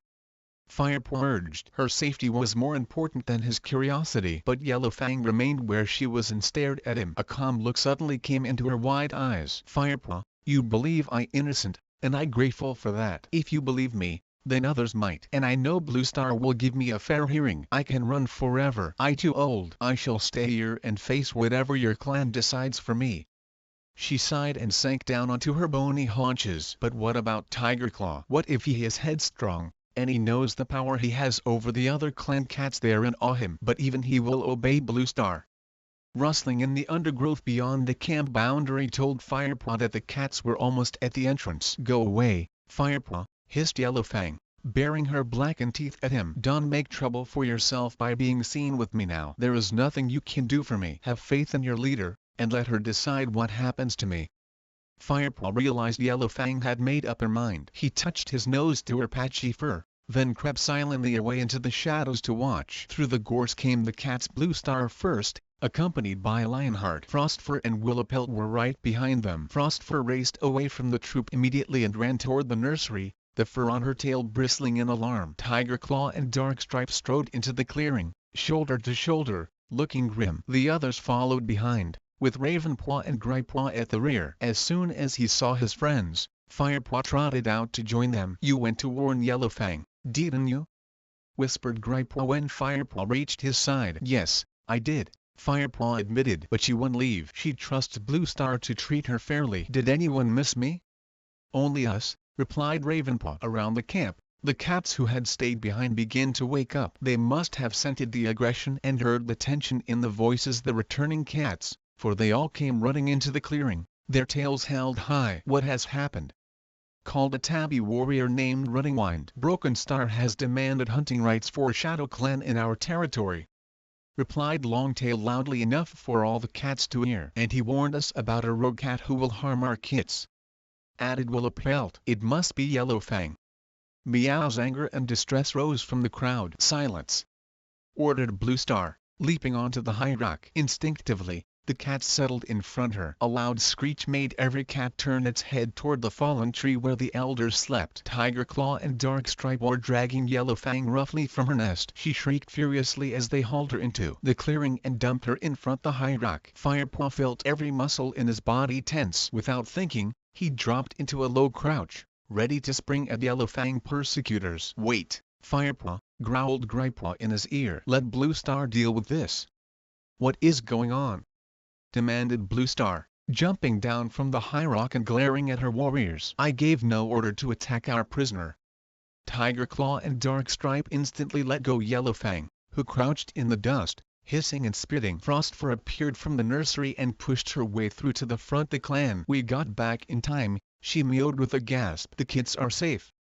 Course they are, snapped Blue Star. Frostfur seemed taken aback. But you are going to throw Yellowfang out, aren't you? She mewed, her blue eyes wide. Throw her out? Spat Darkstripe, unleashing his claws. We should kill her now. Blue Star fixed her piercing blue eyes on Darkstripe's angry face. And what has she done? She asked with icy calm. Firepaw held his breath. You were at the gathering. Broken Star said she. Darkstripe began. Broken Star said only that there is a rogue somewhere in the woods, mewed Blue Star, her voice menacingly quiet. He did not mention Yellowfang by name. The kids are safe. For as long as she is in my clan, Yellowfang will not be harmed in any way. Blue Star words were met with silence, and Firepaw heaved sigh relief. Yellowfang looked up at Blue Star and narrowed her eyes respectfully. I will leave now, if you wish it, Blue Star. There is no need, Blue Star replied. You have done nothing wrong. You will be safe here. The Thunder Clan leader lifted her gaze to the crowd cats that surrounded Yellowfang and mewed. It is time we discuss the real threat to our clan, Broken Star. We have already begun to prepare for an attack by Shadow Clan, Blue Star began. We'll carry on with those preparations, and patrol our borders more frequently. Wind Clan has gone. River Clan has given hunting rights to Shadow Clan warriors. Thunder Clan stands alone against Broken Star. A murmur of defiance rippled through the cats, and Firepaw felt his fur prickle with anticipation. Then we not going to agree to Broken Star demands? Mewed Tiger Claw. Clans have never shared hunting rights before, Blue Star answered. They have always managed to support themselves in their own territories. There is no reason why this should change. Tiger Claw nodded approvingly. But can we defend ourselves against a Shadow Clan attack?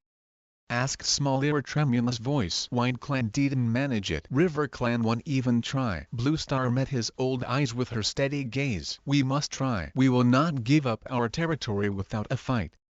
All around the clearing, Firepaw saw the cats nodding in agreement. I shall travel to the Moonstone tomorrow, Blue Star announced. The Warrior Star Clan will give me the strength I need to lead Thunder Clan through this dark time. You must all get some rest. We have a lot to do when daylight comes. I wish to talk with Lionheart now.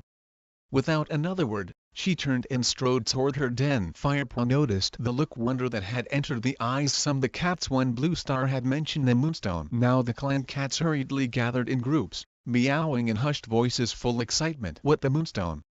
Firepaw asked Gripaw. It a rock deep underground that shines in the dark, whispered Gripaw. His voice was hoarse with awe. All clan leaders have to spend one night at the Moonstone when they are first chosen. There, the Spirit Star Clan share with them. Share what with them? Gripaw frowned. I don't know, he admitted. I know only that the new leaders have to sleep near the stone, and as they sleep, they have special dreams. After that, they have the gift 9 lives, and take the name Tar. Firepaw watched Yellowfang limp back to her shadowy nest. It looked like Tiger Claw rough treatment had aggravated her old injury. As he trotted back to the apprentice's den, Firepaw decided to ask Spotted Leaf for more poppy seeds in the morning. So what happened?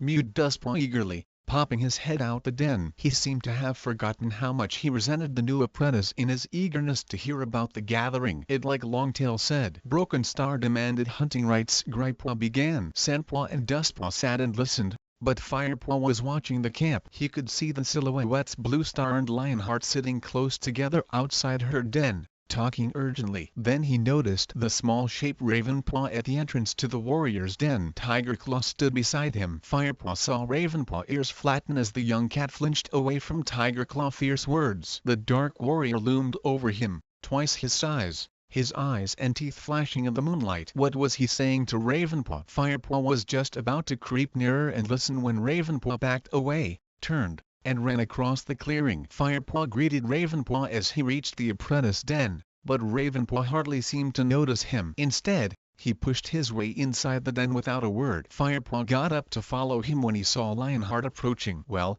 meowed the Thunder Clan deputy, striding up to the apprentices. It seems that Firepaw, Gripaw, and Ravenpaw are about to reach another important stage in their training. What that? Mewed Gripaw, looking excited. Blue Star wishes you 3 to accompany her on her journey to the Moonstone. Lionheart didn't miss the look disappointment on the faces Dustpaw and Sandpaw, because he added, don't worry, you 2. You'll make the journey soon enough. For now, Thunder Clan needs your strength and skill at the camp. I will remain here also. Firepaw looked past Lionheart to his leader. She was moving from one group warriors to another, meowing instructions to each. Why had she chosen him for this journey? He wondered. She wants you to rest now, Lionheart continued. But first go to Spotted Leaf and collect the herbs you will need on this expedition. It's a long way. You will need something to give you strength and quell your appetite. There will be little time for catching prey. Gripaw nodded, and Firepaw dragged his gaze away from Blue Star and nodded too. Where is Ravenpaw? Asked Lionheart. He in his nest already, replied Firepaw. Good. Leave him to sleep. You can fetch herbs for him, meowed Lionheart. Rest well. You leave at dawn. He flicked his tail and walked back to Blue Star den. Well, then, mewed Sandpaw. You better go and see Spotted Leaf. Firepaw listened for sourness in her voice, but there was none. There was no time for jealousy now. All the cats in the clan seemed to be united against the threat from Shadow Clan. Firepaw and Gripaw walked quickly toward Spotted Leaf den. The fern tunnel was dark. Not even the full moon penetrated its thick covering. Spotted Leaf seemed to be expecting them as they emerged into her moonlit clearing. You have come for some traveling herbs, she meowed. Yes, please, Firepaw answered. And I think Yellowfang needs more poppy seeds. She seemed to be feeling her wounds. I will take her some after you have gone and your traveling herbs are ready. Spotted Leaf indicated a pile carefully made leaf wraps. Enough for the 3 you. The dark green herb will stop your hunger pangs during the journey. The other will give you strength. Eat them both just before you leave. They eat not as good as fresh prey, but the taste won't last long. Thanks, Spotted Leaf, mewed Firepaw. He leaned down and picked up one of the parcels. As he bent his head, Spotted Leaf stretched over and gently rubbed his cheek with her nose. Firepaw breathed in her sweet, warm scent and purred his thanks. Grypaw picked up the other two and the friends turned and headed back through the tunnel. Good luck, Spotted Leaf called after them. Travel safely. They arrived at the entrance to their den and dropped the bundles. Well, I just hope these herbs don't taste too revolting, muttered Grypaw. It must be a long way to the Moonstone. We never been given herbs before. Do you know where it is? Firepaw asked. Beyond clan territory, at a place called High Stones. It lies deep underground, in a cave we call Mother Mooth. Have you ever been there before? Firepaw was impressed that Grypaw knew so much about this mysterious place. No, but all apprentices have to make the journey there before they become warriors. The thought becoming a warrior made Firepaw's eyes gleam with excitement, and he could and help standing a little taller. Don't get your hopes up. We still have to finish our training, Grypaw warned, as if reading his thoughts. Firepaw looked up through the canopy leaves at the stars glittering in the black sky above. Moon he had passed. We should get some sleep, he mewed. But he could and imagined being able to sleep with the thought tomorrow adventure spinning through his mind. Attending the gathering, a journey to the Moonstone. How far away his Kitipit life seemed now. Chapter 14. The cold air chilled Firepaw's bones as blackness wrapped itself around him. He could hear nothing, and his nostrils were filled with the musty scent damp earth. Out nowhere, a brilliant ball light flared in front of him. Firepaw ducked his head, screwing up his eyes against the glare. The light shone, dazzling coldly like a star.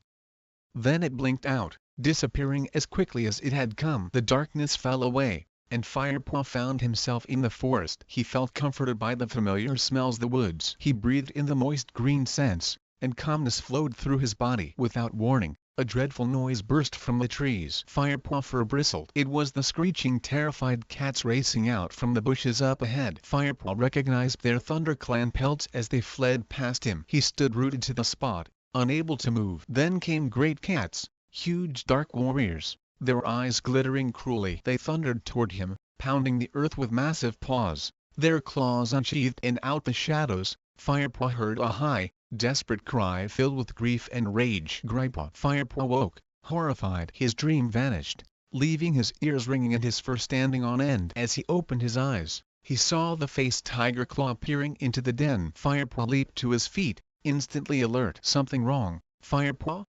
Asked Tiger Claw. Just a dream, Firepaw mumbled. Tiger Claw gave him a curious look, then growled, "Wake the others. We leave shortly."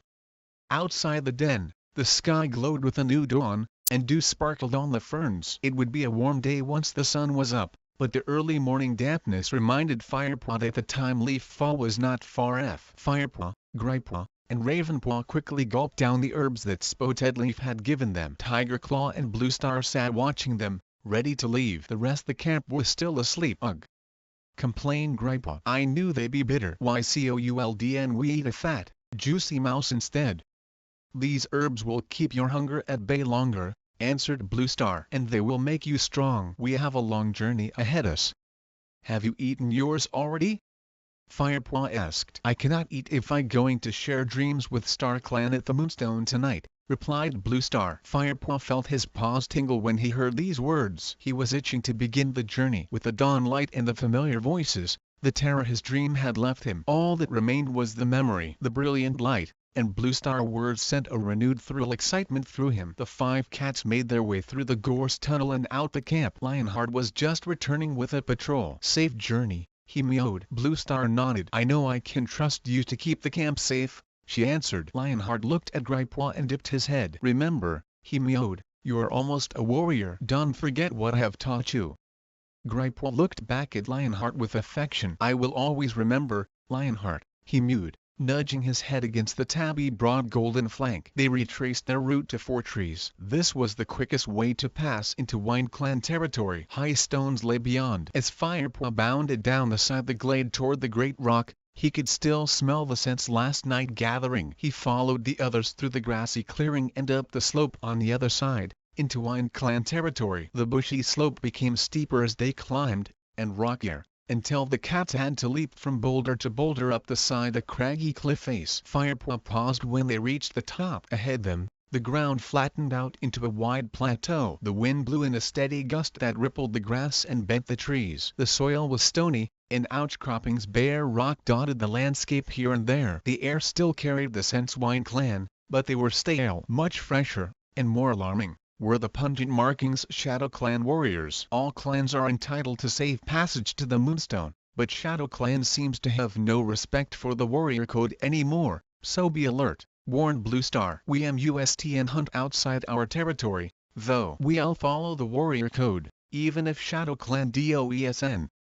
They set off across the plateau as the sun rose into the sky, following the tracks through the heather. Firepaw had grown used to living under a canopy trees. Without their shade, his flame-colored pelt felt heavy and hot, and his back seemed to burn. He was thankful for the steady breeze blowing from the forests behind. Suddenly Tiger Claw stopped dead. "Watch out!"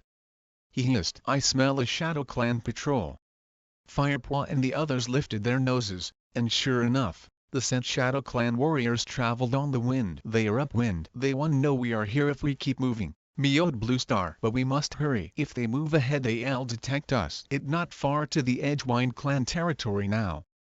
They moved on quickly, leaping over the rocks, pushing their way through the sweet-smelling heather. Every few steps, Firepaw sniffed the air and glanced over his shoulder, on the lookout for the Shadow Clan patrol. But gradually the odor grew fainter and fainter. They must have turned back, he thought with relief. Finally they reached the edge of the uplands. The landscape changed dramatically, shaped and altered beyond recognition by Twillegs. Wide earth tracks crisscrossed green and golden meadows, small woods dotted the land, and Twileg nests were scattered here and there among the fields. In the distance Firepaw saw a familiar wide, gray path, and an acid tang that stung his throat drifted on the breeze. "Is that the Thunder Path?" he asked Gripaw. "Yes," replied Gripaw. "It runs up from Shadow Clan territory. Can you see high stones behind it?" Firepaw looked at the distant horizon. The land rose sharply up to a point, jagged and barren. "Do we have to cross the Thunder Path then?" "Yep," mewed Gripaw. His voice was strong and confident, almost cheerful, as he faced the difficult journey. "Come on!" Blue Star meowed. She bounded forward. "We can be there by moonrise as long as we keep up the pace." Firepaw followed her with the others, down the hill, away from the bleak hunting grounds Wine Clan and into the lush Twileg territory. Keeping near the hedges, the cats walked on. Once or twice Firepaw could smell prey scent from the bushes, but spotted leaf herbs had succeeded in taking the edge off his hunger. The sun was still hot on his back, even in the shadows the hedgerows. They skirted a Twileg nest. It stood on a wide expanse hard white stone, with smaller nests around the edges. Keeping low, the cats crept past the fence that surrounded the white stone. A sudden barrage barking and snarling made them spin around. "Dogs!" Firepaw heart missed a beat. He arched his back, fur bristling from nose to tail. Tiger Claw peered through the fence. "It all right? They tied up?" he hissed. Firepaw looked at the two dogs scrabbling on the stone barely 10 tail lengths away. They were nothing like the pepper pets that lived in the gardens the Twileg place. These creatures stared at him with wild, killing eyes. They strained at their ties and reared up on their hind legs. They growled and barked, their lips drawn back to reveal huge teeth, until the shout and unseen Twileg silenced them. The cats moved on. The sun was beginning to sink by the time they reached the Thunder Path. Blue Star signaled to them to stop and wait beneath the hedge. His eyes and throat stinging from the fumes, Firepaw watched as the great monsters flashed to and fro in front of him. "We'll go one at a time," meowed Tiger Claw. "Ravenpaw, you first." "No, Tiger Claw," Blue Star interrupted. "I shall go first." "Don't forget, this will be the first time crossing for the apprentices. Let them see how it is done." Firepaw stared at his leader as she padded to the edge of the Thunder Path and looked up and down. She waited calmly as one monster after another flew past her, ruffling her fur. Then, when the ear-splitting roar paused for a moment, she raced across to the other side. "Off you go, Ravenpaw." "Now you seen how it done," meowed Tiger Claw. Firepaw saw Ravenpaw's eyes widen with fear. He knew just how his friend felt. He could smell his own fear scent. The small black cat crept forward to the edge of the road. It was quiet, but Ravenpaw hesitated. "Go!"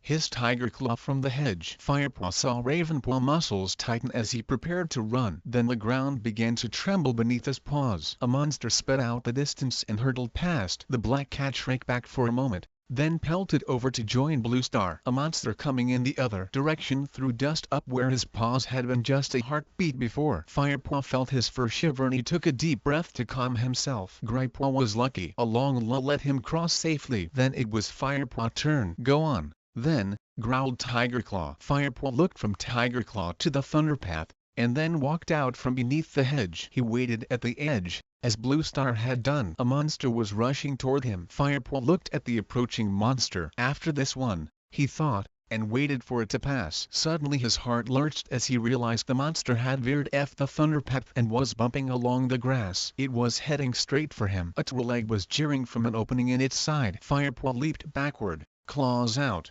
battered by the storm wind from the Prologue monster as it roared past him only a whisker away. He crouched, trembling, in the dirt and stared as it swerved back onto the path and disappeared into the distance. Through the roaring blood in his ears, Firepaw realized the Thunderpath was quiet again, and he raced across, running faster than he had ever done in his life. "I thought you were a fresh kill," cried Gripeaw as Firepaw cannoned into him, almost knocking him over. "Me too," Firepaw gasped. He was trying to stop shaking. He turned back to watch Tigerclaw dart over the path toward them. "Prologues," he spat as he arrived at their side. "Do you want to rest before we go on?" Blue Star asked Firepaw. Firepaw looked up. The sun was low in the sky. "No," he answered. "Okay."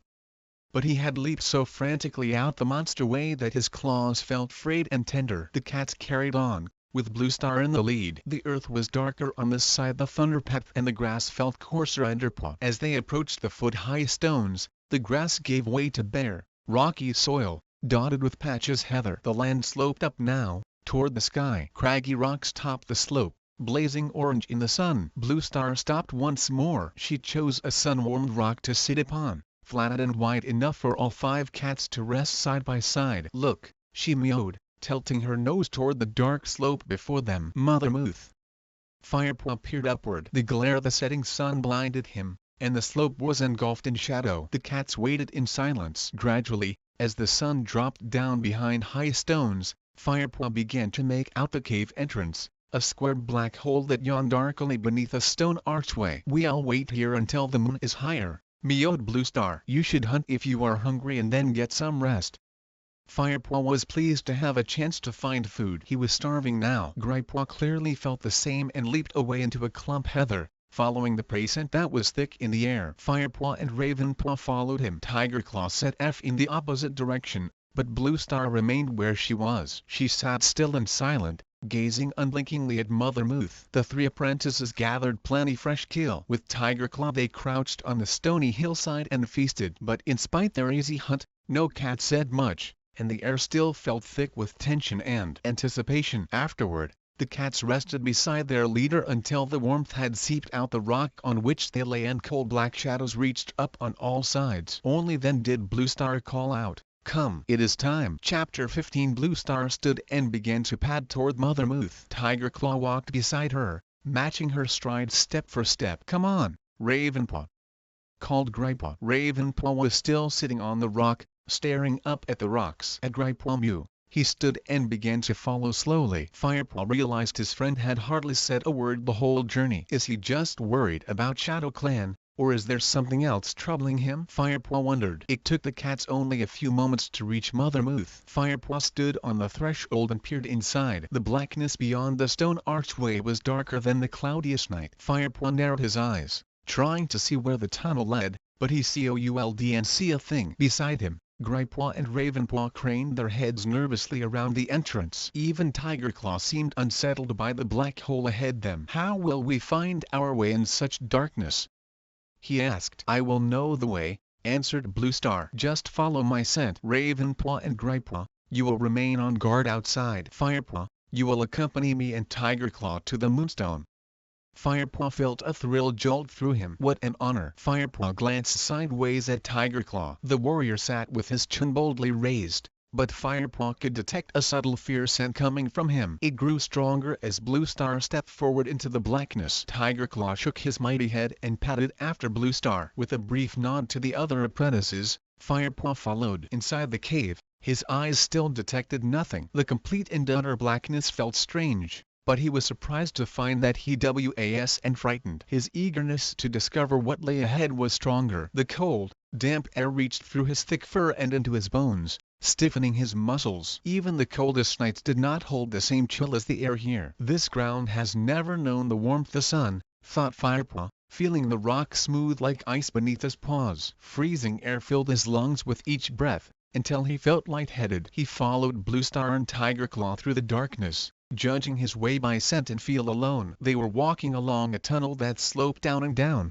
winding first one way and then the other. Firepaw whiskers brushed aside the cave, telling him where to walk and where to turn. His nose told him that Bluestar and Tigerclaw were only a tail length ahead him. On and on they went. How far have we come? Firepaw wondered. Then he felt a tingle in his whiskers. The air in his nostrils seemed fresher than before. He sniffed again, relieved to smell the familiar world above. He could smell peat, and prey, and the scent of heather. There must be a hole somewhere in the row of the tunnel. Where are we? He mewed into the darkness. We have entered the cavern, the Moonstone, came Bluestar's reply. Wait here. It will be moony soon.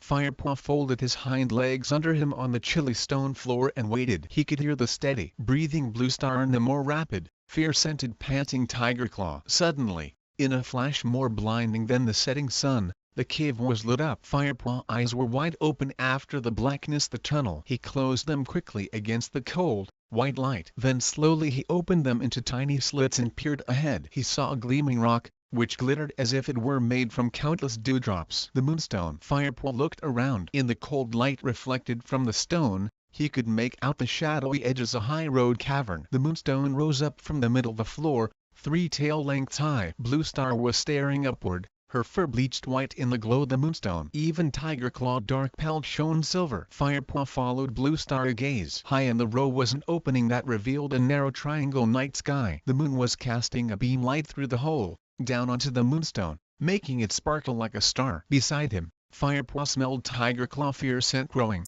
until it became overpowering. Firepaw felt startled. Could the warrior see something else here, something dangerous? He saw a flash movement, felt fur rush past him, and heard the fleeing paw steps. Tigerclaw racing back to the entrance. Firepaw? Bluestar's voice was quiet and calm. I still here, he answered nervously. What had frightened Tigerclaw? Bluestar? Firepaw mewed again when she didn't answer. His heart was beating fast, making the blood roar in his ears. It is all right, young warrior. Don't be afraid, Bluestar murmured. Her calm voice settled him a little. I think Tigerclaw was surprised by the power of the Moonstone. In the world above, Tigerclaw is a fearless and mighty warrior, but down here, where the Spirit Star clan speak, a cat needs a different kind of strength. What do you feel, Firepaw? Firepaw sniffed the air deeply, and forced his body to relax. Only my own curiosity, he admitted. That is good, Bluestar replied. Firepaw looked back at the Moonstone. His eyes had gotten used to its light and he was no longer dazzled. Instead, it soothed him. With a twitch his tail, he remembered his dream. This was the brilliant ball light he had seen. Spellbound, Firepaw watched as Bluestar padded up to the stone and lay down beside it. She reached her head forward and touched the Moonstone with her nose. Her blue eyes sparkled with its reflection for a moment before she closed them. Now she rested her head on her paws, her eyelids flickering, her paws twitching occasionally. Was she sleeping? Then Firepaw remembered Gripaw's words. New leaders have to sleep near the stone, and as they sleep, they have special dreams.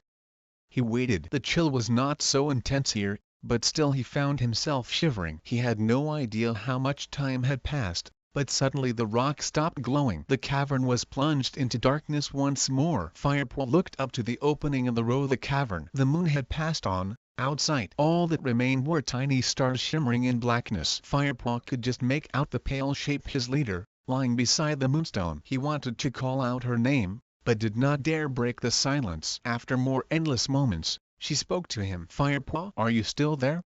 Her voice sounded remote and agitated. Yes, Bluestar.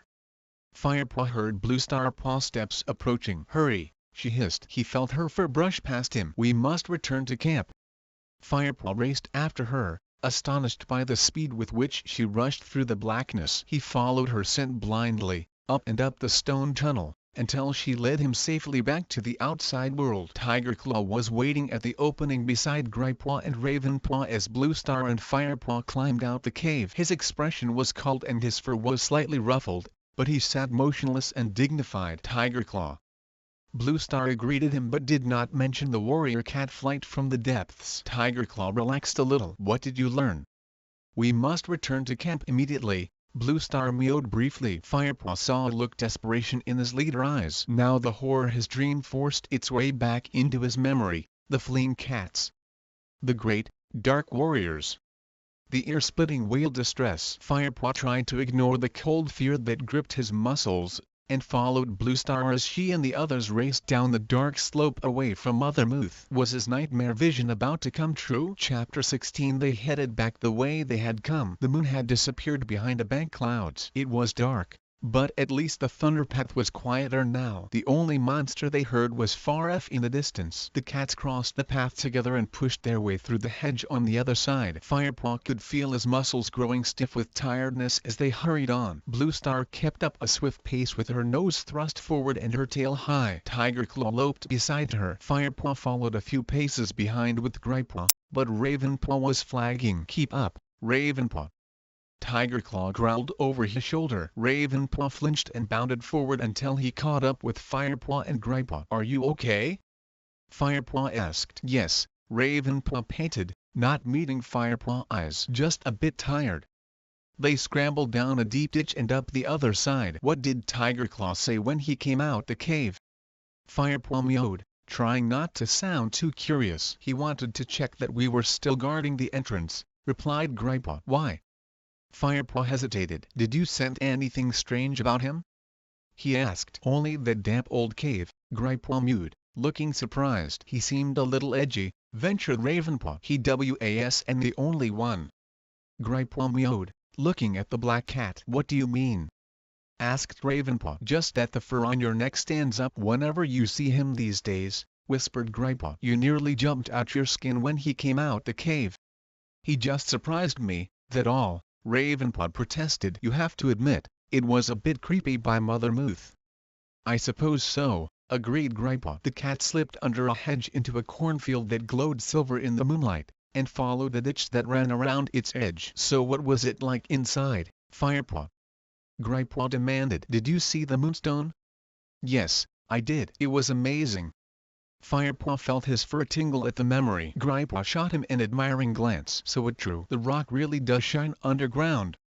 Firepaw didn't reply. He closed his eyes for a moment, savoring the image of the moonstone that dazzled his mind. Then pictures from his dream crowded into his head, and his eyes shot open. Blue Star was right. They had to get back to camp as quickly as they could. Ahead, Tiger Claw and Blue Star had leaped through a fence, out the cornfield. The apprentices followed, squeezing under the fence, onto an earth track. It was the path that led past the Prologue nest and the dogs. Firepaw looked up and saw Blue Star and Tiger Claw trotting tirelessly together, silhouetted against a skyline tinged with red. The sun would be rising soon. Look!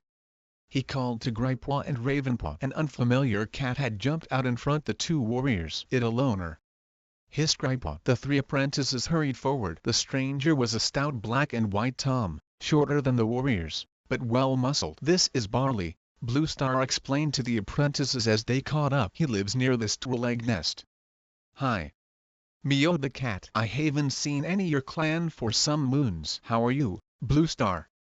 I well, thank you, replied Blue Star. And you, Barley? How the prey been running since we last passed this way? Not so bad, replied Barley, with an amiable gleam in his eye. One good thing about Prologues, you'll always find plenty rats nearby. The black and white tom went on, you seem in more a hurry than usual. Is everything all right? Tiger Claw looked at Barley. A growl rumbled deep in his chest. Firepaw could sense that the warrior was suspicious. The loner curiosity. I don't like to be away from my clan too long, Blue Star answered smoothly. As always, Blue Star, you are tied to your clan like a queen to her kits, observed Barley, not unkindly. What is it you want, Barley? Asked Tiger Claw. Barley flashed him a reproachful look. I just wanted to warn you that there are two dogs here now. You'd be safer going back into the cornfield instead past the yard.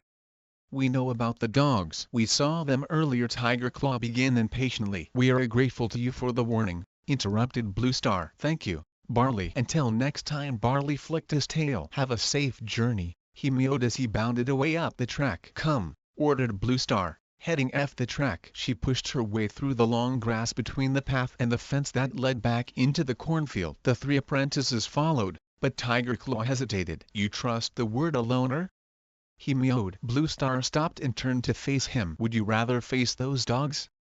"They were tied up when we passed them earlier," Tiger Claw pointed out. "They may be untied now." "We east going this way," mewed Blue Star. She ducked under the fence into the field. Firepaw slipped after her, followed by Gripepaw, Ravenpaw, and finally Tiger Claw. By now, the sun had lifted its head above the horizon. The hedgerow sparkled with dew, promising another warm day. The cats padded along the edge of the ditch. Firepaw looked down into the deep gully, steep-sided and filled with nettles. Firepaw could smell prey scent. There was something familiar about the bitter odor, but it was one he hadn't smelled for a long time. An ear-splitting squeal made Firepaw whip around. Ravenpaw was struggling and clawing at the earth. Something had hold his leg and was dragging him down into the ditch. "Rats!" spat Tiger Claw. "Barley has sent us into a trap."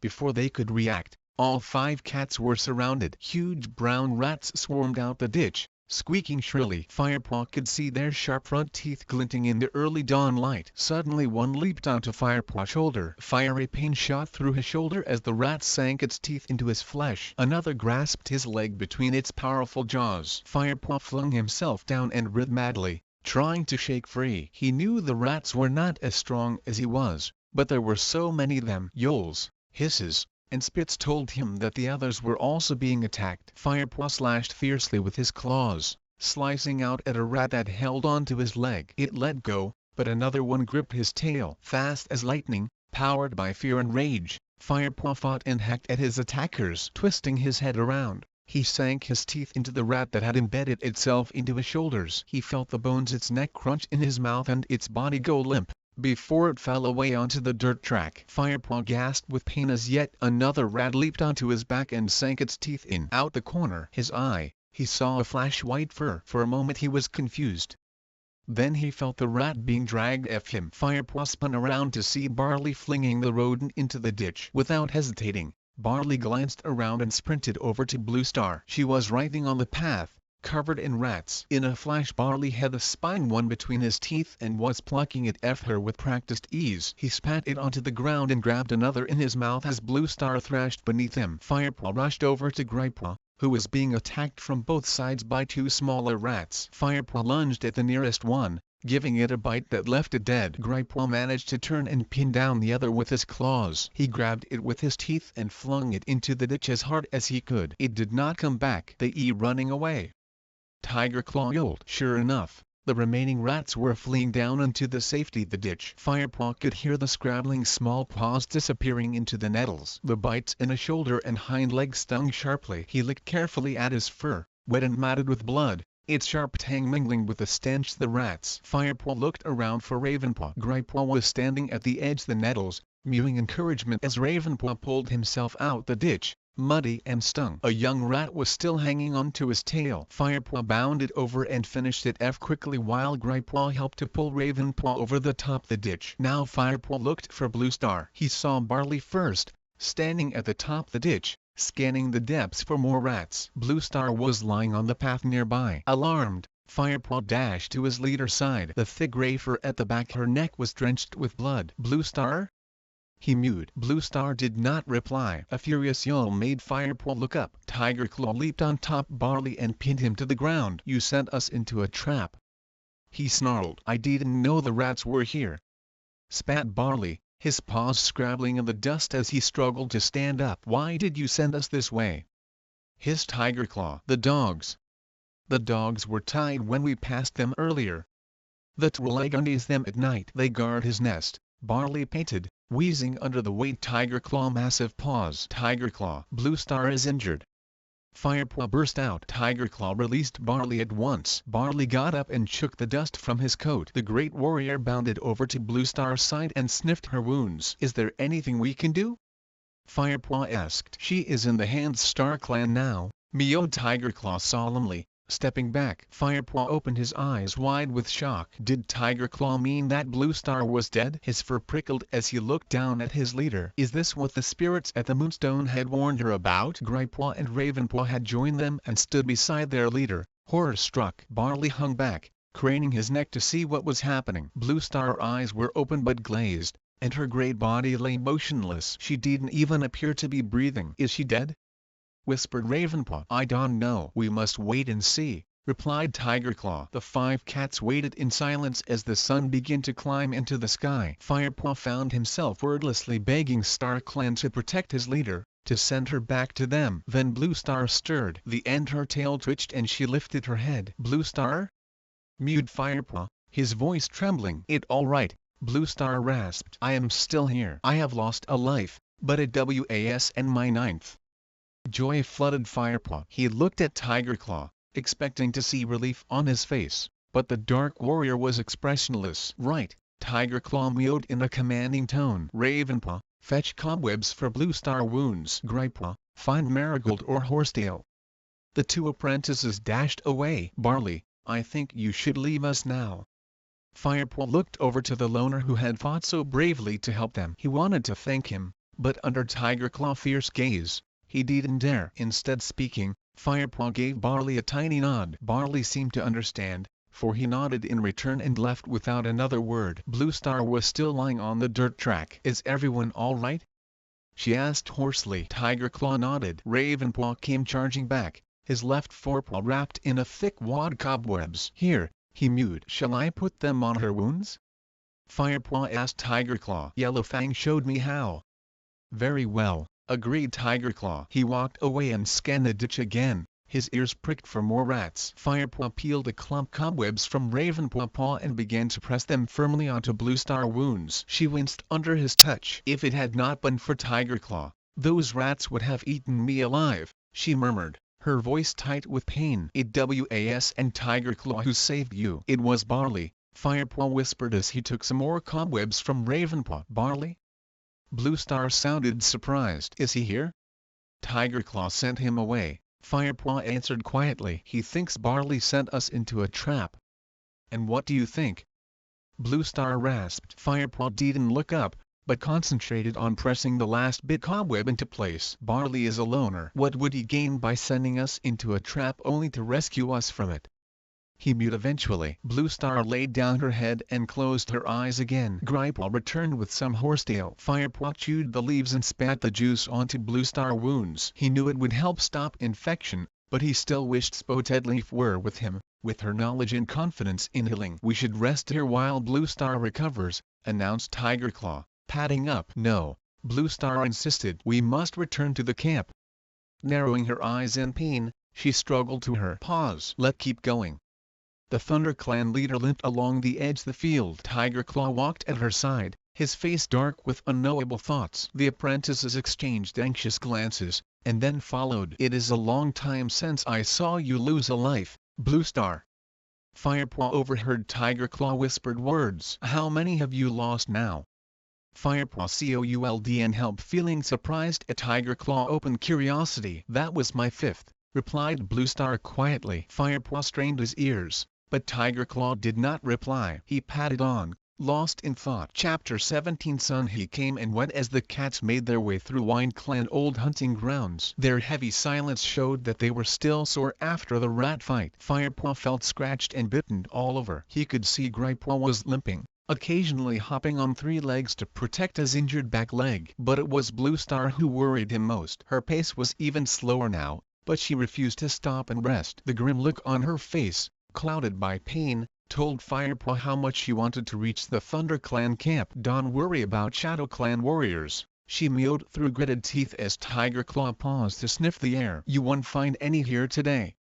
How could she be so sure? Firepaw wondered. They picked their way carefully down the steep, rocky hillside that led to 4 trees and joined the familiar trail that led home. It was late afternoon, and Firepaw began to think longingly his nest, and a plump helping fresh kill. "I can still smell the stench." ShadowClan, Gripeaw muttered to Firepaw as they trekked through ThunderClan hunting grounds. "Perhaps the breeze has carried it down from WindClan territory," Firepaw suggested. He could smell it too, and his whiskers were trembling. Suddenly Ravenclaw stopped. "Can you hear that?"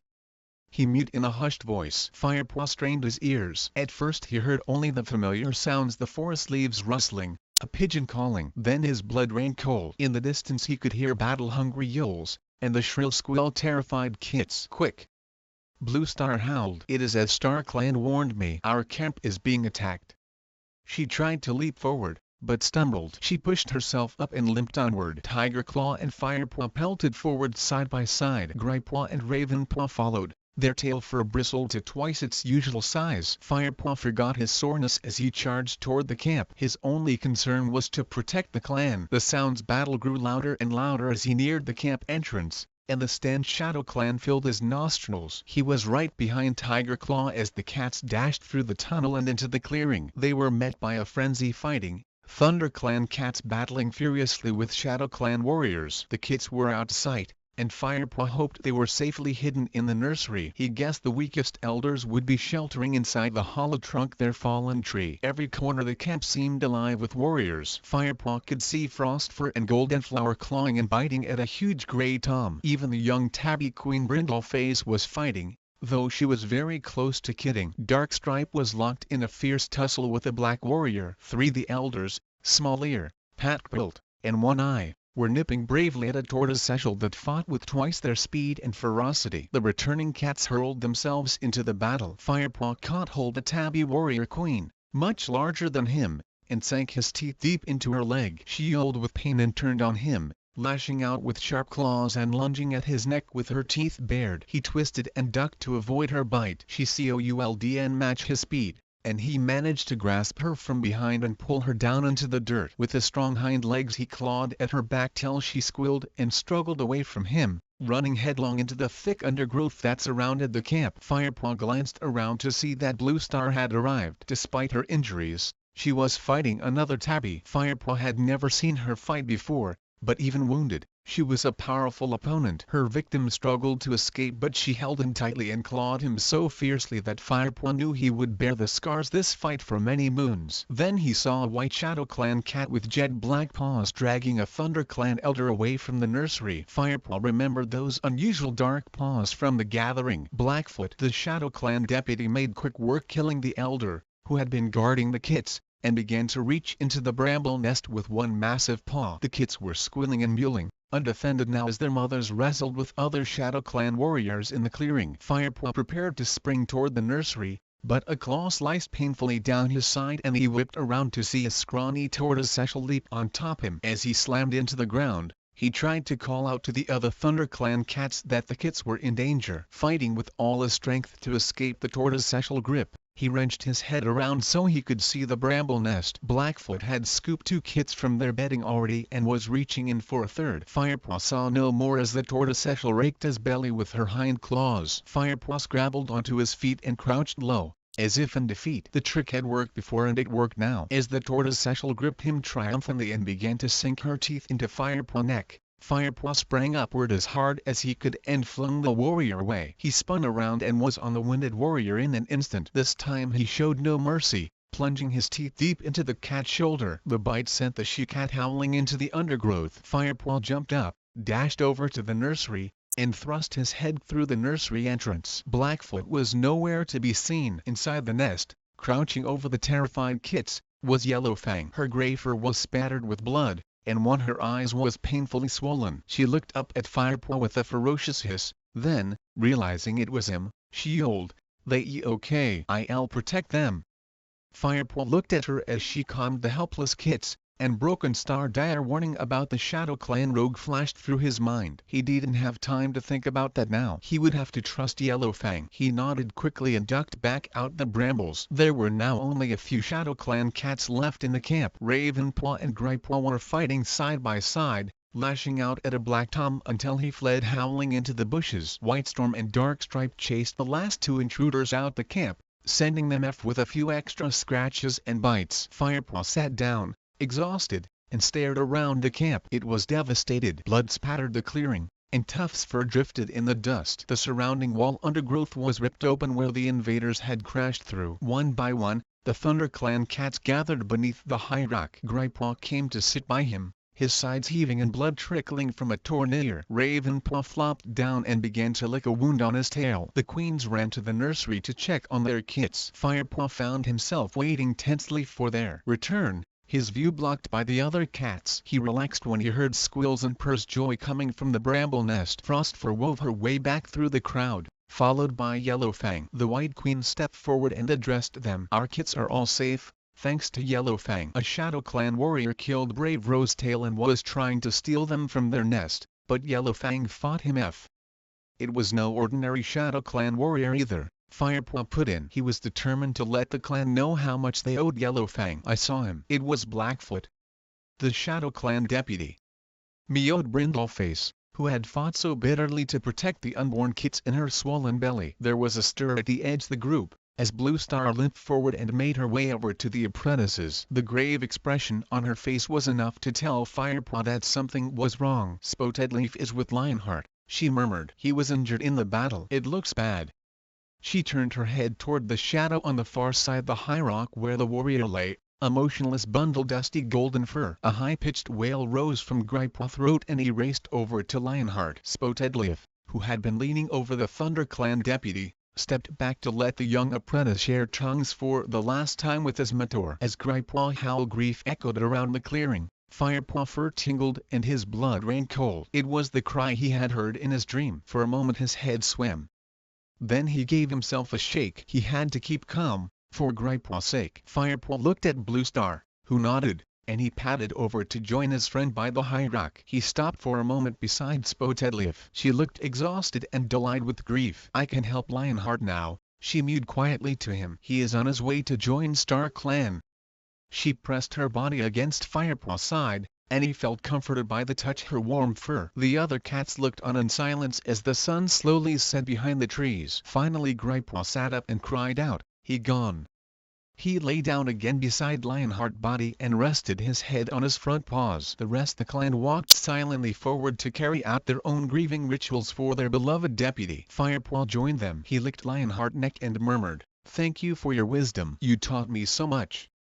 Then he sat down beside Gripaw and began gently to groom his friend's ears. Bluestar waited until the other cats had left before padding quietly up. Gripaw didn't even seem to notice his leader's presence. Firepaw looked away as Bluestar spoke her last words to her old friend. "Oh, what am I going to do without you, Lionheart?"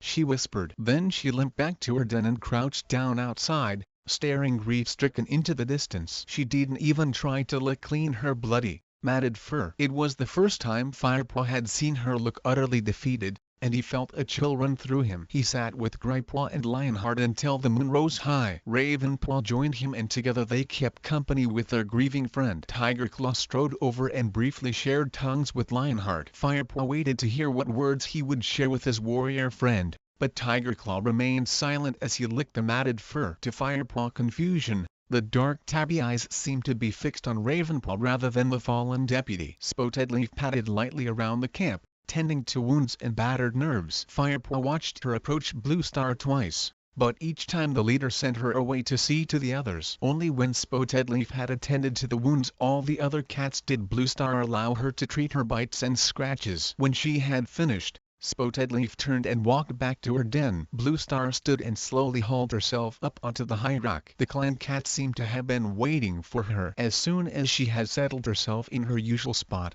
they began to gather in the clearing below, unusually silent and somber-faced. Firepaw and Ravenpaw got stiffly to their paws and joined them, leaving Gripaw behind with Lionheart's body. The gray apprentice was still lying with his nose resting against Lionheart's cooling golden pelt. Firepaw guessed Bluestar would excuse Gripaw from the clan meeting this time. "It is nearly moon," he mewed Bluestar as Firepaw slipped into place next to Ravenpaw. "And it is once more my duty much too soon to name Thunder Clan new deputy." Her voice was tired and cracked with sadness. Firepaw looked from warrior to warrior. They were all looking expectantly at Tigerclaw. Even Whitestorm had turned to watch the dark tabby. From the bold expression on his face, and the way his whiskers twitched in anticipation, Tigerclaw seemed to agree with them. Bluestar took a deep breath and continued, "I say these words before the body Lionheart, so that his spirit may hear and approve my choice." She hesitated. "I have not forgotten how one cat avenged the death of Redtail and brought his body back to us. Thunder Clan needs this fearless loyalty even more now." Bluestar paused again and then mewed the name loud and clear. "Tigerclaw will be the new deputy Thunder Clan."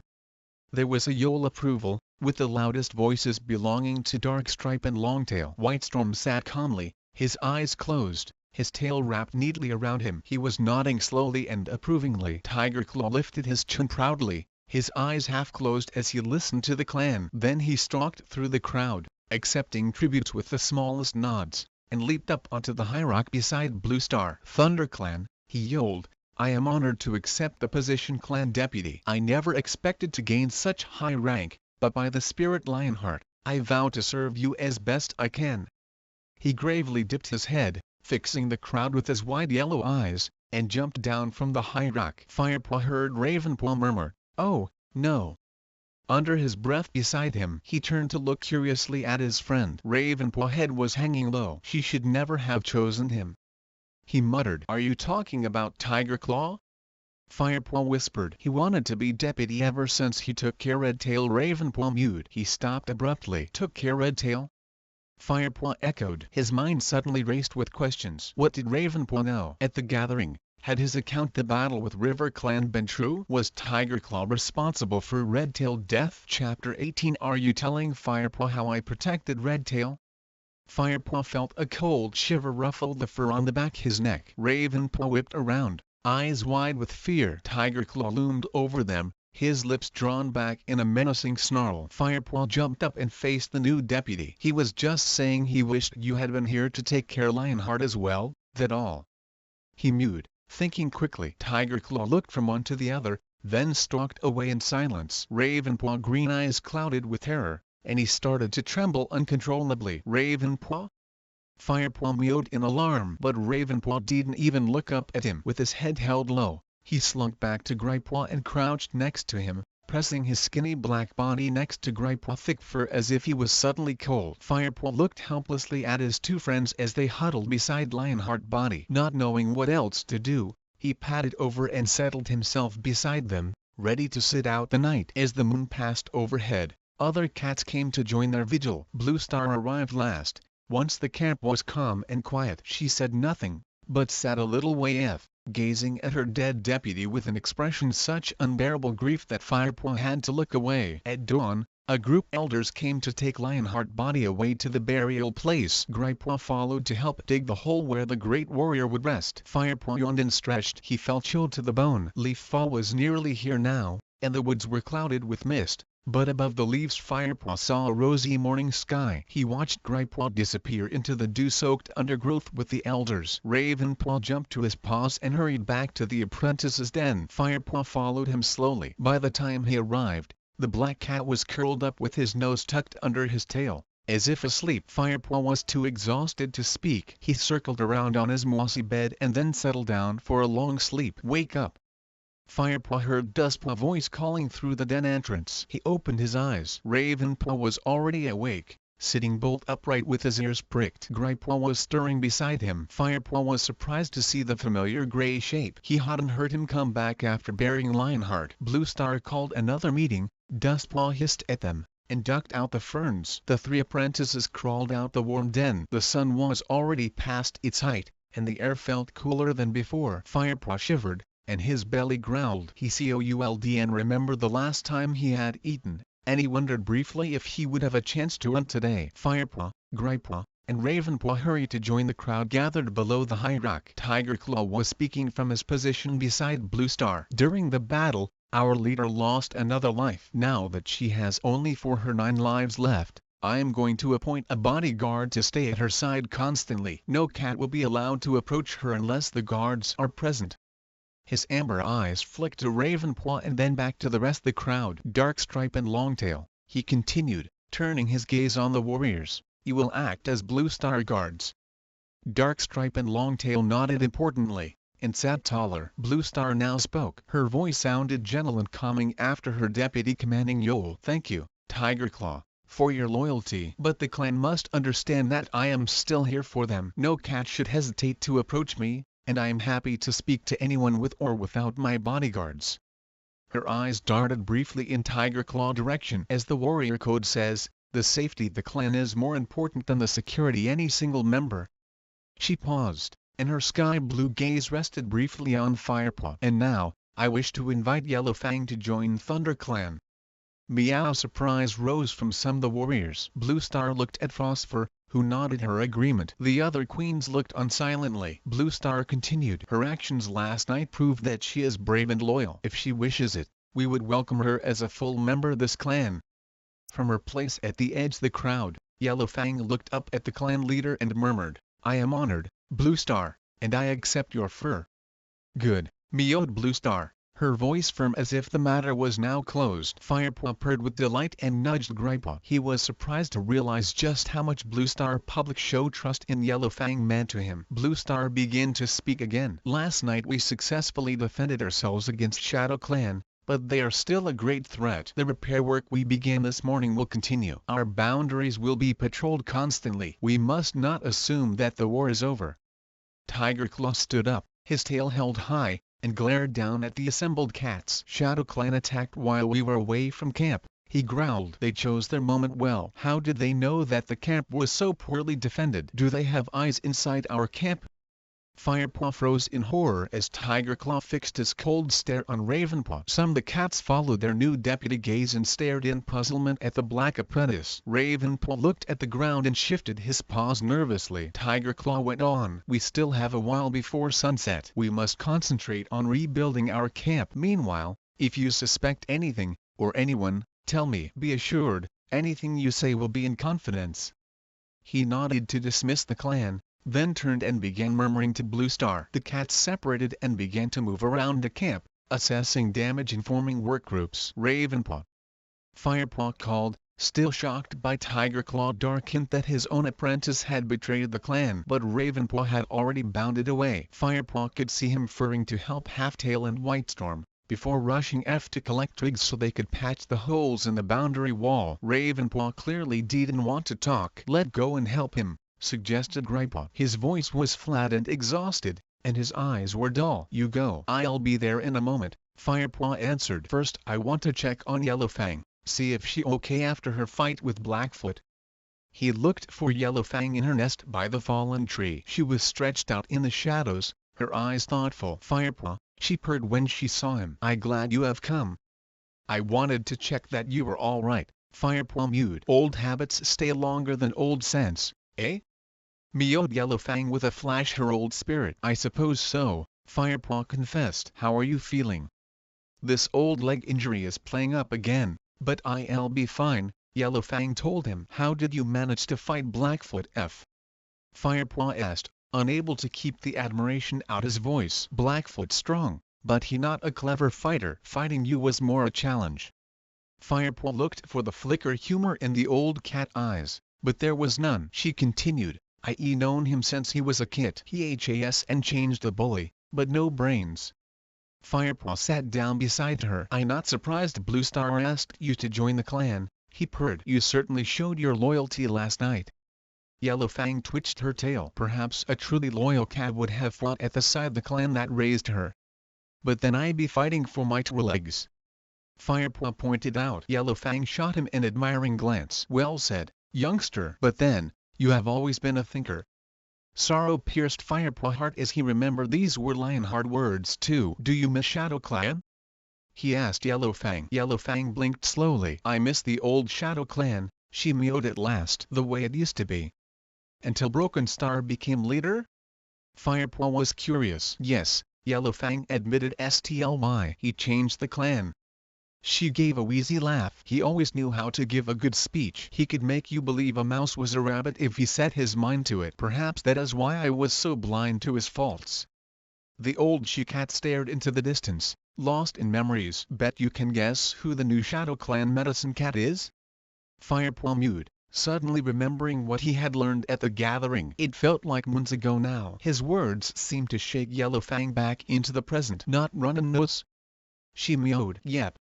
Yellowfang shook her head. But he can even cure his own cold. That what Gripeaw said. They purred together for a moment, amused. Firepaw got to his paws. I'll leave you to rest now. Call me if you need anything else today. Yellowfang lifted her head. Before you go, Firepaw, I hear you were in a rat fight. Did they draw blood? It okay, Spotted Leaf has treated my wounds with marigold. Sometimes marigold is not strong enough for rat bites. Go and find a patch wild garlic to roll in. I think there's some not far from the camp entrance. That will draw out any poisons the rats may have left. Although, she added dryly, your den mates might not thank me for my advice. Well, I do. Thanks, Yellowfang. Firepaw purred. Go carefully, young one. Yellowfang held his gaze for a moment, then let her chin rest on her front paws and closed her eyes. Firepaw slipped under the branches around Yellowfang nest and headed for the gorse tunnel, in search. The wild garlic. The sun was setting now, and he could hear the queens settling their kits for the night. Where do you think you going? Growled a voice from the shadows. It was Darkstripe. Yellowfang told me to go out and you don't take orders from that rogue. Hissed the warrior. Go and help with the repairs. No cat is to leave the camp tonight.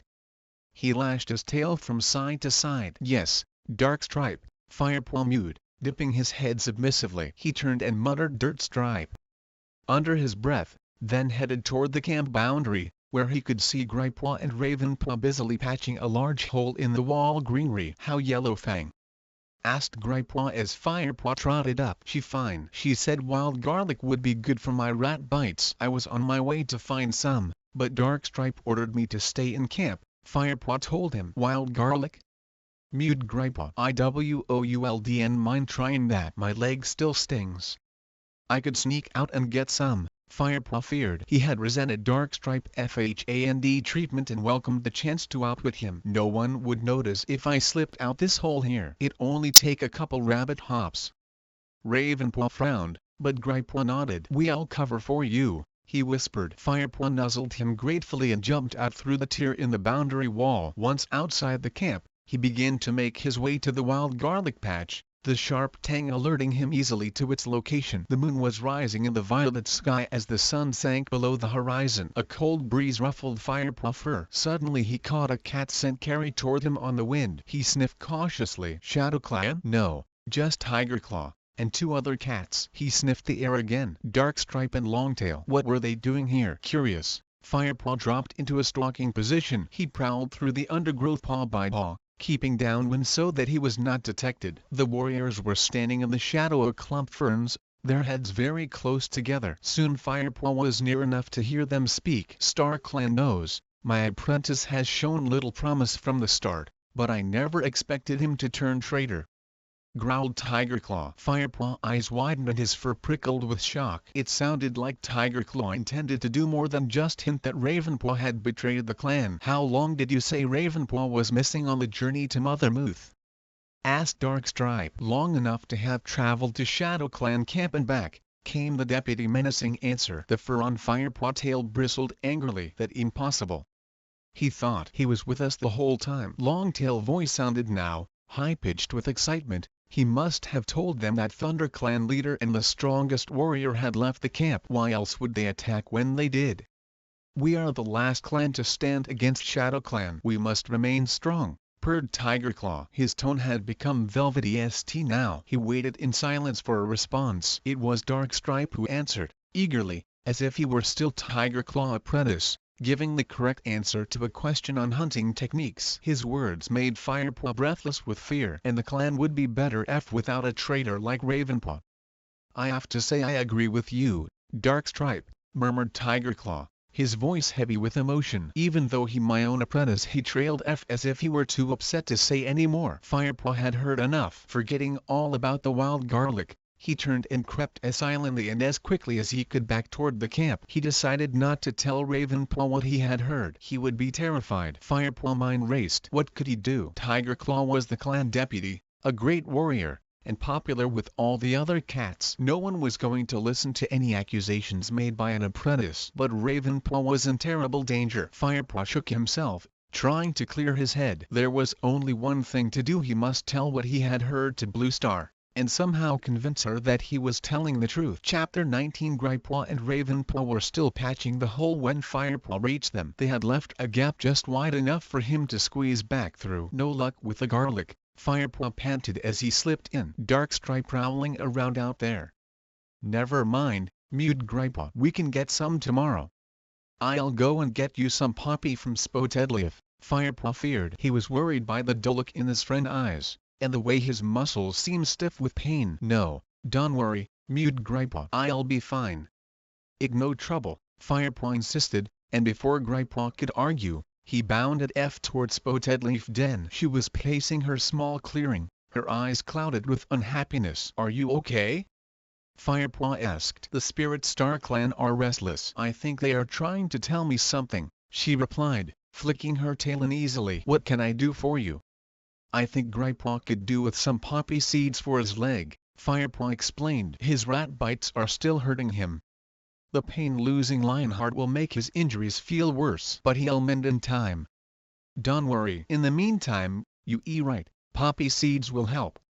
Spotted Leaf went into her den and brought out a dried poppy head. She placed it carefully on the ground. "Just shake out 1 or 2 and give them to him," she mewed. "Thanks," Firepaw mewed. "Are you sure you okay?" "Go and see to your friend," answered Spotted Leaf, avoiding his gaze. Firepaw picked up the poppy head between his teeth and began to walk away. "Wait!" Spotted Leaf hissed suddenly. Firepaw spun around expectantly and met her tiny gaze. Her eyes burned back at him. "Firepaw," she hissed. "Star Clan spoke to me moons ago, before you joined the clan. I sense they want me to tell you this now. They said only fire can save our clan." Firepaw stared at Spotted Leaf, mystified. The strange passion faded from her eyes. "Take care, Firepaw," she mewed in her normal voice, and turned away. "See you," Firepaw replied uncertainly. He padded back through the fern tunnel. Her strange words were echoing in his mind, but he could not make sense of them. Why had she shared them with him? Surely fire was an enemy to all who lived in the forest. He shook his head in frustration, and bounded over to the apprentice's den. "Grandpa!" Firepaw hissed into the ear his sleeping friend. "They've been allowed to rest all morning, after working on repairs for most the night. Tiger Claw had ordered them to be ready to begin training at sunhee." The strong yellow light filtering through to the den told Firepaw it was already near that now. He had a restless night. Dreams swirled through his mind each time he fell asleep, confusing and indistinct, but full darkness and menace. "Grandpa!" Firepaw hissed again, but his friend did not stir. He eaten 2 the poppy seeds before he slept, and now he was in a deep slumber. "Are you awake, Firepaw?"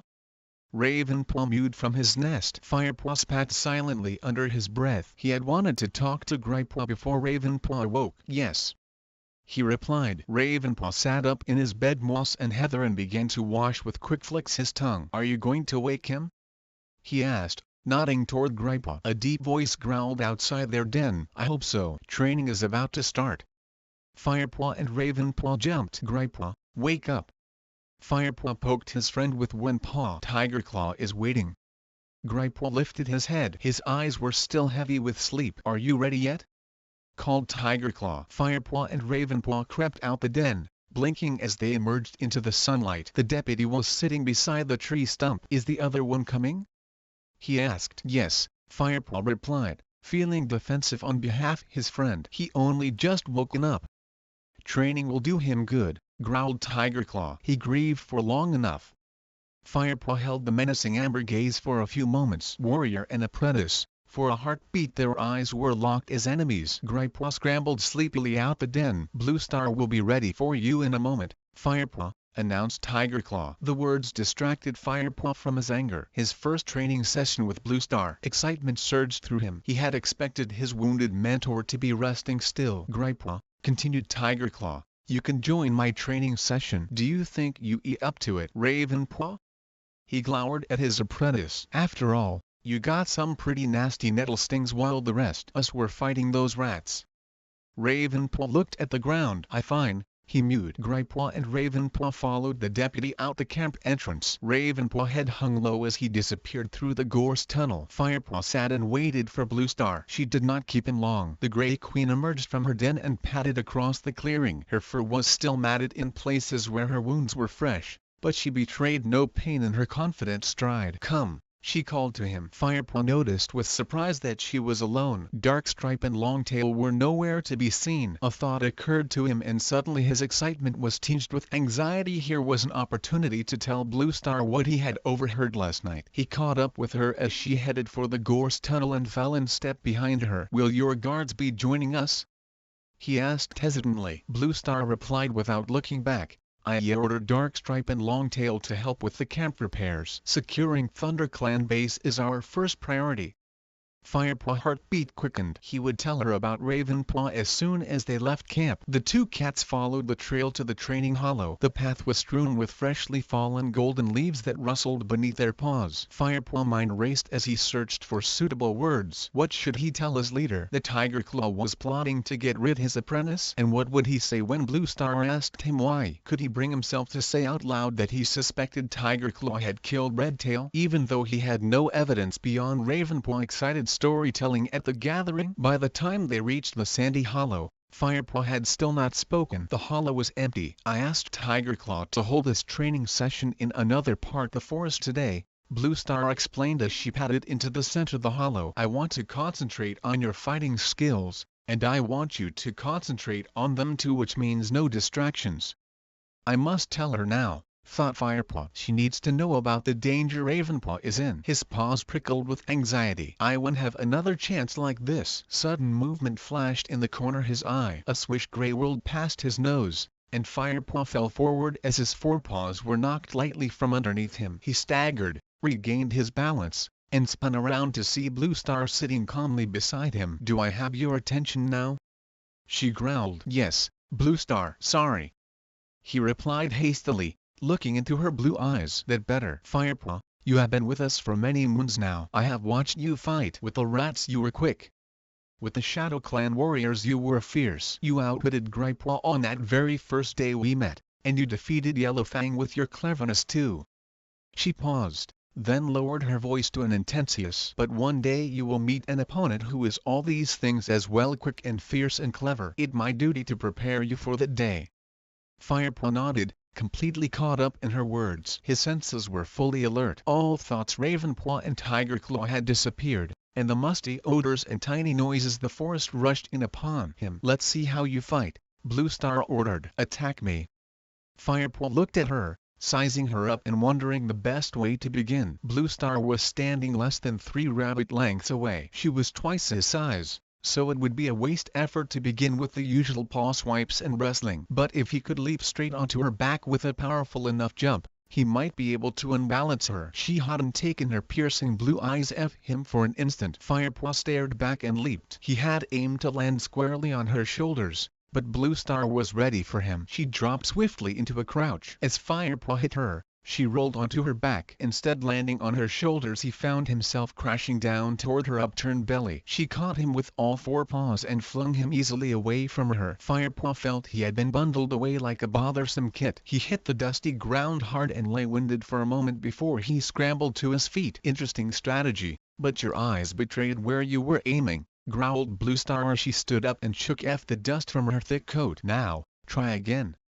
This time Firepaw looked at her shoulders but aimed for her paws. When Bluestar dropped to the ground he would hit her as she crouched. Firepaw felt a rush satisfaction as he leaped, but it turned to confusion as Bluestar unexpectedly sprang into the air and let him crash into the ground where she had stood just a heartbeat before. She timed it perfectly as he landed. She thundered down on top him, squashing the breath out him. Now try something I don't expect, she hissed into his ear, climbing at him and backing away with a challenging gleam in her eyes. Firepaw scrambled up, panting, and shook himself crossly. Even Yellowfang had not been so tricky. He hissed and leaped again. This time, as he flew at Bluestar, he stretched out his forepaws. She reared up on her hind legs and used her forepaws to twist him away. As he felt himself slipping, Firepaw scrabbled with his hind paws in the sand, but it was too late and he flopped heavily onto his side. Firepaw, Bluestar mewed calmly, as once more he struggled to his paws. You strong and quick, but you must learn to keep control your speed and body weight so that it's not so easy for me to unbalance you. Try again.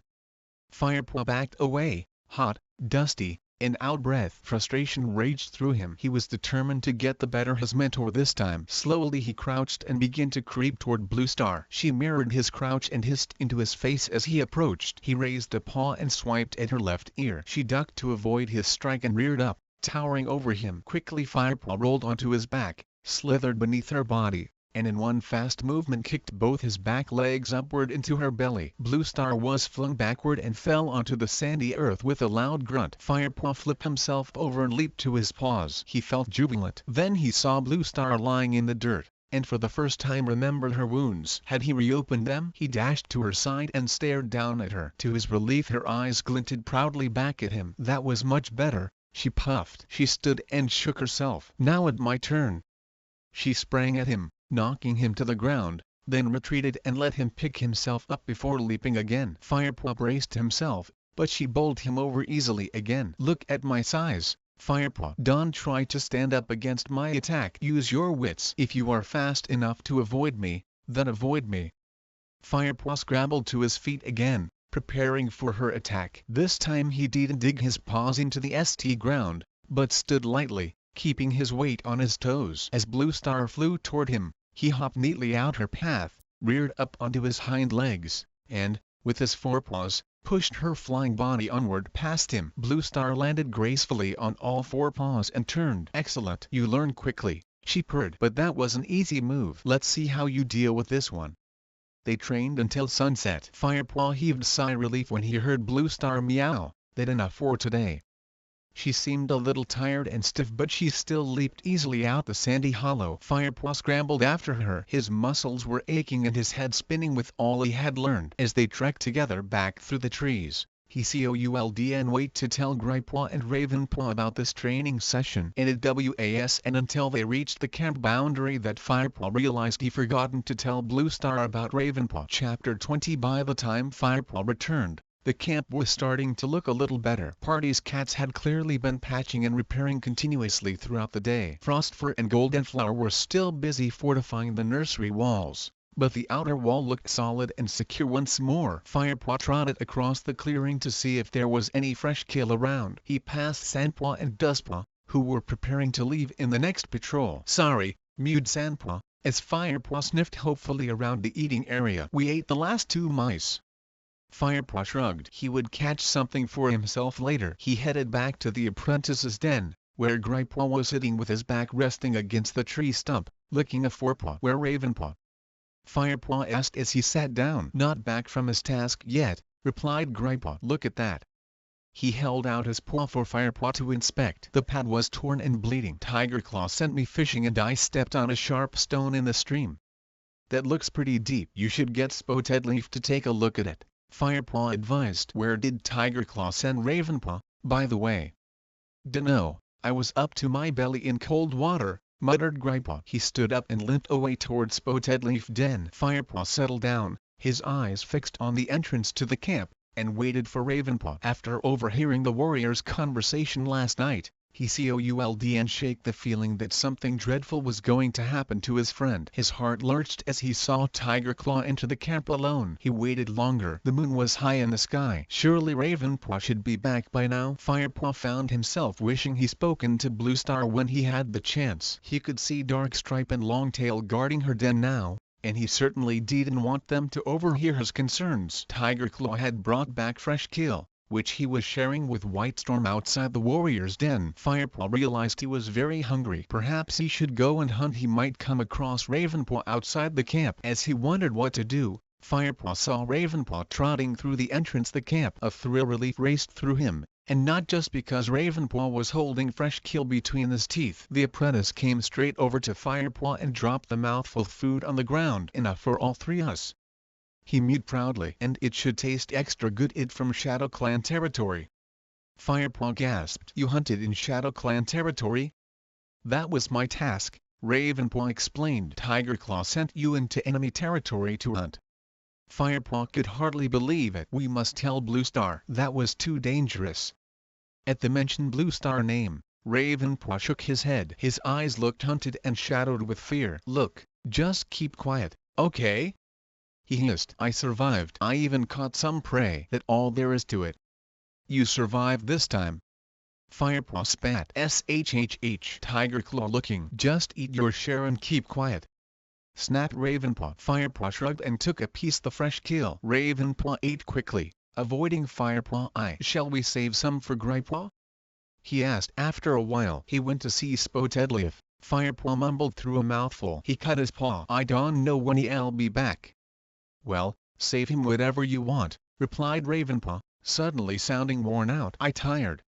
I need to sleep.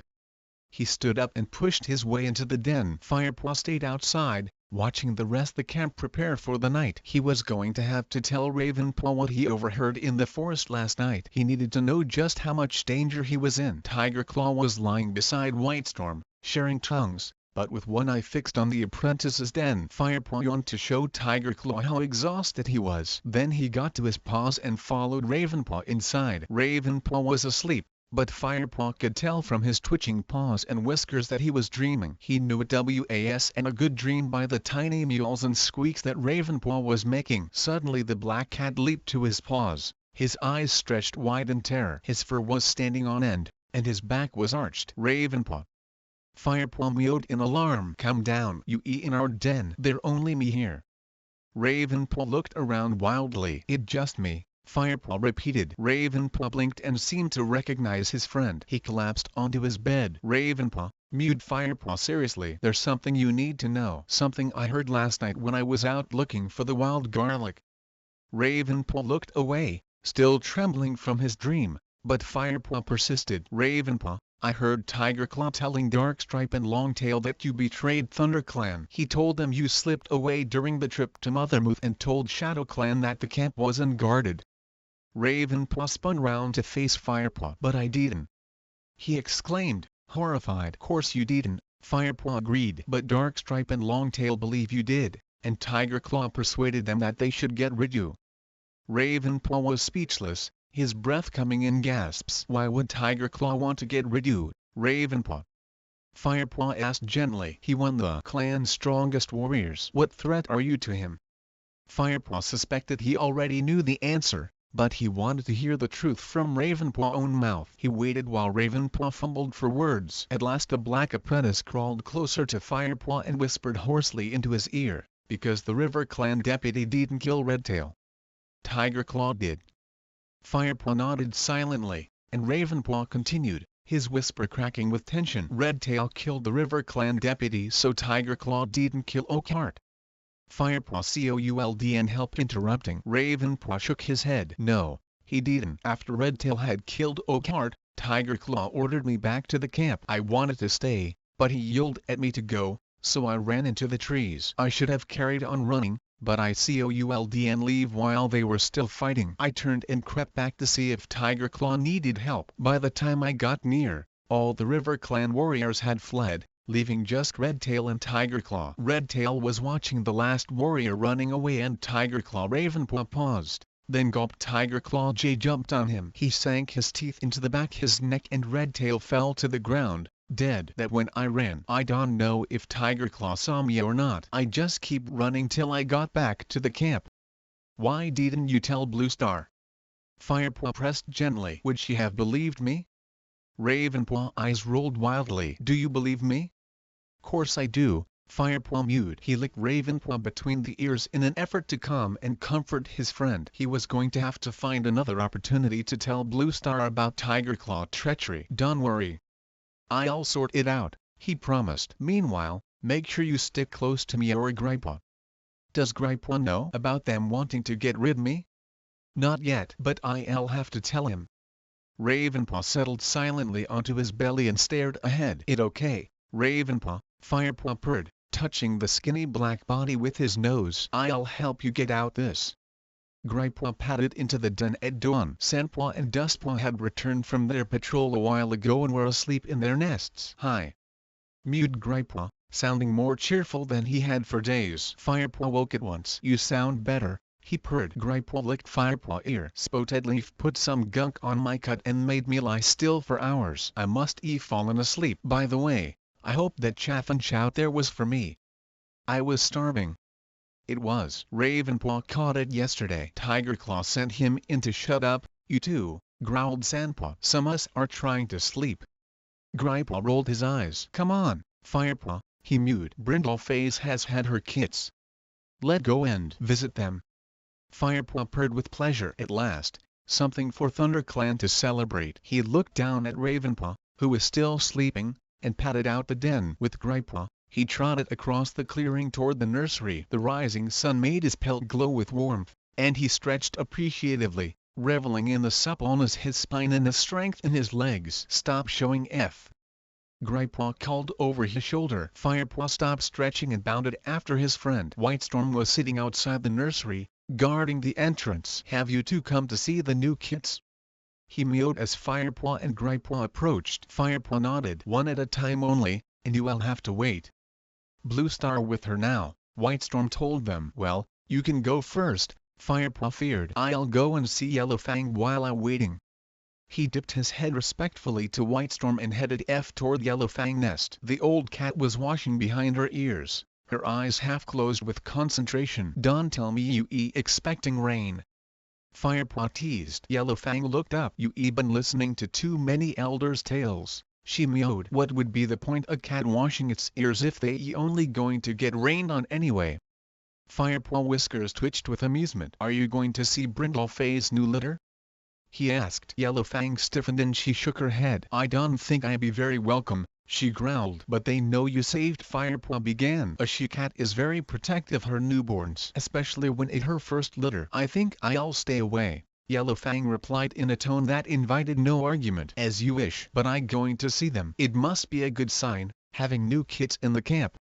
Yellowfang shrugged. "Sometimes," she muttered darkly. Firepaw turned and trotted back to the nursery. Clouds had covered the sun, making the air turn fresher. A fierce breeze tugged at his fur and rustled the leaves around the clearing. Bluestar was sitting outside the nursery. Behind her, Grandpa Tail was just disappearing into the narrow entrance. "Firepaw," she greeted him. "Have you come to see ThunderClan newest warriors?"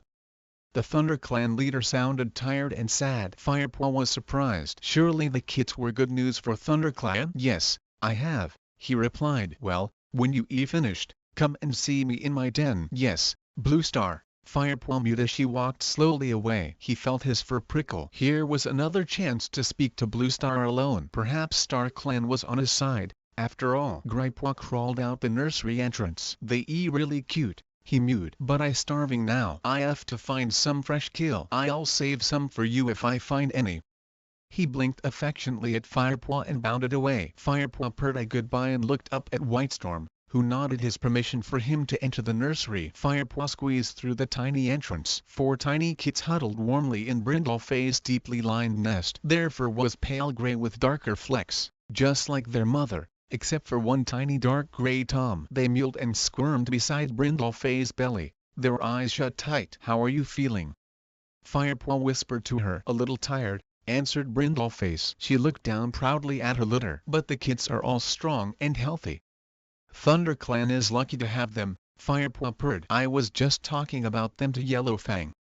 Brindleface didn't answer, and Firepaw could missed the look worry that flashed in her eyes as she nudged a straying kit closer to her. Firepaw felt a tremor anxiety in his belly. Bluestar may have accepted Yellowfang into ThunderClan, but it looked like the old cat was still not trusted by all the clan. He touched his nose affectionately to Brindlefay's flank, then turned and made his way out into the clearing. The clan leader was waiting for Firepaw at the entrance to her den. Longtail sat at her side. The pale tabby warrior stared hard at Firepaw as he approached. Firepaw ignored his gaze and looked expectantly at Bluestar. "Come inside," she mewed, turning to lead the way. Firepaw trotted after her. Longtail immediately stood up as if to follow them. Bluestar looked back at him over her shoulder. "I think I'll be safe enough with young Firepaw," she mewed. Longtail looked uncertain for a moment, then sat down again outside the entrance. Firepaw had never been inside Bluestar den. He padded after her through the lichen that draped its entrance. "Brindlefay's kits are lovely," he purred. Bluestar looked serious. "Lovely they may be, but they mean more mouths to feed, and the seasoned leaf bear will soon be here." Then she glanced at Firepaw, who was unable to hide his surprise at her melancholy tone. "Oh, don't listen to me," mewed Bluestar, shaking her head impatiently. "The first cold wind always worries me. Come. Make yourself comfortable." She tipped her head toward the dry, sandy floor. Firepaw dropped onto his belly and stretched his paws out in front of him. Bluestar circled slowly on her mossy nest. "I still aching from our training session yesterday," she admitted when she had finally settled herself and curled her tail around her paws. "You fought well, young one." For once, Firepaw didn't stop to bask in her praise. His heart was thumping. This was the perfect moment to tell his leader his fears about Tiger Claw. He lifted his chin, ready to speak. But it was Blue Star who spoke first, staring past him at the far wall her den. "I can still smell the stale stench Shadow Clan in the camp," she murmured. "I hope never to see the day when our enemy broke into the Heart Thunder Clan." Firepaw nodded in silent agreement, sensing Blue Star was going to say more. "And so many deaths." She sighed. "First Redtail, then Lionheart. I thank Star Clan. At least the warriors we have left are strong and loyal like them. At least with Tiger Claw as deputy, Thunder Clan may still be able to defend itself." Firepaw's heart plummeted and an icy chill cut deep into him as Blue Star went on. "There was a time, when Tiger Claw was a young warrior, that I feared for the strength his passion. Such energy can need careful channeling. But now I am proud to see how much respect the clan has for him. I know he is ambitious, but his ambition makes him one of the bravest cats I have ever had the honor to fight alongside." Firepaw knew at once that he could not tell Blue Star his suspicions about Tiger Claw. Not when Blue Star looked to her deputy to protect the whole clan. He would have to save Ravenpaw himself. He took a deep breath and blinked slowly, so that when Blue Star turned and looked directly into his eyes, no trace of shock and disappointment remained. Her next words were quiet and full concern. "You know Broken Star will return. He made it clear at the gathering that he wants hunting rights in all the territories. We fought him once. We can do it again." Firepaw insisted. "That true," Blue Star acknowledged with a wry nod. "Star Clan will honor your courage, young Firepaw." She paused and licked a healing wound on her side. "I think you ought to know that, in the battle with the rats, it was not my 5th life that I lost, but my 7th. Firepaw sat bolt upright, shocked. Blue Star went on. "I have let the clan believe it was my 5th because I don't want them to fear for my safety. But 2 more lives, and I will have to leave you to join Star Clan." Firepaw's mind was racing. Why was she telling him this? "Thank you for sharing this with me, Blue Star," he purred respectfully. Blue Star nodded. "I am tired now," she rasped. "F you go." "And Firepaw, I don't expect you to repeat this conversation to anyone, course, Blue Star," Firepaw replied as he nosed his way out through the curtain. Lichen Longtail was still sitting by the entrance. Firepaw stepped past him and made his way toward his den. He didn't know which part his conversation with Blue Star had been more bewildering. He was stopped in his tracks by a yell horror coming from the nursery. Frostfur came sprinting into the clearing, her tail bristling and her eyes wide with alarm. "My kits! Someone has taken my kits!"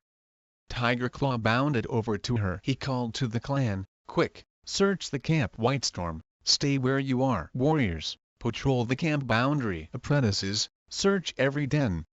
Firepaw rushed to the nearest den, the warriors, and pushed his way inside. It was empty. He scrabbled through the bedding with his paws, but there was neither sight nor scent Frostfur kits. He charged outside and headed for his own den. Ravenpaw and Gripepaw were already inside, pushing aside their nests, sniffing every corner. Dustpaw and Sandpaw were searching the Elder's den. Firepaw left them to it and charged from one clump grass to another, pushing his muzzle into them, ignoring the nettles that stung his nose. There was no sign of the kits anywhere. He looked around the camp boundary. Warriors paced backward and forward, urgently sniffing the air. Suddenly Firepaw spotted Yellowfang in the distance. She was pushing her way through an unguarded part fern wall. She must have found a scent, he thought, and raced toward her as her tail disappeared into the greenery. By the time he arrived at the fern wall, she had gone. He sniffed the air. No kit scent, just the bitter smell of Yellowfang fear. What was she afraid? Firepaw wondered. Tiger Claw yell sounded from the bushes behind the nursery. All the cats raced over to him,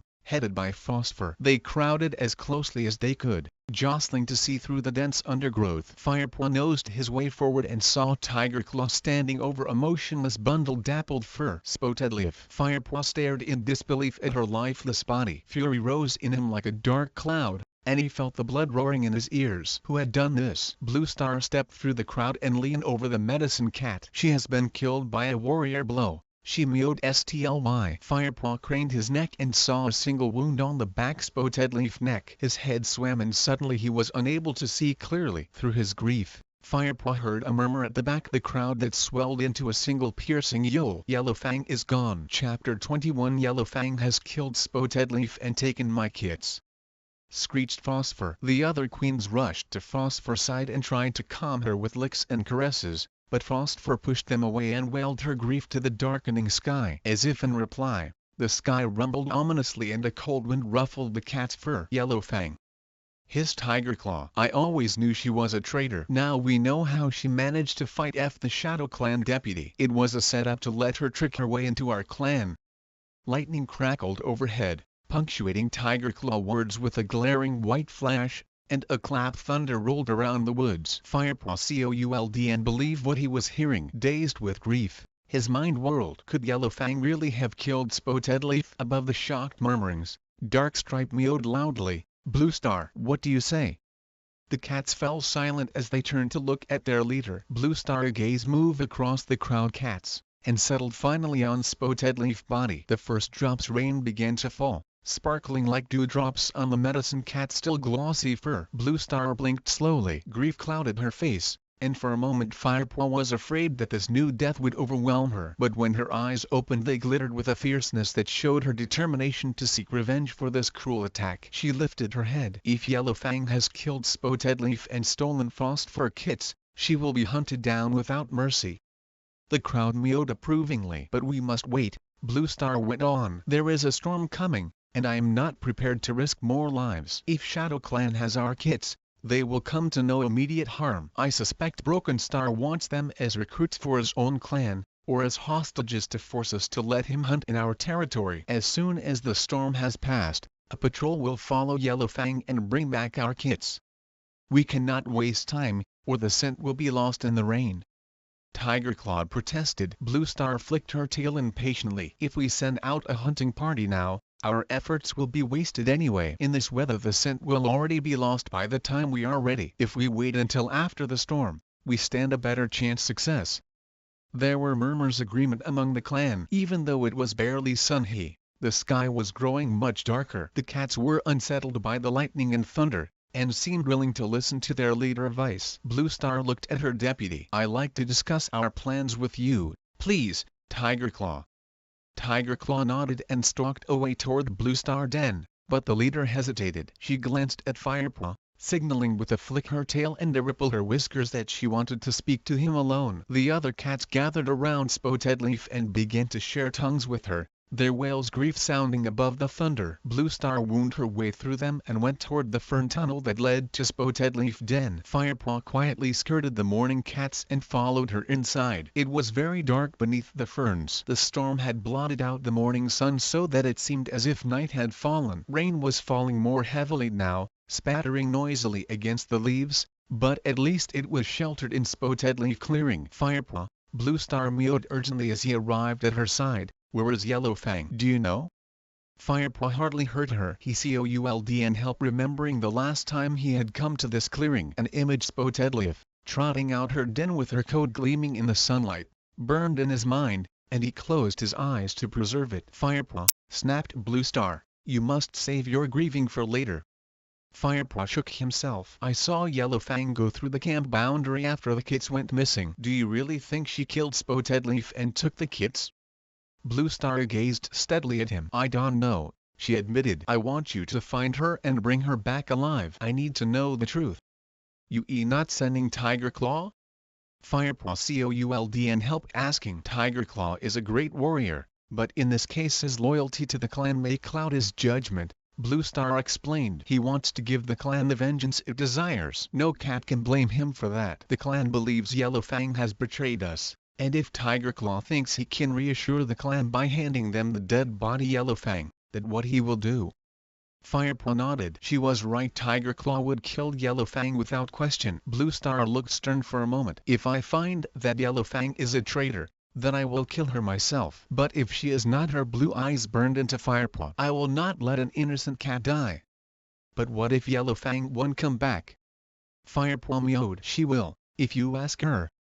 Firepaw felt stunned by Bluestar's faith in him. The enormity what she was asking him to do weighed down on him, and he wondered if he had enough courage to carry it through. Go at once, she ordered. But be careful. You will be on your own and there may be enemy patrols about. The storm will keep our own warriors in camp for a while.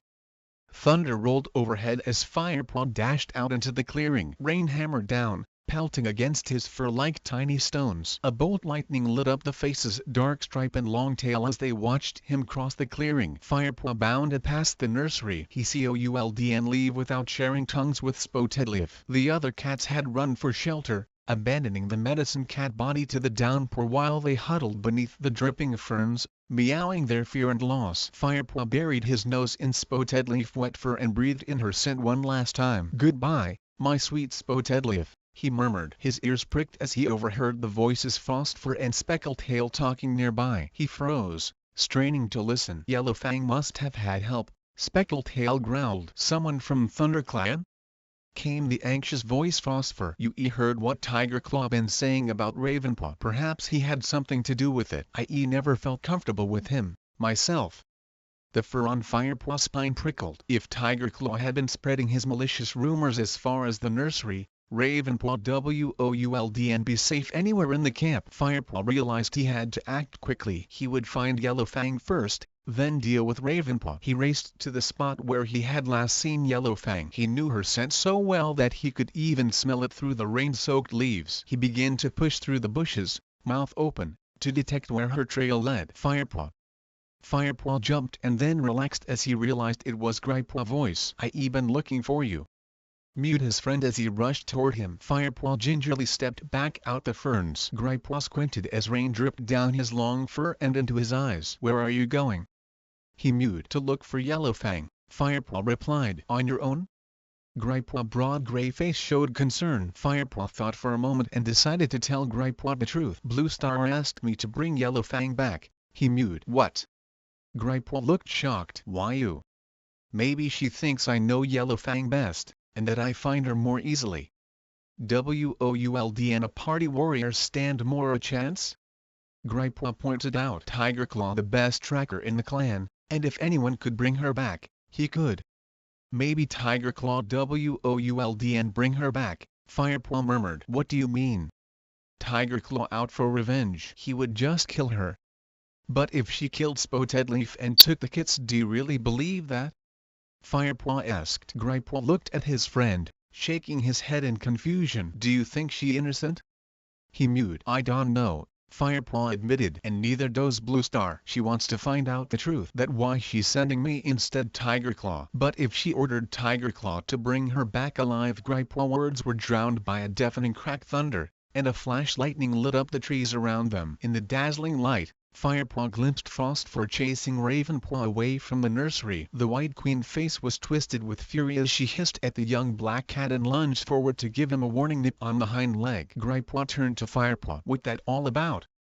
he mewed. Firepaw stared back at his friend, his mind leaping ahead to a new idea. It looked like Ravenpaw's time had run out, and Firepaw needed Gripaw's help. But would his friend believe him? The wind was beginning to roar through the trees above them, and Firepaw had to raise his voice. "Ravenpaw in great danger," he mewed. "What?"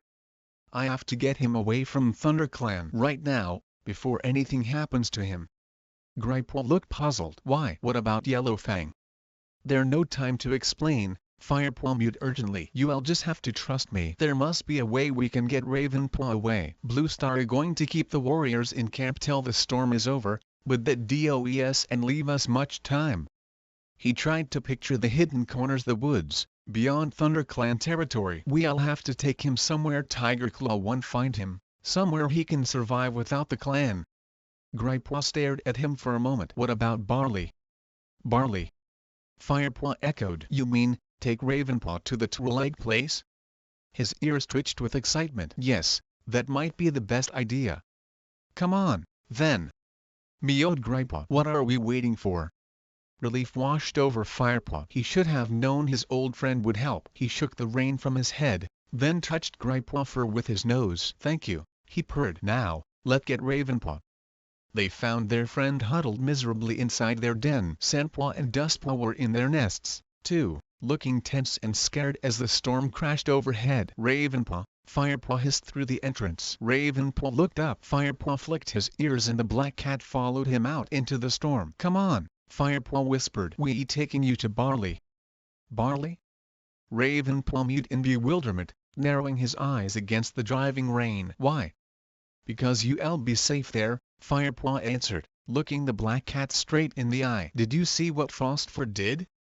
mewed Ravenpaw, his voice quavering. "I was only going to check on the kits." "Come on," Firepaw interrupted him. "We must hurry." Ravenpaw met his friend's gaze. "Thanks, Firepaw," he murmured. Then he turned into the wind and bounded across the clearing. The three apprentices rushed toward the camp entrance, their fur flattened by the howling wind. As they entered the gorse tunnel, a voice called them back. "You three, where are you going?" It was Tigerclaw. Firepaw whirled around, feeling his heart sink. He wondered desperately what he could say, when he spotted Bluestar striding toward them. She frowned for a moment. Then her face cleared. "Well done, Firepaw," she mewed. "I see you persuaded your two friends to go with you. ThunderClan has brave apprentices, Tigerclaw, if they are willing to run an errand in weather like this." "Surely this is not a time for errands?" objected Tigerclaw. "One brindle-faced kit has a cough." Bluestar's voice was icily calm. "Firepaw has feared to fetch some coltsfoot for her." "Does he really need his friends to go too?"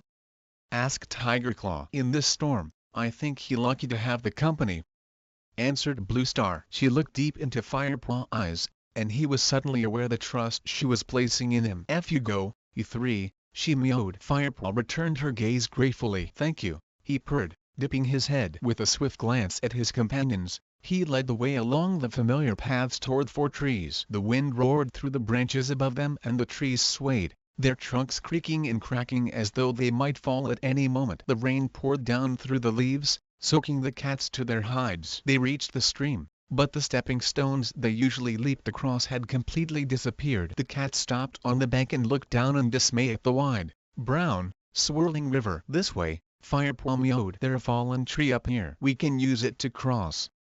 He led Gripepaw and Ravenpaw upstream to a log that rested only a kitten step above the rushing water. "Be careful, it'll be slippery," Firepaw warned, leaping carefully up onto it. The log bark had been stripped away, leaving only smooth, wet wood to balance on. Carefully the 3 cats walked along the trunk. Firepaw jumped down on the other side and watched his friends until they, too, had landed safely. The trees were bigger on the other side, offering some shelter from the storm as they hurried on, side by side. "Are you going to tell me exactly why we need to get Ravenpaw away?"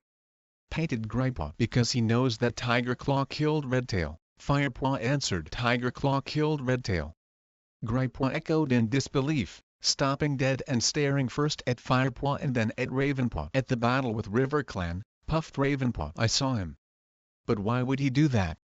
Gripepaw protested, setting off again. They started down the slope that led into the clearing at 4 trees. "I don't know. Maybe he thought Bluestar would make him deputy," Firepaw suggested, raising his voice against the wind. Gripepaw didn't reply, but his face darkened. The cats began to climb the steep slope that led up to WindClan territory. As Firepaw leaped upward from rock to rock, he called down to Gripepaw behind him. He wanted his friend to understand just how dangerous it was for Ravenpaw in the ThunderClan camp. "I overheard Tigerclaw talking to Darkstripe and Longtail on the night Lionheart was killed," he yelled. "He wants to get rid Ravenpaw." "Get rid him? You mean kill him?" Gripepaw sat heavily on a rock. Firepaw stopped too. He looked down at his friends. Ravenpaw had halted farther down the slope, his sides heaving as he caught his breath. He looked smaller than ever with his sodden fur clinging to his scrawny body. "You saw the way Frostfur went for Ravenpaw today?" Firepaw mewed to Gripepaw. "Tigerclaw been hinting to everyone that Ravenpaw is a traitor, but he'll be safe with Barley. Now come on. We must hurry." It wasn't possible to talk in the open expanse WindClan territory. The wind howled around them while the thunder and lightning rolled and flashed overhead. The 3 cats lowered their heads and pushed onward into the heart of the storm. Eventually they reached the edge of the plateau that marked the end WindClan territory. "We can take you any farther, Ravenpaw," mewed Firepaw through the gale. "We have to get back and find Yellowfang before the storm has passed." Ravenpaw looked up through the battering rain, alarmed. Then he nodded. "Will you be able to find Barley alone?" yelled Firepaw. "Yes, I remember the way," answered Ravenpaw. "Watch out for those dogs," warned Gripepaw. Ravenpaw nodded. "I will." Suddenly he frowned. "How can you be sure Barley will welcome me?" "Just tell him you caught an adder once," answered Gripepaw, affectionately nudging his friend rain-soaked shoulder. "Go," Firepaw urged, Aware the time was short, he licked Ravenpaw's skinny chest. And don't worry. I'll make sure everyone knows you didn't betray ThunderClan. What if Tiger Claw comes looking for me? Ravenpaw's voice was small against the rumbling storm. Firepaw met his gaze steadily. He won. I shall tell him you are dead. Chapter 22. Firepaw and Gripepaw retraced their steps to ThunderClan territory. Both cats were bone-weary and wet through, but Firepaw kept up the pace. The storm was beginning to move away. A ThunderClan patrol would be out soon and on Yellowfang Trail. They had to find her first. The sky was still dark, even though the black thunderclouds were beginning to roll away toward the horizon. Firepaw guessed that it must be nearly sunset. Why don't we head straight into ShadowClan territory?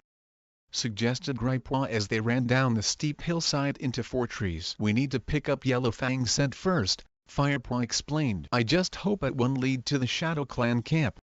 Gripepaw glanced sideways at his friend, but didn't reply. They headed back over the stream into ThunderClan territory. There was no scent Yellowfang until they crossed into the oak woods close to the camp. Now that the rain had finally stopped, the scents around them were beginning to return. Firepaw hoped that the rain had not washed away Yellowfang Trail completely. He stopped and brushed at a fern with the tip of his nose, and recognized the familiar smell. Yellowfang fear scent prickled in his nostrils. She came this way.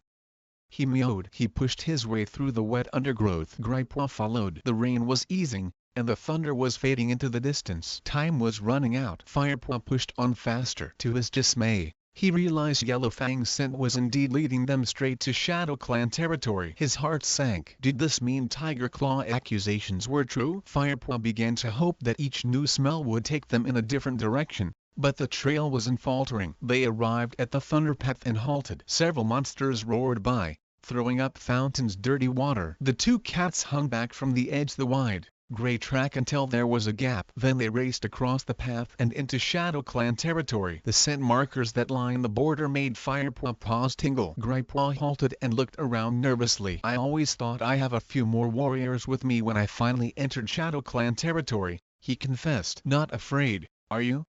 Firepaw murmured. Aren't you? My mother warned me about the stench ShadowClan many times.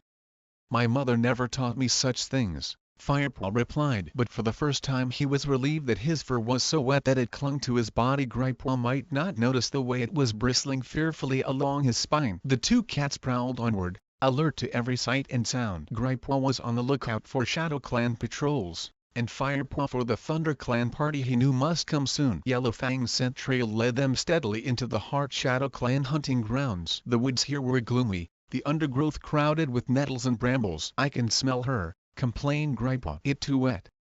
It there, Firepaw assured him. I can smell that though, Gripepaw spat suddenly. What? Firepaw hissed. He stopped, alarmed. Kittens. There kit blood here. Firepaw sniffed again, seeking out the smell. ThunderClan spring. I smell it too, he agreed. And something else.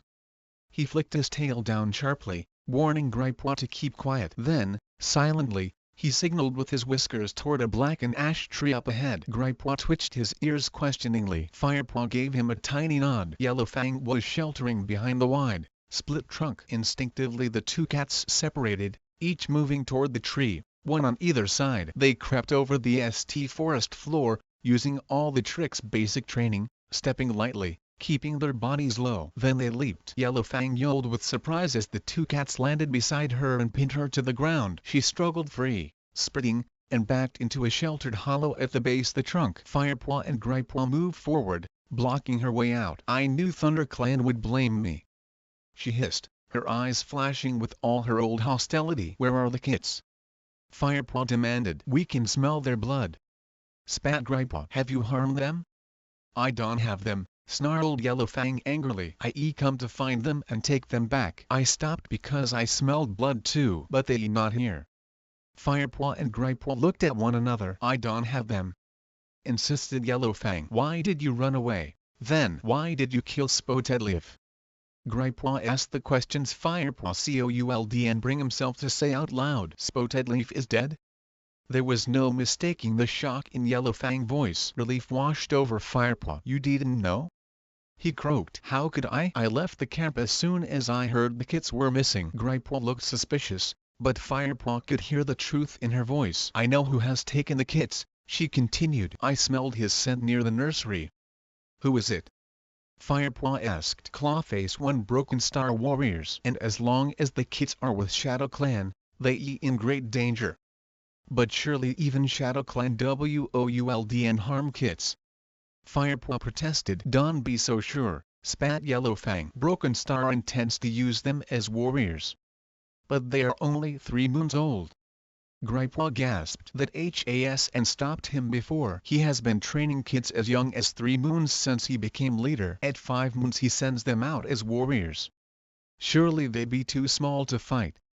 Firepaw protested, but in his mind he pictured the undersized Shadow Clan apprentices he had seen at the gathering. They weren't just small.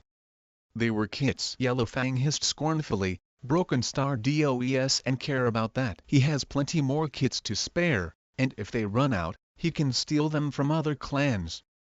Her voice was filled with rage. After all, we talking about a cat who killed kids from his own clan. Firepaw and Gripewa were stunned. If he killed Shadow Clan kids, why was he punished? Firepaw asked at last. Because he lied, growled Yellowfang. Bitterness made her voice hard. He accused me their murder, and Shadow Clan believed him. Firepaw suddenly understood. Is that why you were driven out Shadow Clan? He asked. You have to come back with us and tell all this to Blue Star. Not before I have rescued your kids. Yellowfang spat. Firepaw lifted his head and sniffed the air. The rain had stopped, and the wind was dying down. The Thunder Clan patrol would be well on its way. They were not safe here. Gripewa still seemed shocked by Yellowfang's accusation. How could a leader kill kids from his own clan? He demanded. Broken Star insisted on training them too hard and too young. He took the kids away for battle practice. Yellowfang took a deep, wheezing breath. They were only 4 moons old. They were already dead when he brought them back to me. They bore the scratches and bites of full warrior, not apprentices. He must have fought them himself. There was nothing I could do. When their mother came to see them, Broken Star was with me. He said that he had found me standing over their dead bodies. Her voice cracked and she looked away. Why didn't you tell her it was Broken Star? Firepaw asked in disbelief. Yellowfang shook her head. ICOULDN. Why not? The old she-cat hesitated. When she spoke, her voice was heavy with regret. Broken Star is Shadow Clan leader. Noble Rugged Star was his father. His word is law. Firepaw looked away and the 3 cats sat in silence for a moment. Then Firepaw meowed. We'll rescue the kids together tonight. But we can stay here. I can smell the Thunder Clan patrol coming. He paused. If Tiger Claw is with them, Yellowfang DOES and stand a chance. He'll kill her before we can explain. Yellowfang looked at him, alert and determined again. They're Pete this way. It'll be wet after the rain, she told him. Our scents will be disguised there. She leaped into a clump of ferns and Firepaw and Gripewa quickly followed her. They could hear the rustling undergrowth in the distance now. It was no longer the wind that disturbed the bushes, but an approaching patrol, no doubt hungry for revenge and fired up by Tiger Claw lies. An eerie stillness settled over the woods, and a thin fog was beginning to gather between the tree trunks. Firepaw shook the droplets off his coat and impatiently pulled the burr off his chest. Yellowfang led them onward. The ground grew soggier, and their paws began to sink into the peat. The musty smell choked Firepaw nostrils, but at least it would mask their own trail. Behind them, the noise cats grew louder. Quick, under here, Yellowfang urged, ducking under a broad-leaved bush. The 3 cats crouched beneath it, drawing in their tails. Firepaw kept as still as he could, trying to ignore the rank wetness the ground seeping into his belly fur, and listening to the rustling the Thunder Clan patrol as it came nearer and nearer. Chapter 23. Firepaw could tell there were several cats in the patrol, traveling fast. He could and recognized the individual scents the cats through the earthy bog odors, but he knew it was Thunder Clan. He held his breath as the paw steps raced past and away. Are we really going to try to rescue the kids from Shadow Clan alone? Whispered Gripewa. Yellowfang answered him first. I might be able to find us some help from inside Shadow Clan. Not all the cats support Broken Star. Firepaw pricked up his ears and Gripewa flicked his tail in surprise. When he became leader, Yellowfang explained, Broken Star forced the elders to leave the the inner camp. They had to live on the boundary and hunt for themselves. These are cats who have grown up with the warrior code. Some of them might help us. Firepaw stared into her old eyes. thinking quickly. And I might be able to persuade the Thunder Clan hunting party to help us too, he mewed. If I can speak to them before they see Yellowfang, I might be able to make them believe her story. Grandpa, you wait at the dead ash, where we smelled the kid blood, till one us returns. Grandpa looked worried. But do you really trust Yellowfang to bring back help? He murmured to Firepaw. You must trust me, growled Yellowfang. I will return. Grandpa looked at Firepaw, who nodded. Without another word, Yellowfang sprang past the two apprentices and disappeared into the bushes. Have we done the right thing? Asked Grandpa. I don't know, Firepaw admitted. If we have, we are heroes and the kids are safe. If we are wrong, then we are as good as dead. Firepaw sprinted after the patrol, around brambles, past gorse, and through nettles. The trail was easy to follow. The angry Thunder Clan cats weren't trying to disguise their presence in Shadow Clan territory. Overhead, the thick layer cloud had finally rolled away. Beyond the treetops, silver pelt glittered across the night sky. The moon was just rising, but its cold light could pierce the mist that clung to the shadowy undergrowth. Firepaw concentrated on the scent from up ahead. He could smell Whitestorm. He sniffed again. Tiger clawed was, and with them he raced to catch up and skidded to a halt behind the band Thunder Clan cats. The warriors turned and glared at him, fur bristling, ears flattened aggressively. Darkstripe was with him and the young she-cat Mousifer, as well as the tabby warrior Running Wind. Mousifer was and the only she-cat in the patrol Willowpelt was there too. Firepaw, growled Whitestorm. What are you doing here? Firepaw gasped for breath. Blue Star sent me. He panted. She wanted me to find Yellowfang before Whitestorm interrupted him. Ah! He mewed. Blue Star told me I might find a friend out here. Now I understand what she meant. He looked thoughtfully at Firepaw. Is Tiger Claw nearby? Firepaw asked, feeling a tingle pride at their shared gaze. Whitestorm looked at him curiously. Blue Star insisted she needed him to remain at camp, to protect the remaining kits. Firepaw nodded quickly, relieved. He mewed urgently. Whitestorm, I need your help. I can lead you to the kits. Grandpa is waiting for me. We plan to rescue them tonight. Will you come? Course we'll come. The warriors flicked their tails with excitement. It will mean raiding the Shadow Clan camp, Firepaw warned. Can you lead us there? Asked Running Wind eagerly. No, but Yellowfang can. And she has promised to bring help from her old allies in the camp. Mousifer glared at him and thrashed her tail angrily. You have found Yellowfang? She hissed. I don't understand, mewed Whitestorm, puzzled. The traitor is going to help rescue the kits she stole? Firepaw took a deep breath to calm himself, then looked steadily into Whitestorm's eyes. Yellowfang didn't take them, he mewed. Nor did she murder Spotedlief. She wants to help us rescue our kits. Whitestorm stared back at him, then blinked slowly. Lead the way, Firepaw, he ordered. Grandpa was waiting by the ash tree, pacing restlessly around its rotten trunk. He stopped as soon as he saw the patrol emerge from the mist and twitched his whiskers in greeting. Any sign, Yellowfang? Firepaw asked. Not yet, answered Grandpa. We don't know how far it is to the Shadow Clan camp, Firepaw pointed out quickly, feeling Whitestorm stiffen beside him. She may be on her way back right now. Or she might be happily sharing tongues with her Shadow Clan comrades while we sit here like fools waiting to be ambushed. Mewed Grandpa. Whitestorm watched the two apprentices. His ears flicked uneasily. Firepaw? He prompted. She will come back, Firepaw promised. Well said, young Firepaw. Yellowfang stalked out from behind the ash tree and sat down. You not the only one who can sneak up on someone, she mewed at Firepaw. Remember the day we met? You were looking in the wrong direction that time too. 3 other Shadow Clan cats appeared from behind the tree and settled themselves calmly on either side Yellowfang. The Thunder Clan cats bristled, alert and suspicious. Both clans stared silently at each other. Firepaw fidgeted uncomfortably, unsure what to do now. Eventually one of the Shadow Clan cats, a gray Tom, spoke. His long body was skinny, and his fur looked dull. We have come to help you, not to harm you. You have come for your kits. We will help you rescue them. What in it for you? Asked Whitestorm warily. We want your help to get rid of Broken Star. He has broken the warrior code, and Shadow Clan is suffering. So it's that simple, is it? Growled Running Wind. We just drop into your camp, snatch the kits, kill your leader, and go home. You will not meet as much resistance as you think, murmured the gray Tom. Yellowfang stood up. Let me introduce my old friends, she mewed, weaving her way around the Shadow Clan cats. She brushed past the Grey Tom. This is Ashfur. He is one of the clan elders. And this is Nightpelt, a senior warrior before Rugged Star was killed. She circled the battered Black Tom, who nodded at them. And this is one of our elder queens, Dawn Cloud. 2 her kits died driving out Wind Clan. Dawn Cloud, a small tabby, meowed in greeting. I do not wish to lose any more my kits, she told them. Whitestorm gave his chest a quick lick to smooth down his fur. You are clearly skilled warriors if you manage to creep up on us like that. But are there enough you? We need to know what we'll face when we raid the Shadow Clan camp.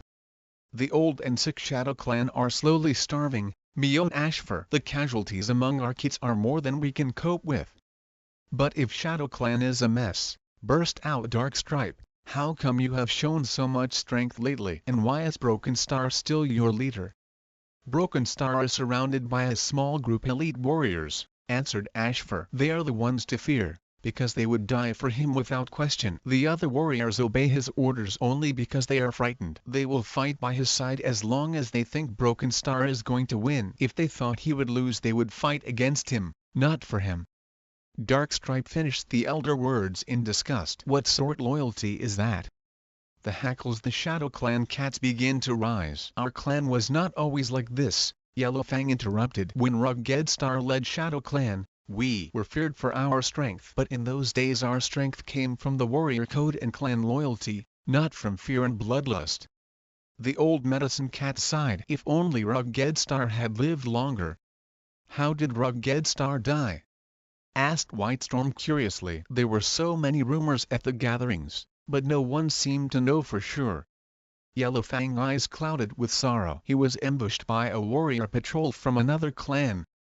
Whitestorm nodded thoughtfully. Yes, that is what most cats seem to think. These are bad times indeed, when leaders are picked in the dark, instead of open and honorable battle.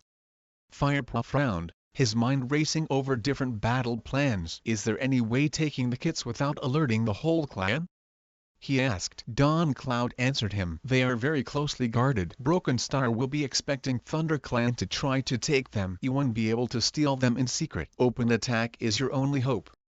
Then we must concentrate our attack on Broken Star and his inner guard, meowed Whitestorm. Yellowfang had a suggestion. The Shadow Clan warriors should lead me into the Shadow Clan camp. They could say they had captured me. We have to make sure Broken Star and his warriors are out their dens. News my capture will bring them into the clearing. Once they yell out in the open, I'll give the signal for you to attack.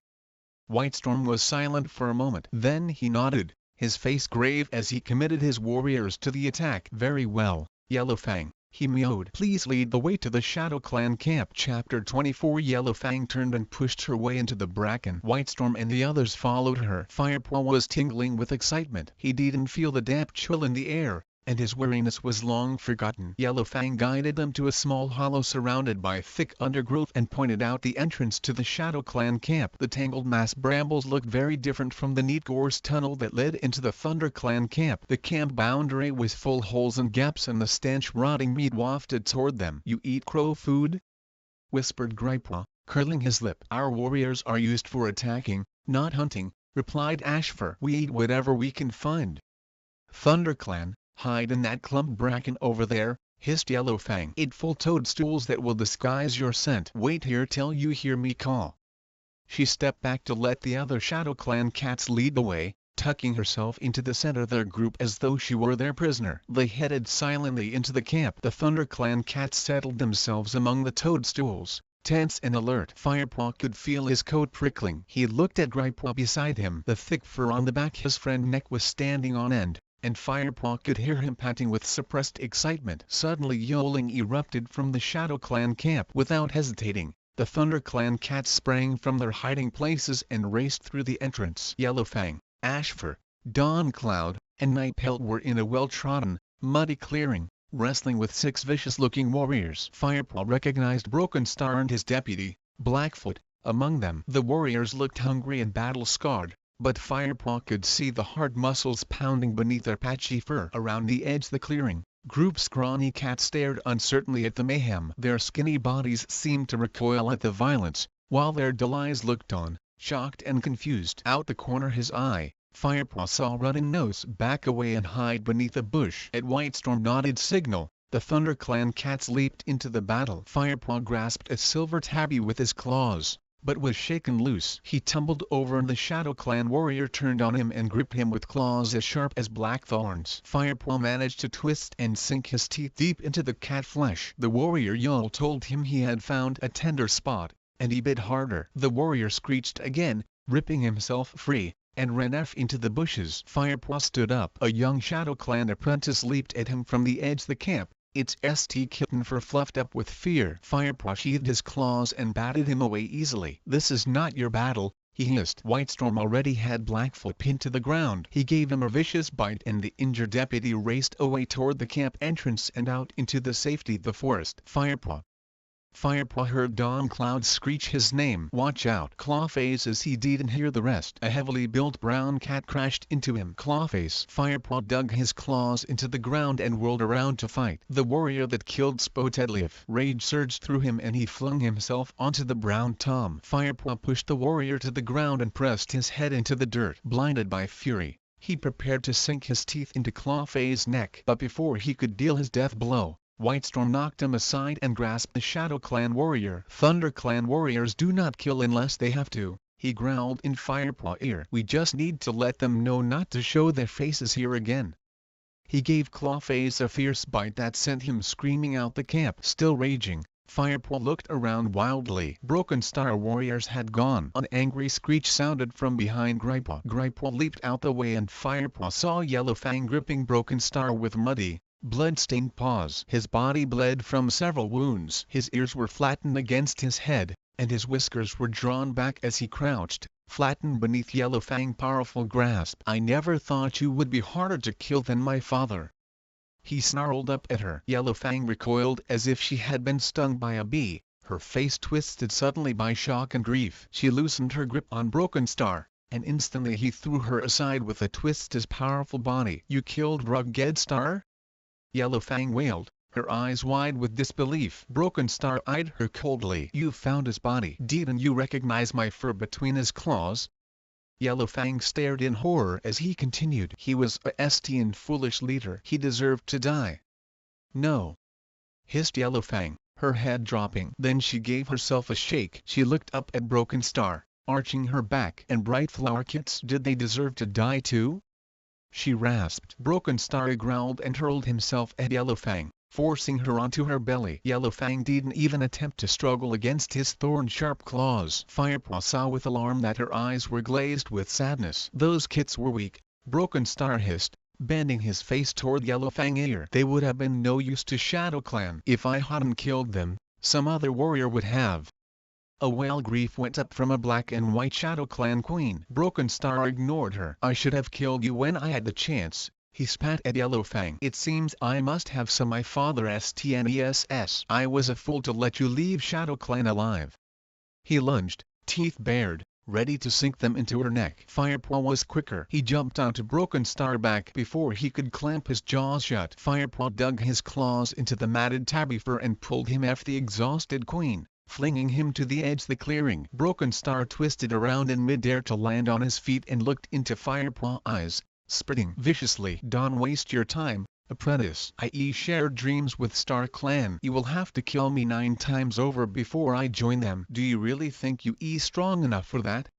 His eyes glowed with confidence and defiance. Firepaw stared back at him. His belly tightened. Broken Star was a clan leader. How on earth could he expect to defeat him? But the watching ShadowClan cats had begun to pad slowly toward their defeated leader, snarling and hissing with hatred. They were battered and half-starved, but Broken Star was outnumbered, and he seemed to realize this. With a nervous flick his tail, he crouched and backed away through the bushes. His eyes glittered menacingly from the shadows, his gaze finding Firepaw through the crowd. "This isn't over, apprentice," he hissed before he turned and vanished into the forest after his broken warriors. Firepaw looked to Whitestorm. "Should we go after them?" he mewed. The warrior shook his head. "I think they got the message that they are not welcome here." Nightpelt, the ShadowClan warrior, nodded in agreement. "Leave them. If they dare to show their faces here again, ShadowClan will be strong enough by then to tackle them alone." The rest ShadowClan was huddled together in the ruins of their camp, as if numbed by the realization that their leader had gone. It will take time to rebuild this clan, Firepaw thought. The kits. Firepaw heard Gripeaw meow from a far corner of the clearing. He rushed over to his friend, Mousifer, and Whitestorm bounding at his heels. As they approached, they could hear the pitiful mewling kits coming from beneath the pile of leaves and twigs. Quickly Gripeaw and Mousifer dug down through the foliage until they had uncovered the missing ThunderClan kits at the bottom of a small pit. "Are they okay?" demanded Whitestorm, his tail twitching with anxiety. "They fine," replied Gripeaw. "Most have only a few scratches, but that little tabby has a pretty nasty wound on his ear. Can you take a look, Yellowfang?" The old she-cat was licking her own wounds, but at Gripewaw's call she raced to the side of the pit, where Gripeaw had carefully deposited the tabby kit. Firepaw helped Gripeaw to lift out the rest of the kits. The last one was gray, like the embers and old fire. She mewed and squirmed as Firepaw placed her on the ground. Mousifer gathered all the kits to her and comforted them with licks and caresses. Yellowfang looked closely at the torn ear. "We need to stop this bleeding," she mewed. Running-Nose stepped out the shadows. His forepaw was coated in a layer of cobwebs, which he silently passed to Yellowfang. She nodded her thanks and began to treat the kid wound. Nightpelt approached the group. "ThunderClan cats. You helped ShadowClan rid itself of a brutal and dangerous leader, and we are grateful. But it is time you left our camp and returned to your own. I promise your hunting grounds will be free ShadowClan warriors as long as we can find enough food in our own territory." Whitestorm nodded. "Hunt in peace for one moon, Nightpelt. ThunderClan knows you need time to rebuild your clan." He turned to Yellowfang. "And you, Yellowfang?" he asked. "Do you wish to return with us, or stay here with your old comrades?" Yellowfang looked up at him. "I will make the journey back with you." She glanced at a deep gash on Whitestorm's hind leg. "You will need a medicine cat, for yourself as well as your kits." "Thank you," purred Whitestorm. He signaled to the ThunderClan cats with a sweep his tail and led them out the clearing. Mousifer and Willowpelt helped the kits, who stumbled along, exhausted and bewildered. Yellowfang walked close to the wounded tabby kit, lifting him by the scruff of his neck every time he slipped. Firepaw and Gripeaw followed them through the brambles, past the campsite line and out into the forest. The moon was still rising in the quiet sky as the ThunderClan party began the long trudge home, while around them showers of brown leaves fluttered to the forest floor. Chapter 25. Buoyed up with relief at being home again, Firepaw and Gripeaw sprinted ahead to patrol into the ThunderClan camp. Frostfur was lying in the middle of the clearing, her head resting sadly on her paws. As the two apprentices bounded in, she lifted her nose and sniffed the air. "My kits!" she cried. She leaped up and raced past Firepaw and Gripeaw to meet the rest of the party as they emerged from the tunnel. The kits rushed over to Frostfur and nuzzled into her side. She curled her body around them and licked them each in turn, purring loudly. Yellowfang hung back at the camp entrance and looked on silently. Bluestar strode up to the returning patrol. She glanced fondly at Frostfur and her kits and then turned her eyes to Whitestorm. "Are they all right?" she asked. "They fine," mewed Whitestorm. "Well done, Whitestorm. ThunderClan honors you." Whitestorm bent his head to accept her praise, and added, "But it was thanks to this apprentice that we found them." Firepaw lifted his head and tail proudly, about to speak, but Tiger Claw accusing snarl sounded from across the clearing. "Why did you bring back the traitor?" The dark warrior stalked up to the patrol and stood beside his leader. "She is no traitor," Firepaw insisted. He looked around the camp. The rest of the cats had quickly gathered in the clearing to see the kits and congratulate the hunting party. Some of them had spotted Yellowfang and were eyeing her with looks pure hatred. "She killed Spotedleaf," spat Longtail. "Look between Spotedleaf claws," Gripeaw suggested. "You will find the brown fur Clawface, not Yellowfang gray fur." Bluestar nodded at Mousifer, who darted away from the crowd, toward the spot where Spotedleaf's body lay, waiting for its dawn burial. The clan waited in tense silence till she returned. "Gripeaw is right," Mousifer panted, rushing back to the clearing. "Spotedleaf was not attacked by a gray cat." A murmur of surprise rippled through the crowd. "But that does and mean she didn't help to take the kits," hissed Tiger Claw. "Without Yellowfang we never would have recovered the kits." Firepaw spat, his exhaustion making him impatient. "She knew that a ShadowClan warrior had taken them. She was hunting for them when I found her. She risked her life returning to the ShadowClan camp. It was Yellowfang who thought up the battle plan that got us into the ShadowClan camp and gave us a chance to defeat Broken Star." The cats listened to Firepaw's words, astonished. "He right," Whitestorm meowed. Yellowfang is a friend. I glad to hear it, murmured Bluestar, catching Firepaw eye. Frost for anxious meow sounded from the crowd. Is Broken Star dead? She asked. No, he escaped, Whitestorm told her. But he will never lead Shadow Clan again. Frost sighed in relief and returned to nuzzling her kits. Whitestorm looked at Bluestar. I promised Shadow Clan we would leave them in peace until next full moon, he explained. Broken Star leadership has left their clan in chaos. Bluestar nodded. That was a wise and generous fur, she meowed approvingly. The Thunder Clan leader walked past Whitestorm and the rest of the patrol and approached Yellowfang. Yellowfang lowered her eyes as Bluestar touched the gray cat rough coat with her nose. Yellowfang, I wish you to replace Spotted Leaf as medicine cat to ThunderClan, Bluestar meowed. I sure you will find all her supplies as she left them. The other cats began to murmur to each other, tails flicking with excitement. Yellowfang looked around at them anxiously and said nothing. Frostfur glanced at the other queens before she met Yellowfang's gaze and slowly nodded her approval. Yellowfang bent her head respectfully to the white cat before addressing her new leader. Thank you, Bluestar. Shadow Clan is not the clan I once knew. Thunder Clan is my clan now. Firepaw felt a surge satisfaction that the old she-cat he had come to love would be his clan medicine cat from now on. Then his tail dropped as he realized that he would never again find Spotted Leaf in her clearing, the sunlight gleaming on her st fur, her amber eyes shining in welcome. Where Ravenpaw? Meowed Bluestar suddenly, jolting Firepaw out his bittersweet remembrances. Yes, Tiger Claw chimed in, where is my apprentice? Strange that he should disappear along with Broken Star. He looked meaningfully around the clan. If you think he might have been helping Broken Star, Firepaw meowed boldly, then you are wrong. Tiger Claw stiffened, a menacing gleam in his yellow eyes. Ravenpaw is dead, Firepaw went on, dropping his head as if weighed down with grief. We found his body in Shadow Clan territory. From the scents around him, he must have been slain by a Shadow Clan patrol.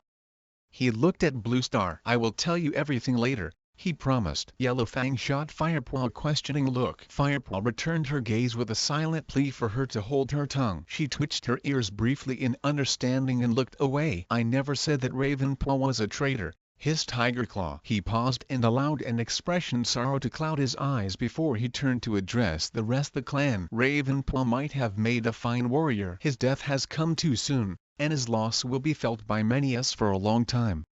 Empty words, thought Firepaw bitterly. What would Tiger Claw say if he knew that Ravenpaw was safe, far beyond the forest, catching rats with barley? Bluestar broke the silence. We will miss Ravenpaw, but we shall mourn him tomorrow. First there is another ritual that must be performed, one, I know, that Ravenpaw would have taken pleasure in.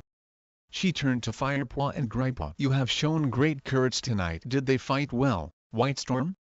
She asked. Like warriors, Whitestorm replied solemnly. Bluestar met his yellow-eyed gaze and gave a slight nod. Then she lifted her chin and fixed her eyes on Silverpelt Swath Stars. Her voice rang out, clear and measured in the hushed woods. I, Bluestar, leader ThunderClan, call upon my warrior ancestors to look down on these two apprentices. They have trained hard to understand the ways your noble code, and I commend them to you as warriors in their turn.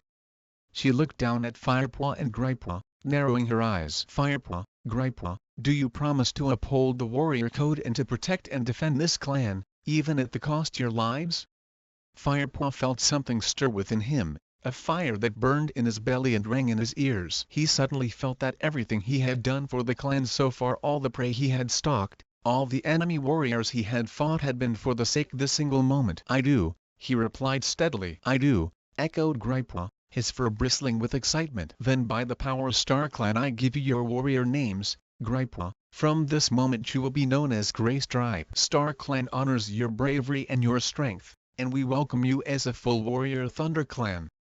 Bluestar stepped forward and rested her muzzle on top Greystripe's bowed head. He bent lower to give her shoulder a respectful lick, then straightened up and walked over to join the other warriors. Bluestar stood and studied Firepaw for a long moment before speaking. Firepaw, from this moment you will be known as Fireheart. StarClan honors your bravery and your strength, and we welcome you as a full warrior ThunderClan. She touched her muzzle to his head and murmured, Fireheart, I am proud to have you as my warrior. Serve your clan well, young one. Fireheart muscles were trembling so much that he could hardly stoop to lick Bluestar's shoulder. He purred hoarsely to show his thanks, then slipped away to stand beside Graystripe. Meow's tribute sounded from the crowd, and the voices of the clan rose in the still night air to chant the new warrior names. Fireheart, Graystripe, Fireheart, Graystripe. Fireheart looked around the clan, seeing faces that had grown so familiar over the last few moons. He listened to them as they called his new name and felt overwhelmed by the kindness and respect he saw shining in their eyes. It is almost moonhe, meowed Bluestar. In the tradition of our ancestors, Fireheart and Graystripe must sit in silent vigil until dawn, and guard the camp alone while we sleep. Fireheart and Graystripe nodded solemnly as the rest of the clan began to melt away back to their dens. Tigerclaw pushed past Fireheart. The Thunder Clan deputy slowed as he passed and hissed quietly into his ear, "Don't think you can outwit me, Q-Tippet. Be careful what you tell Bluestar." A cold shiver ran down Fireheart's spine. Bluestar had to know about Tigerclaw treachery. As Tigerclaw headed back to the warrior's den, Fireheart left Graystripe sitting alone in the clearing and bounded after Bluestar. He caught up with her outside her den. "Bluestar, I know I'm breaking the vow silence, but I must speak with you before I begin my vigil." Bluestar looked at Fireheart and shook her head. "This is an important ritual, Fireheart. You can speak to me in the morning." Fireheart dipped his head in acceptance. Tigerclaw was not a problem that could be solved overnight anyway. He returned to Graystripe's side in the middle of the clearing. The two friends exchanged glances, but said nothing. Fireheart looked at the moon above his head. His orange coat glowed silver in the cold light. Around him, the bushes and trees were draped in mist that brushed damply against his fur. Fireheart closed his eyes and recalled the dreams his kittenhood. The cool forest scents in his nostrils were real now, and the life a warrior stretched ahead him. He felt unrestrained joy flood up from his paws and surge through his body. Then he opened his eyes with a jolt. Another pair of eyes was shining back at him from the warrior's den. Tigerclaw. Fireheart stared back without blinking. He was a warrior now. He had made an enemy the clan deputy, but Tigerclaw had made an enemy him. Fireheart was not the same naive young cat who had joined the clan all those moons ago. He was bigger, stronger, faster, and wiser. If he was destined to oppose Tigerclaw, then so be it. Fireheart was ready for the challenge. Thank you for watching. Subscribe for more Warrior Cats text-to-speech audiobooks.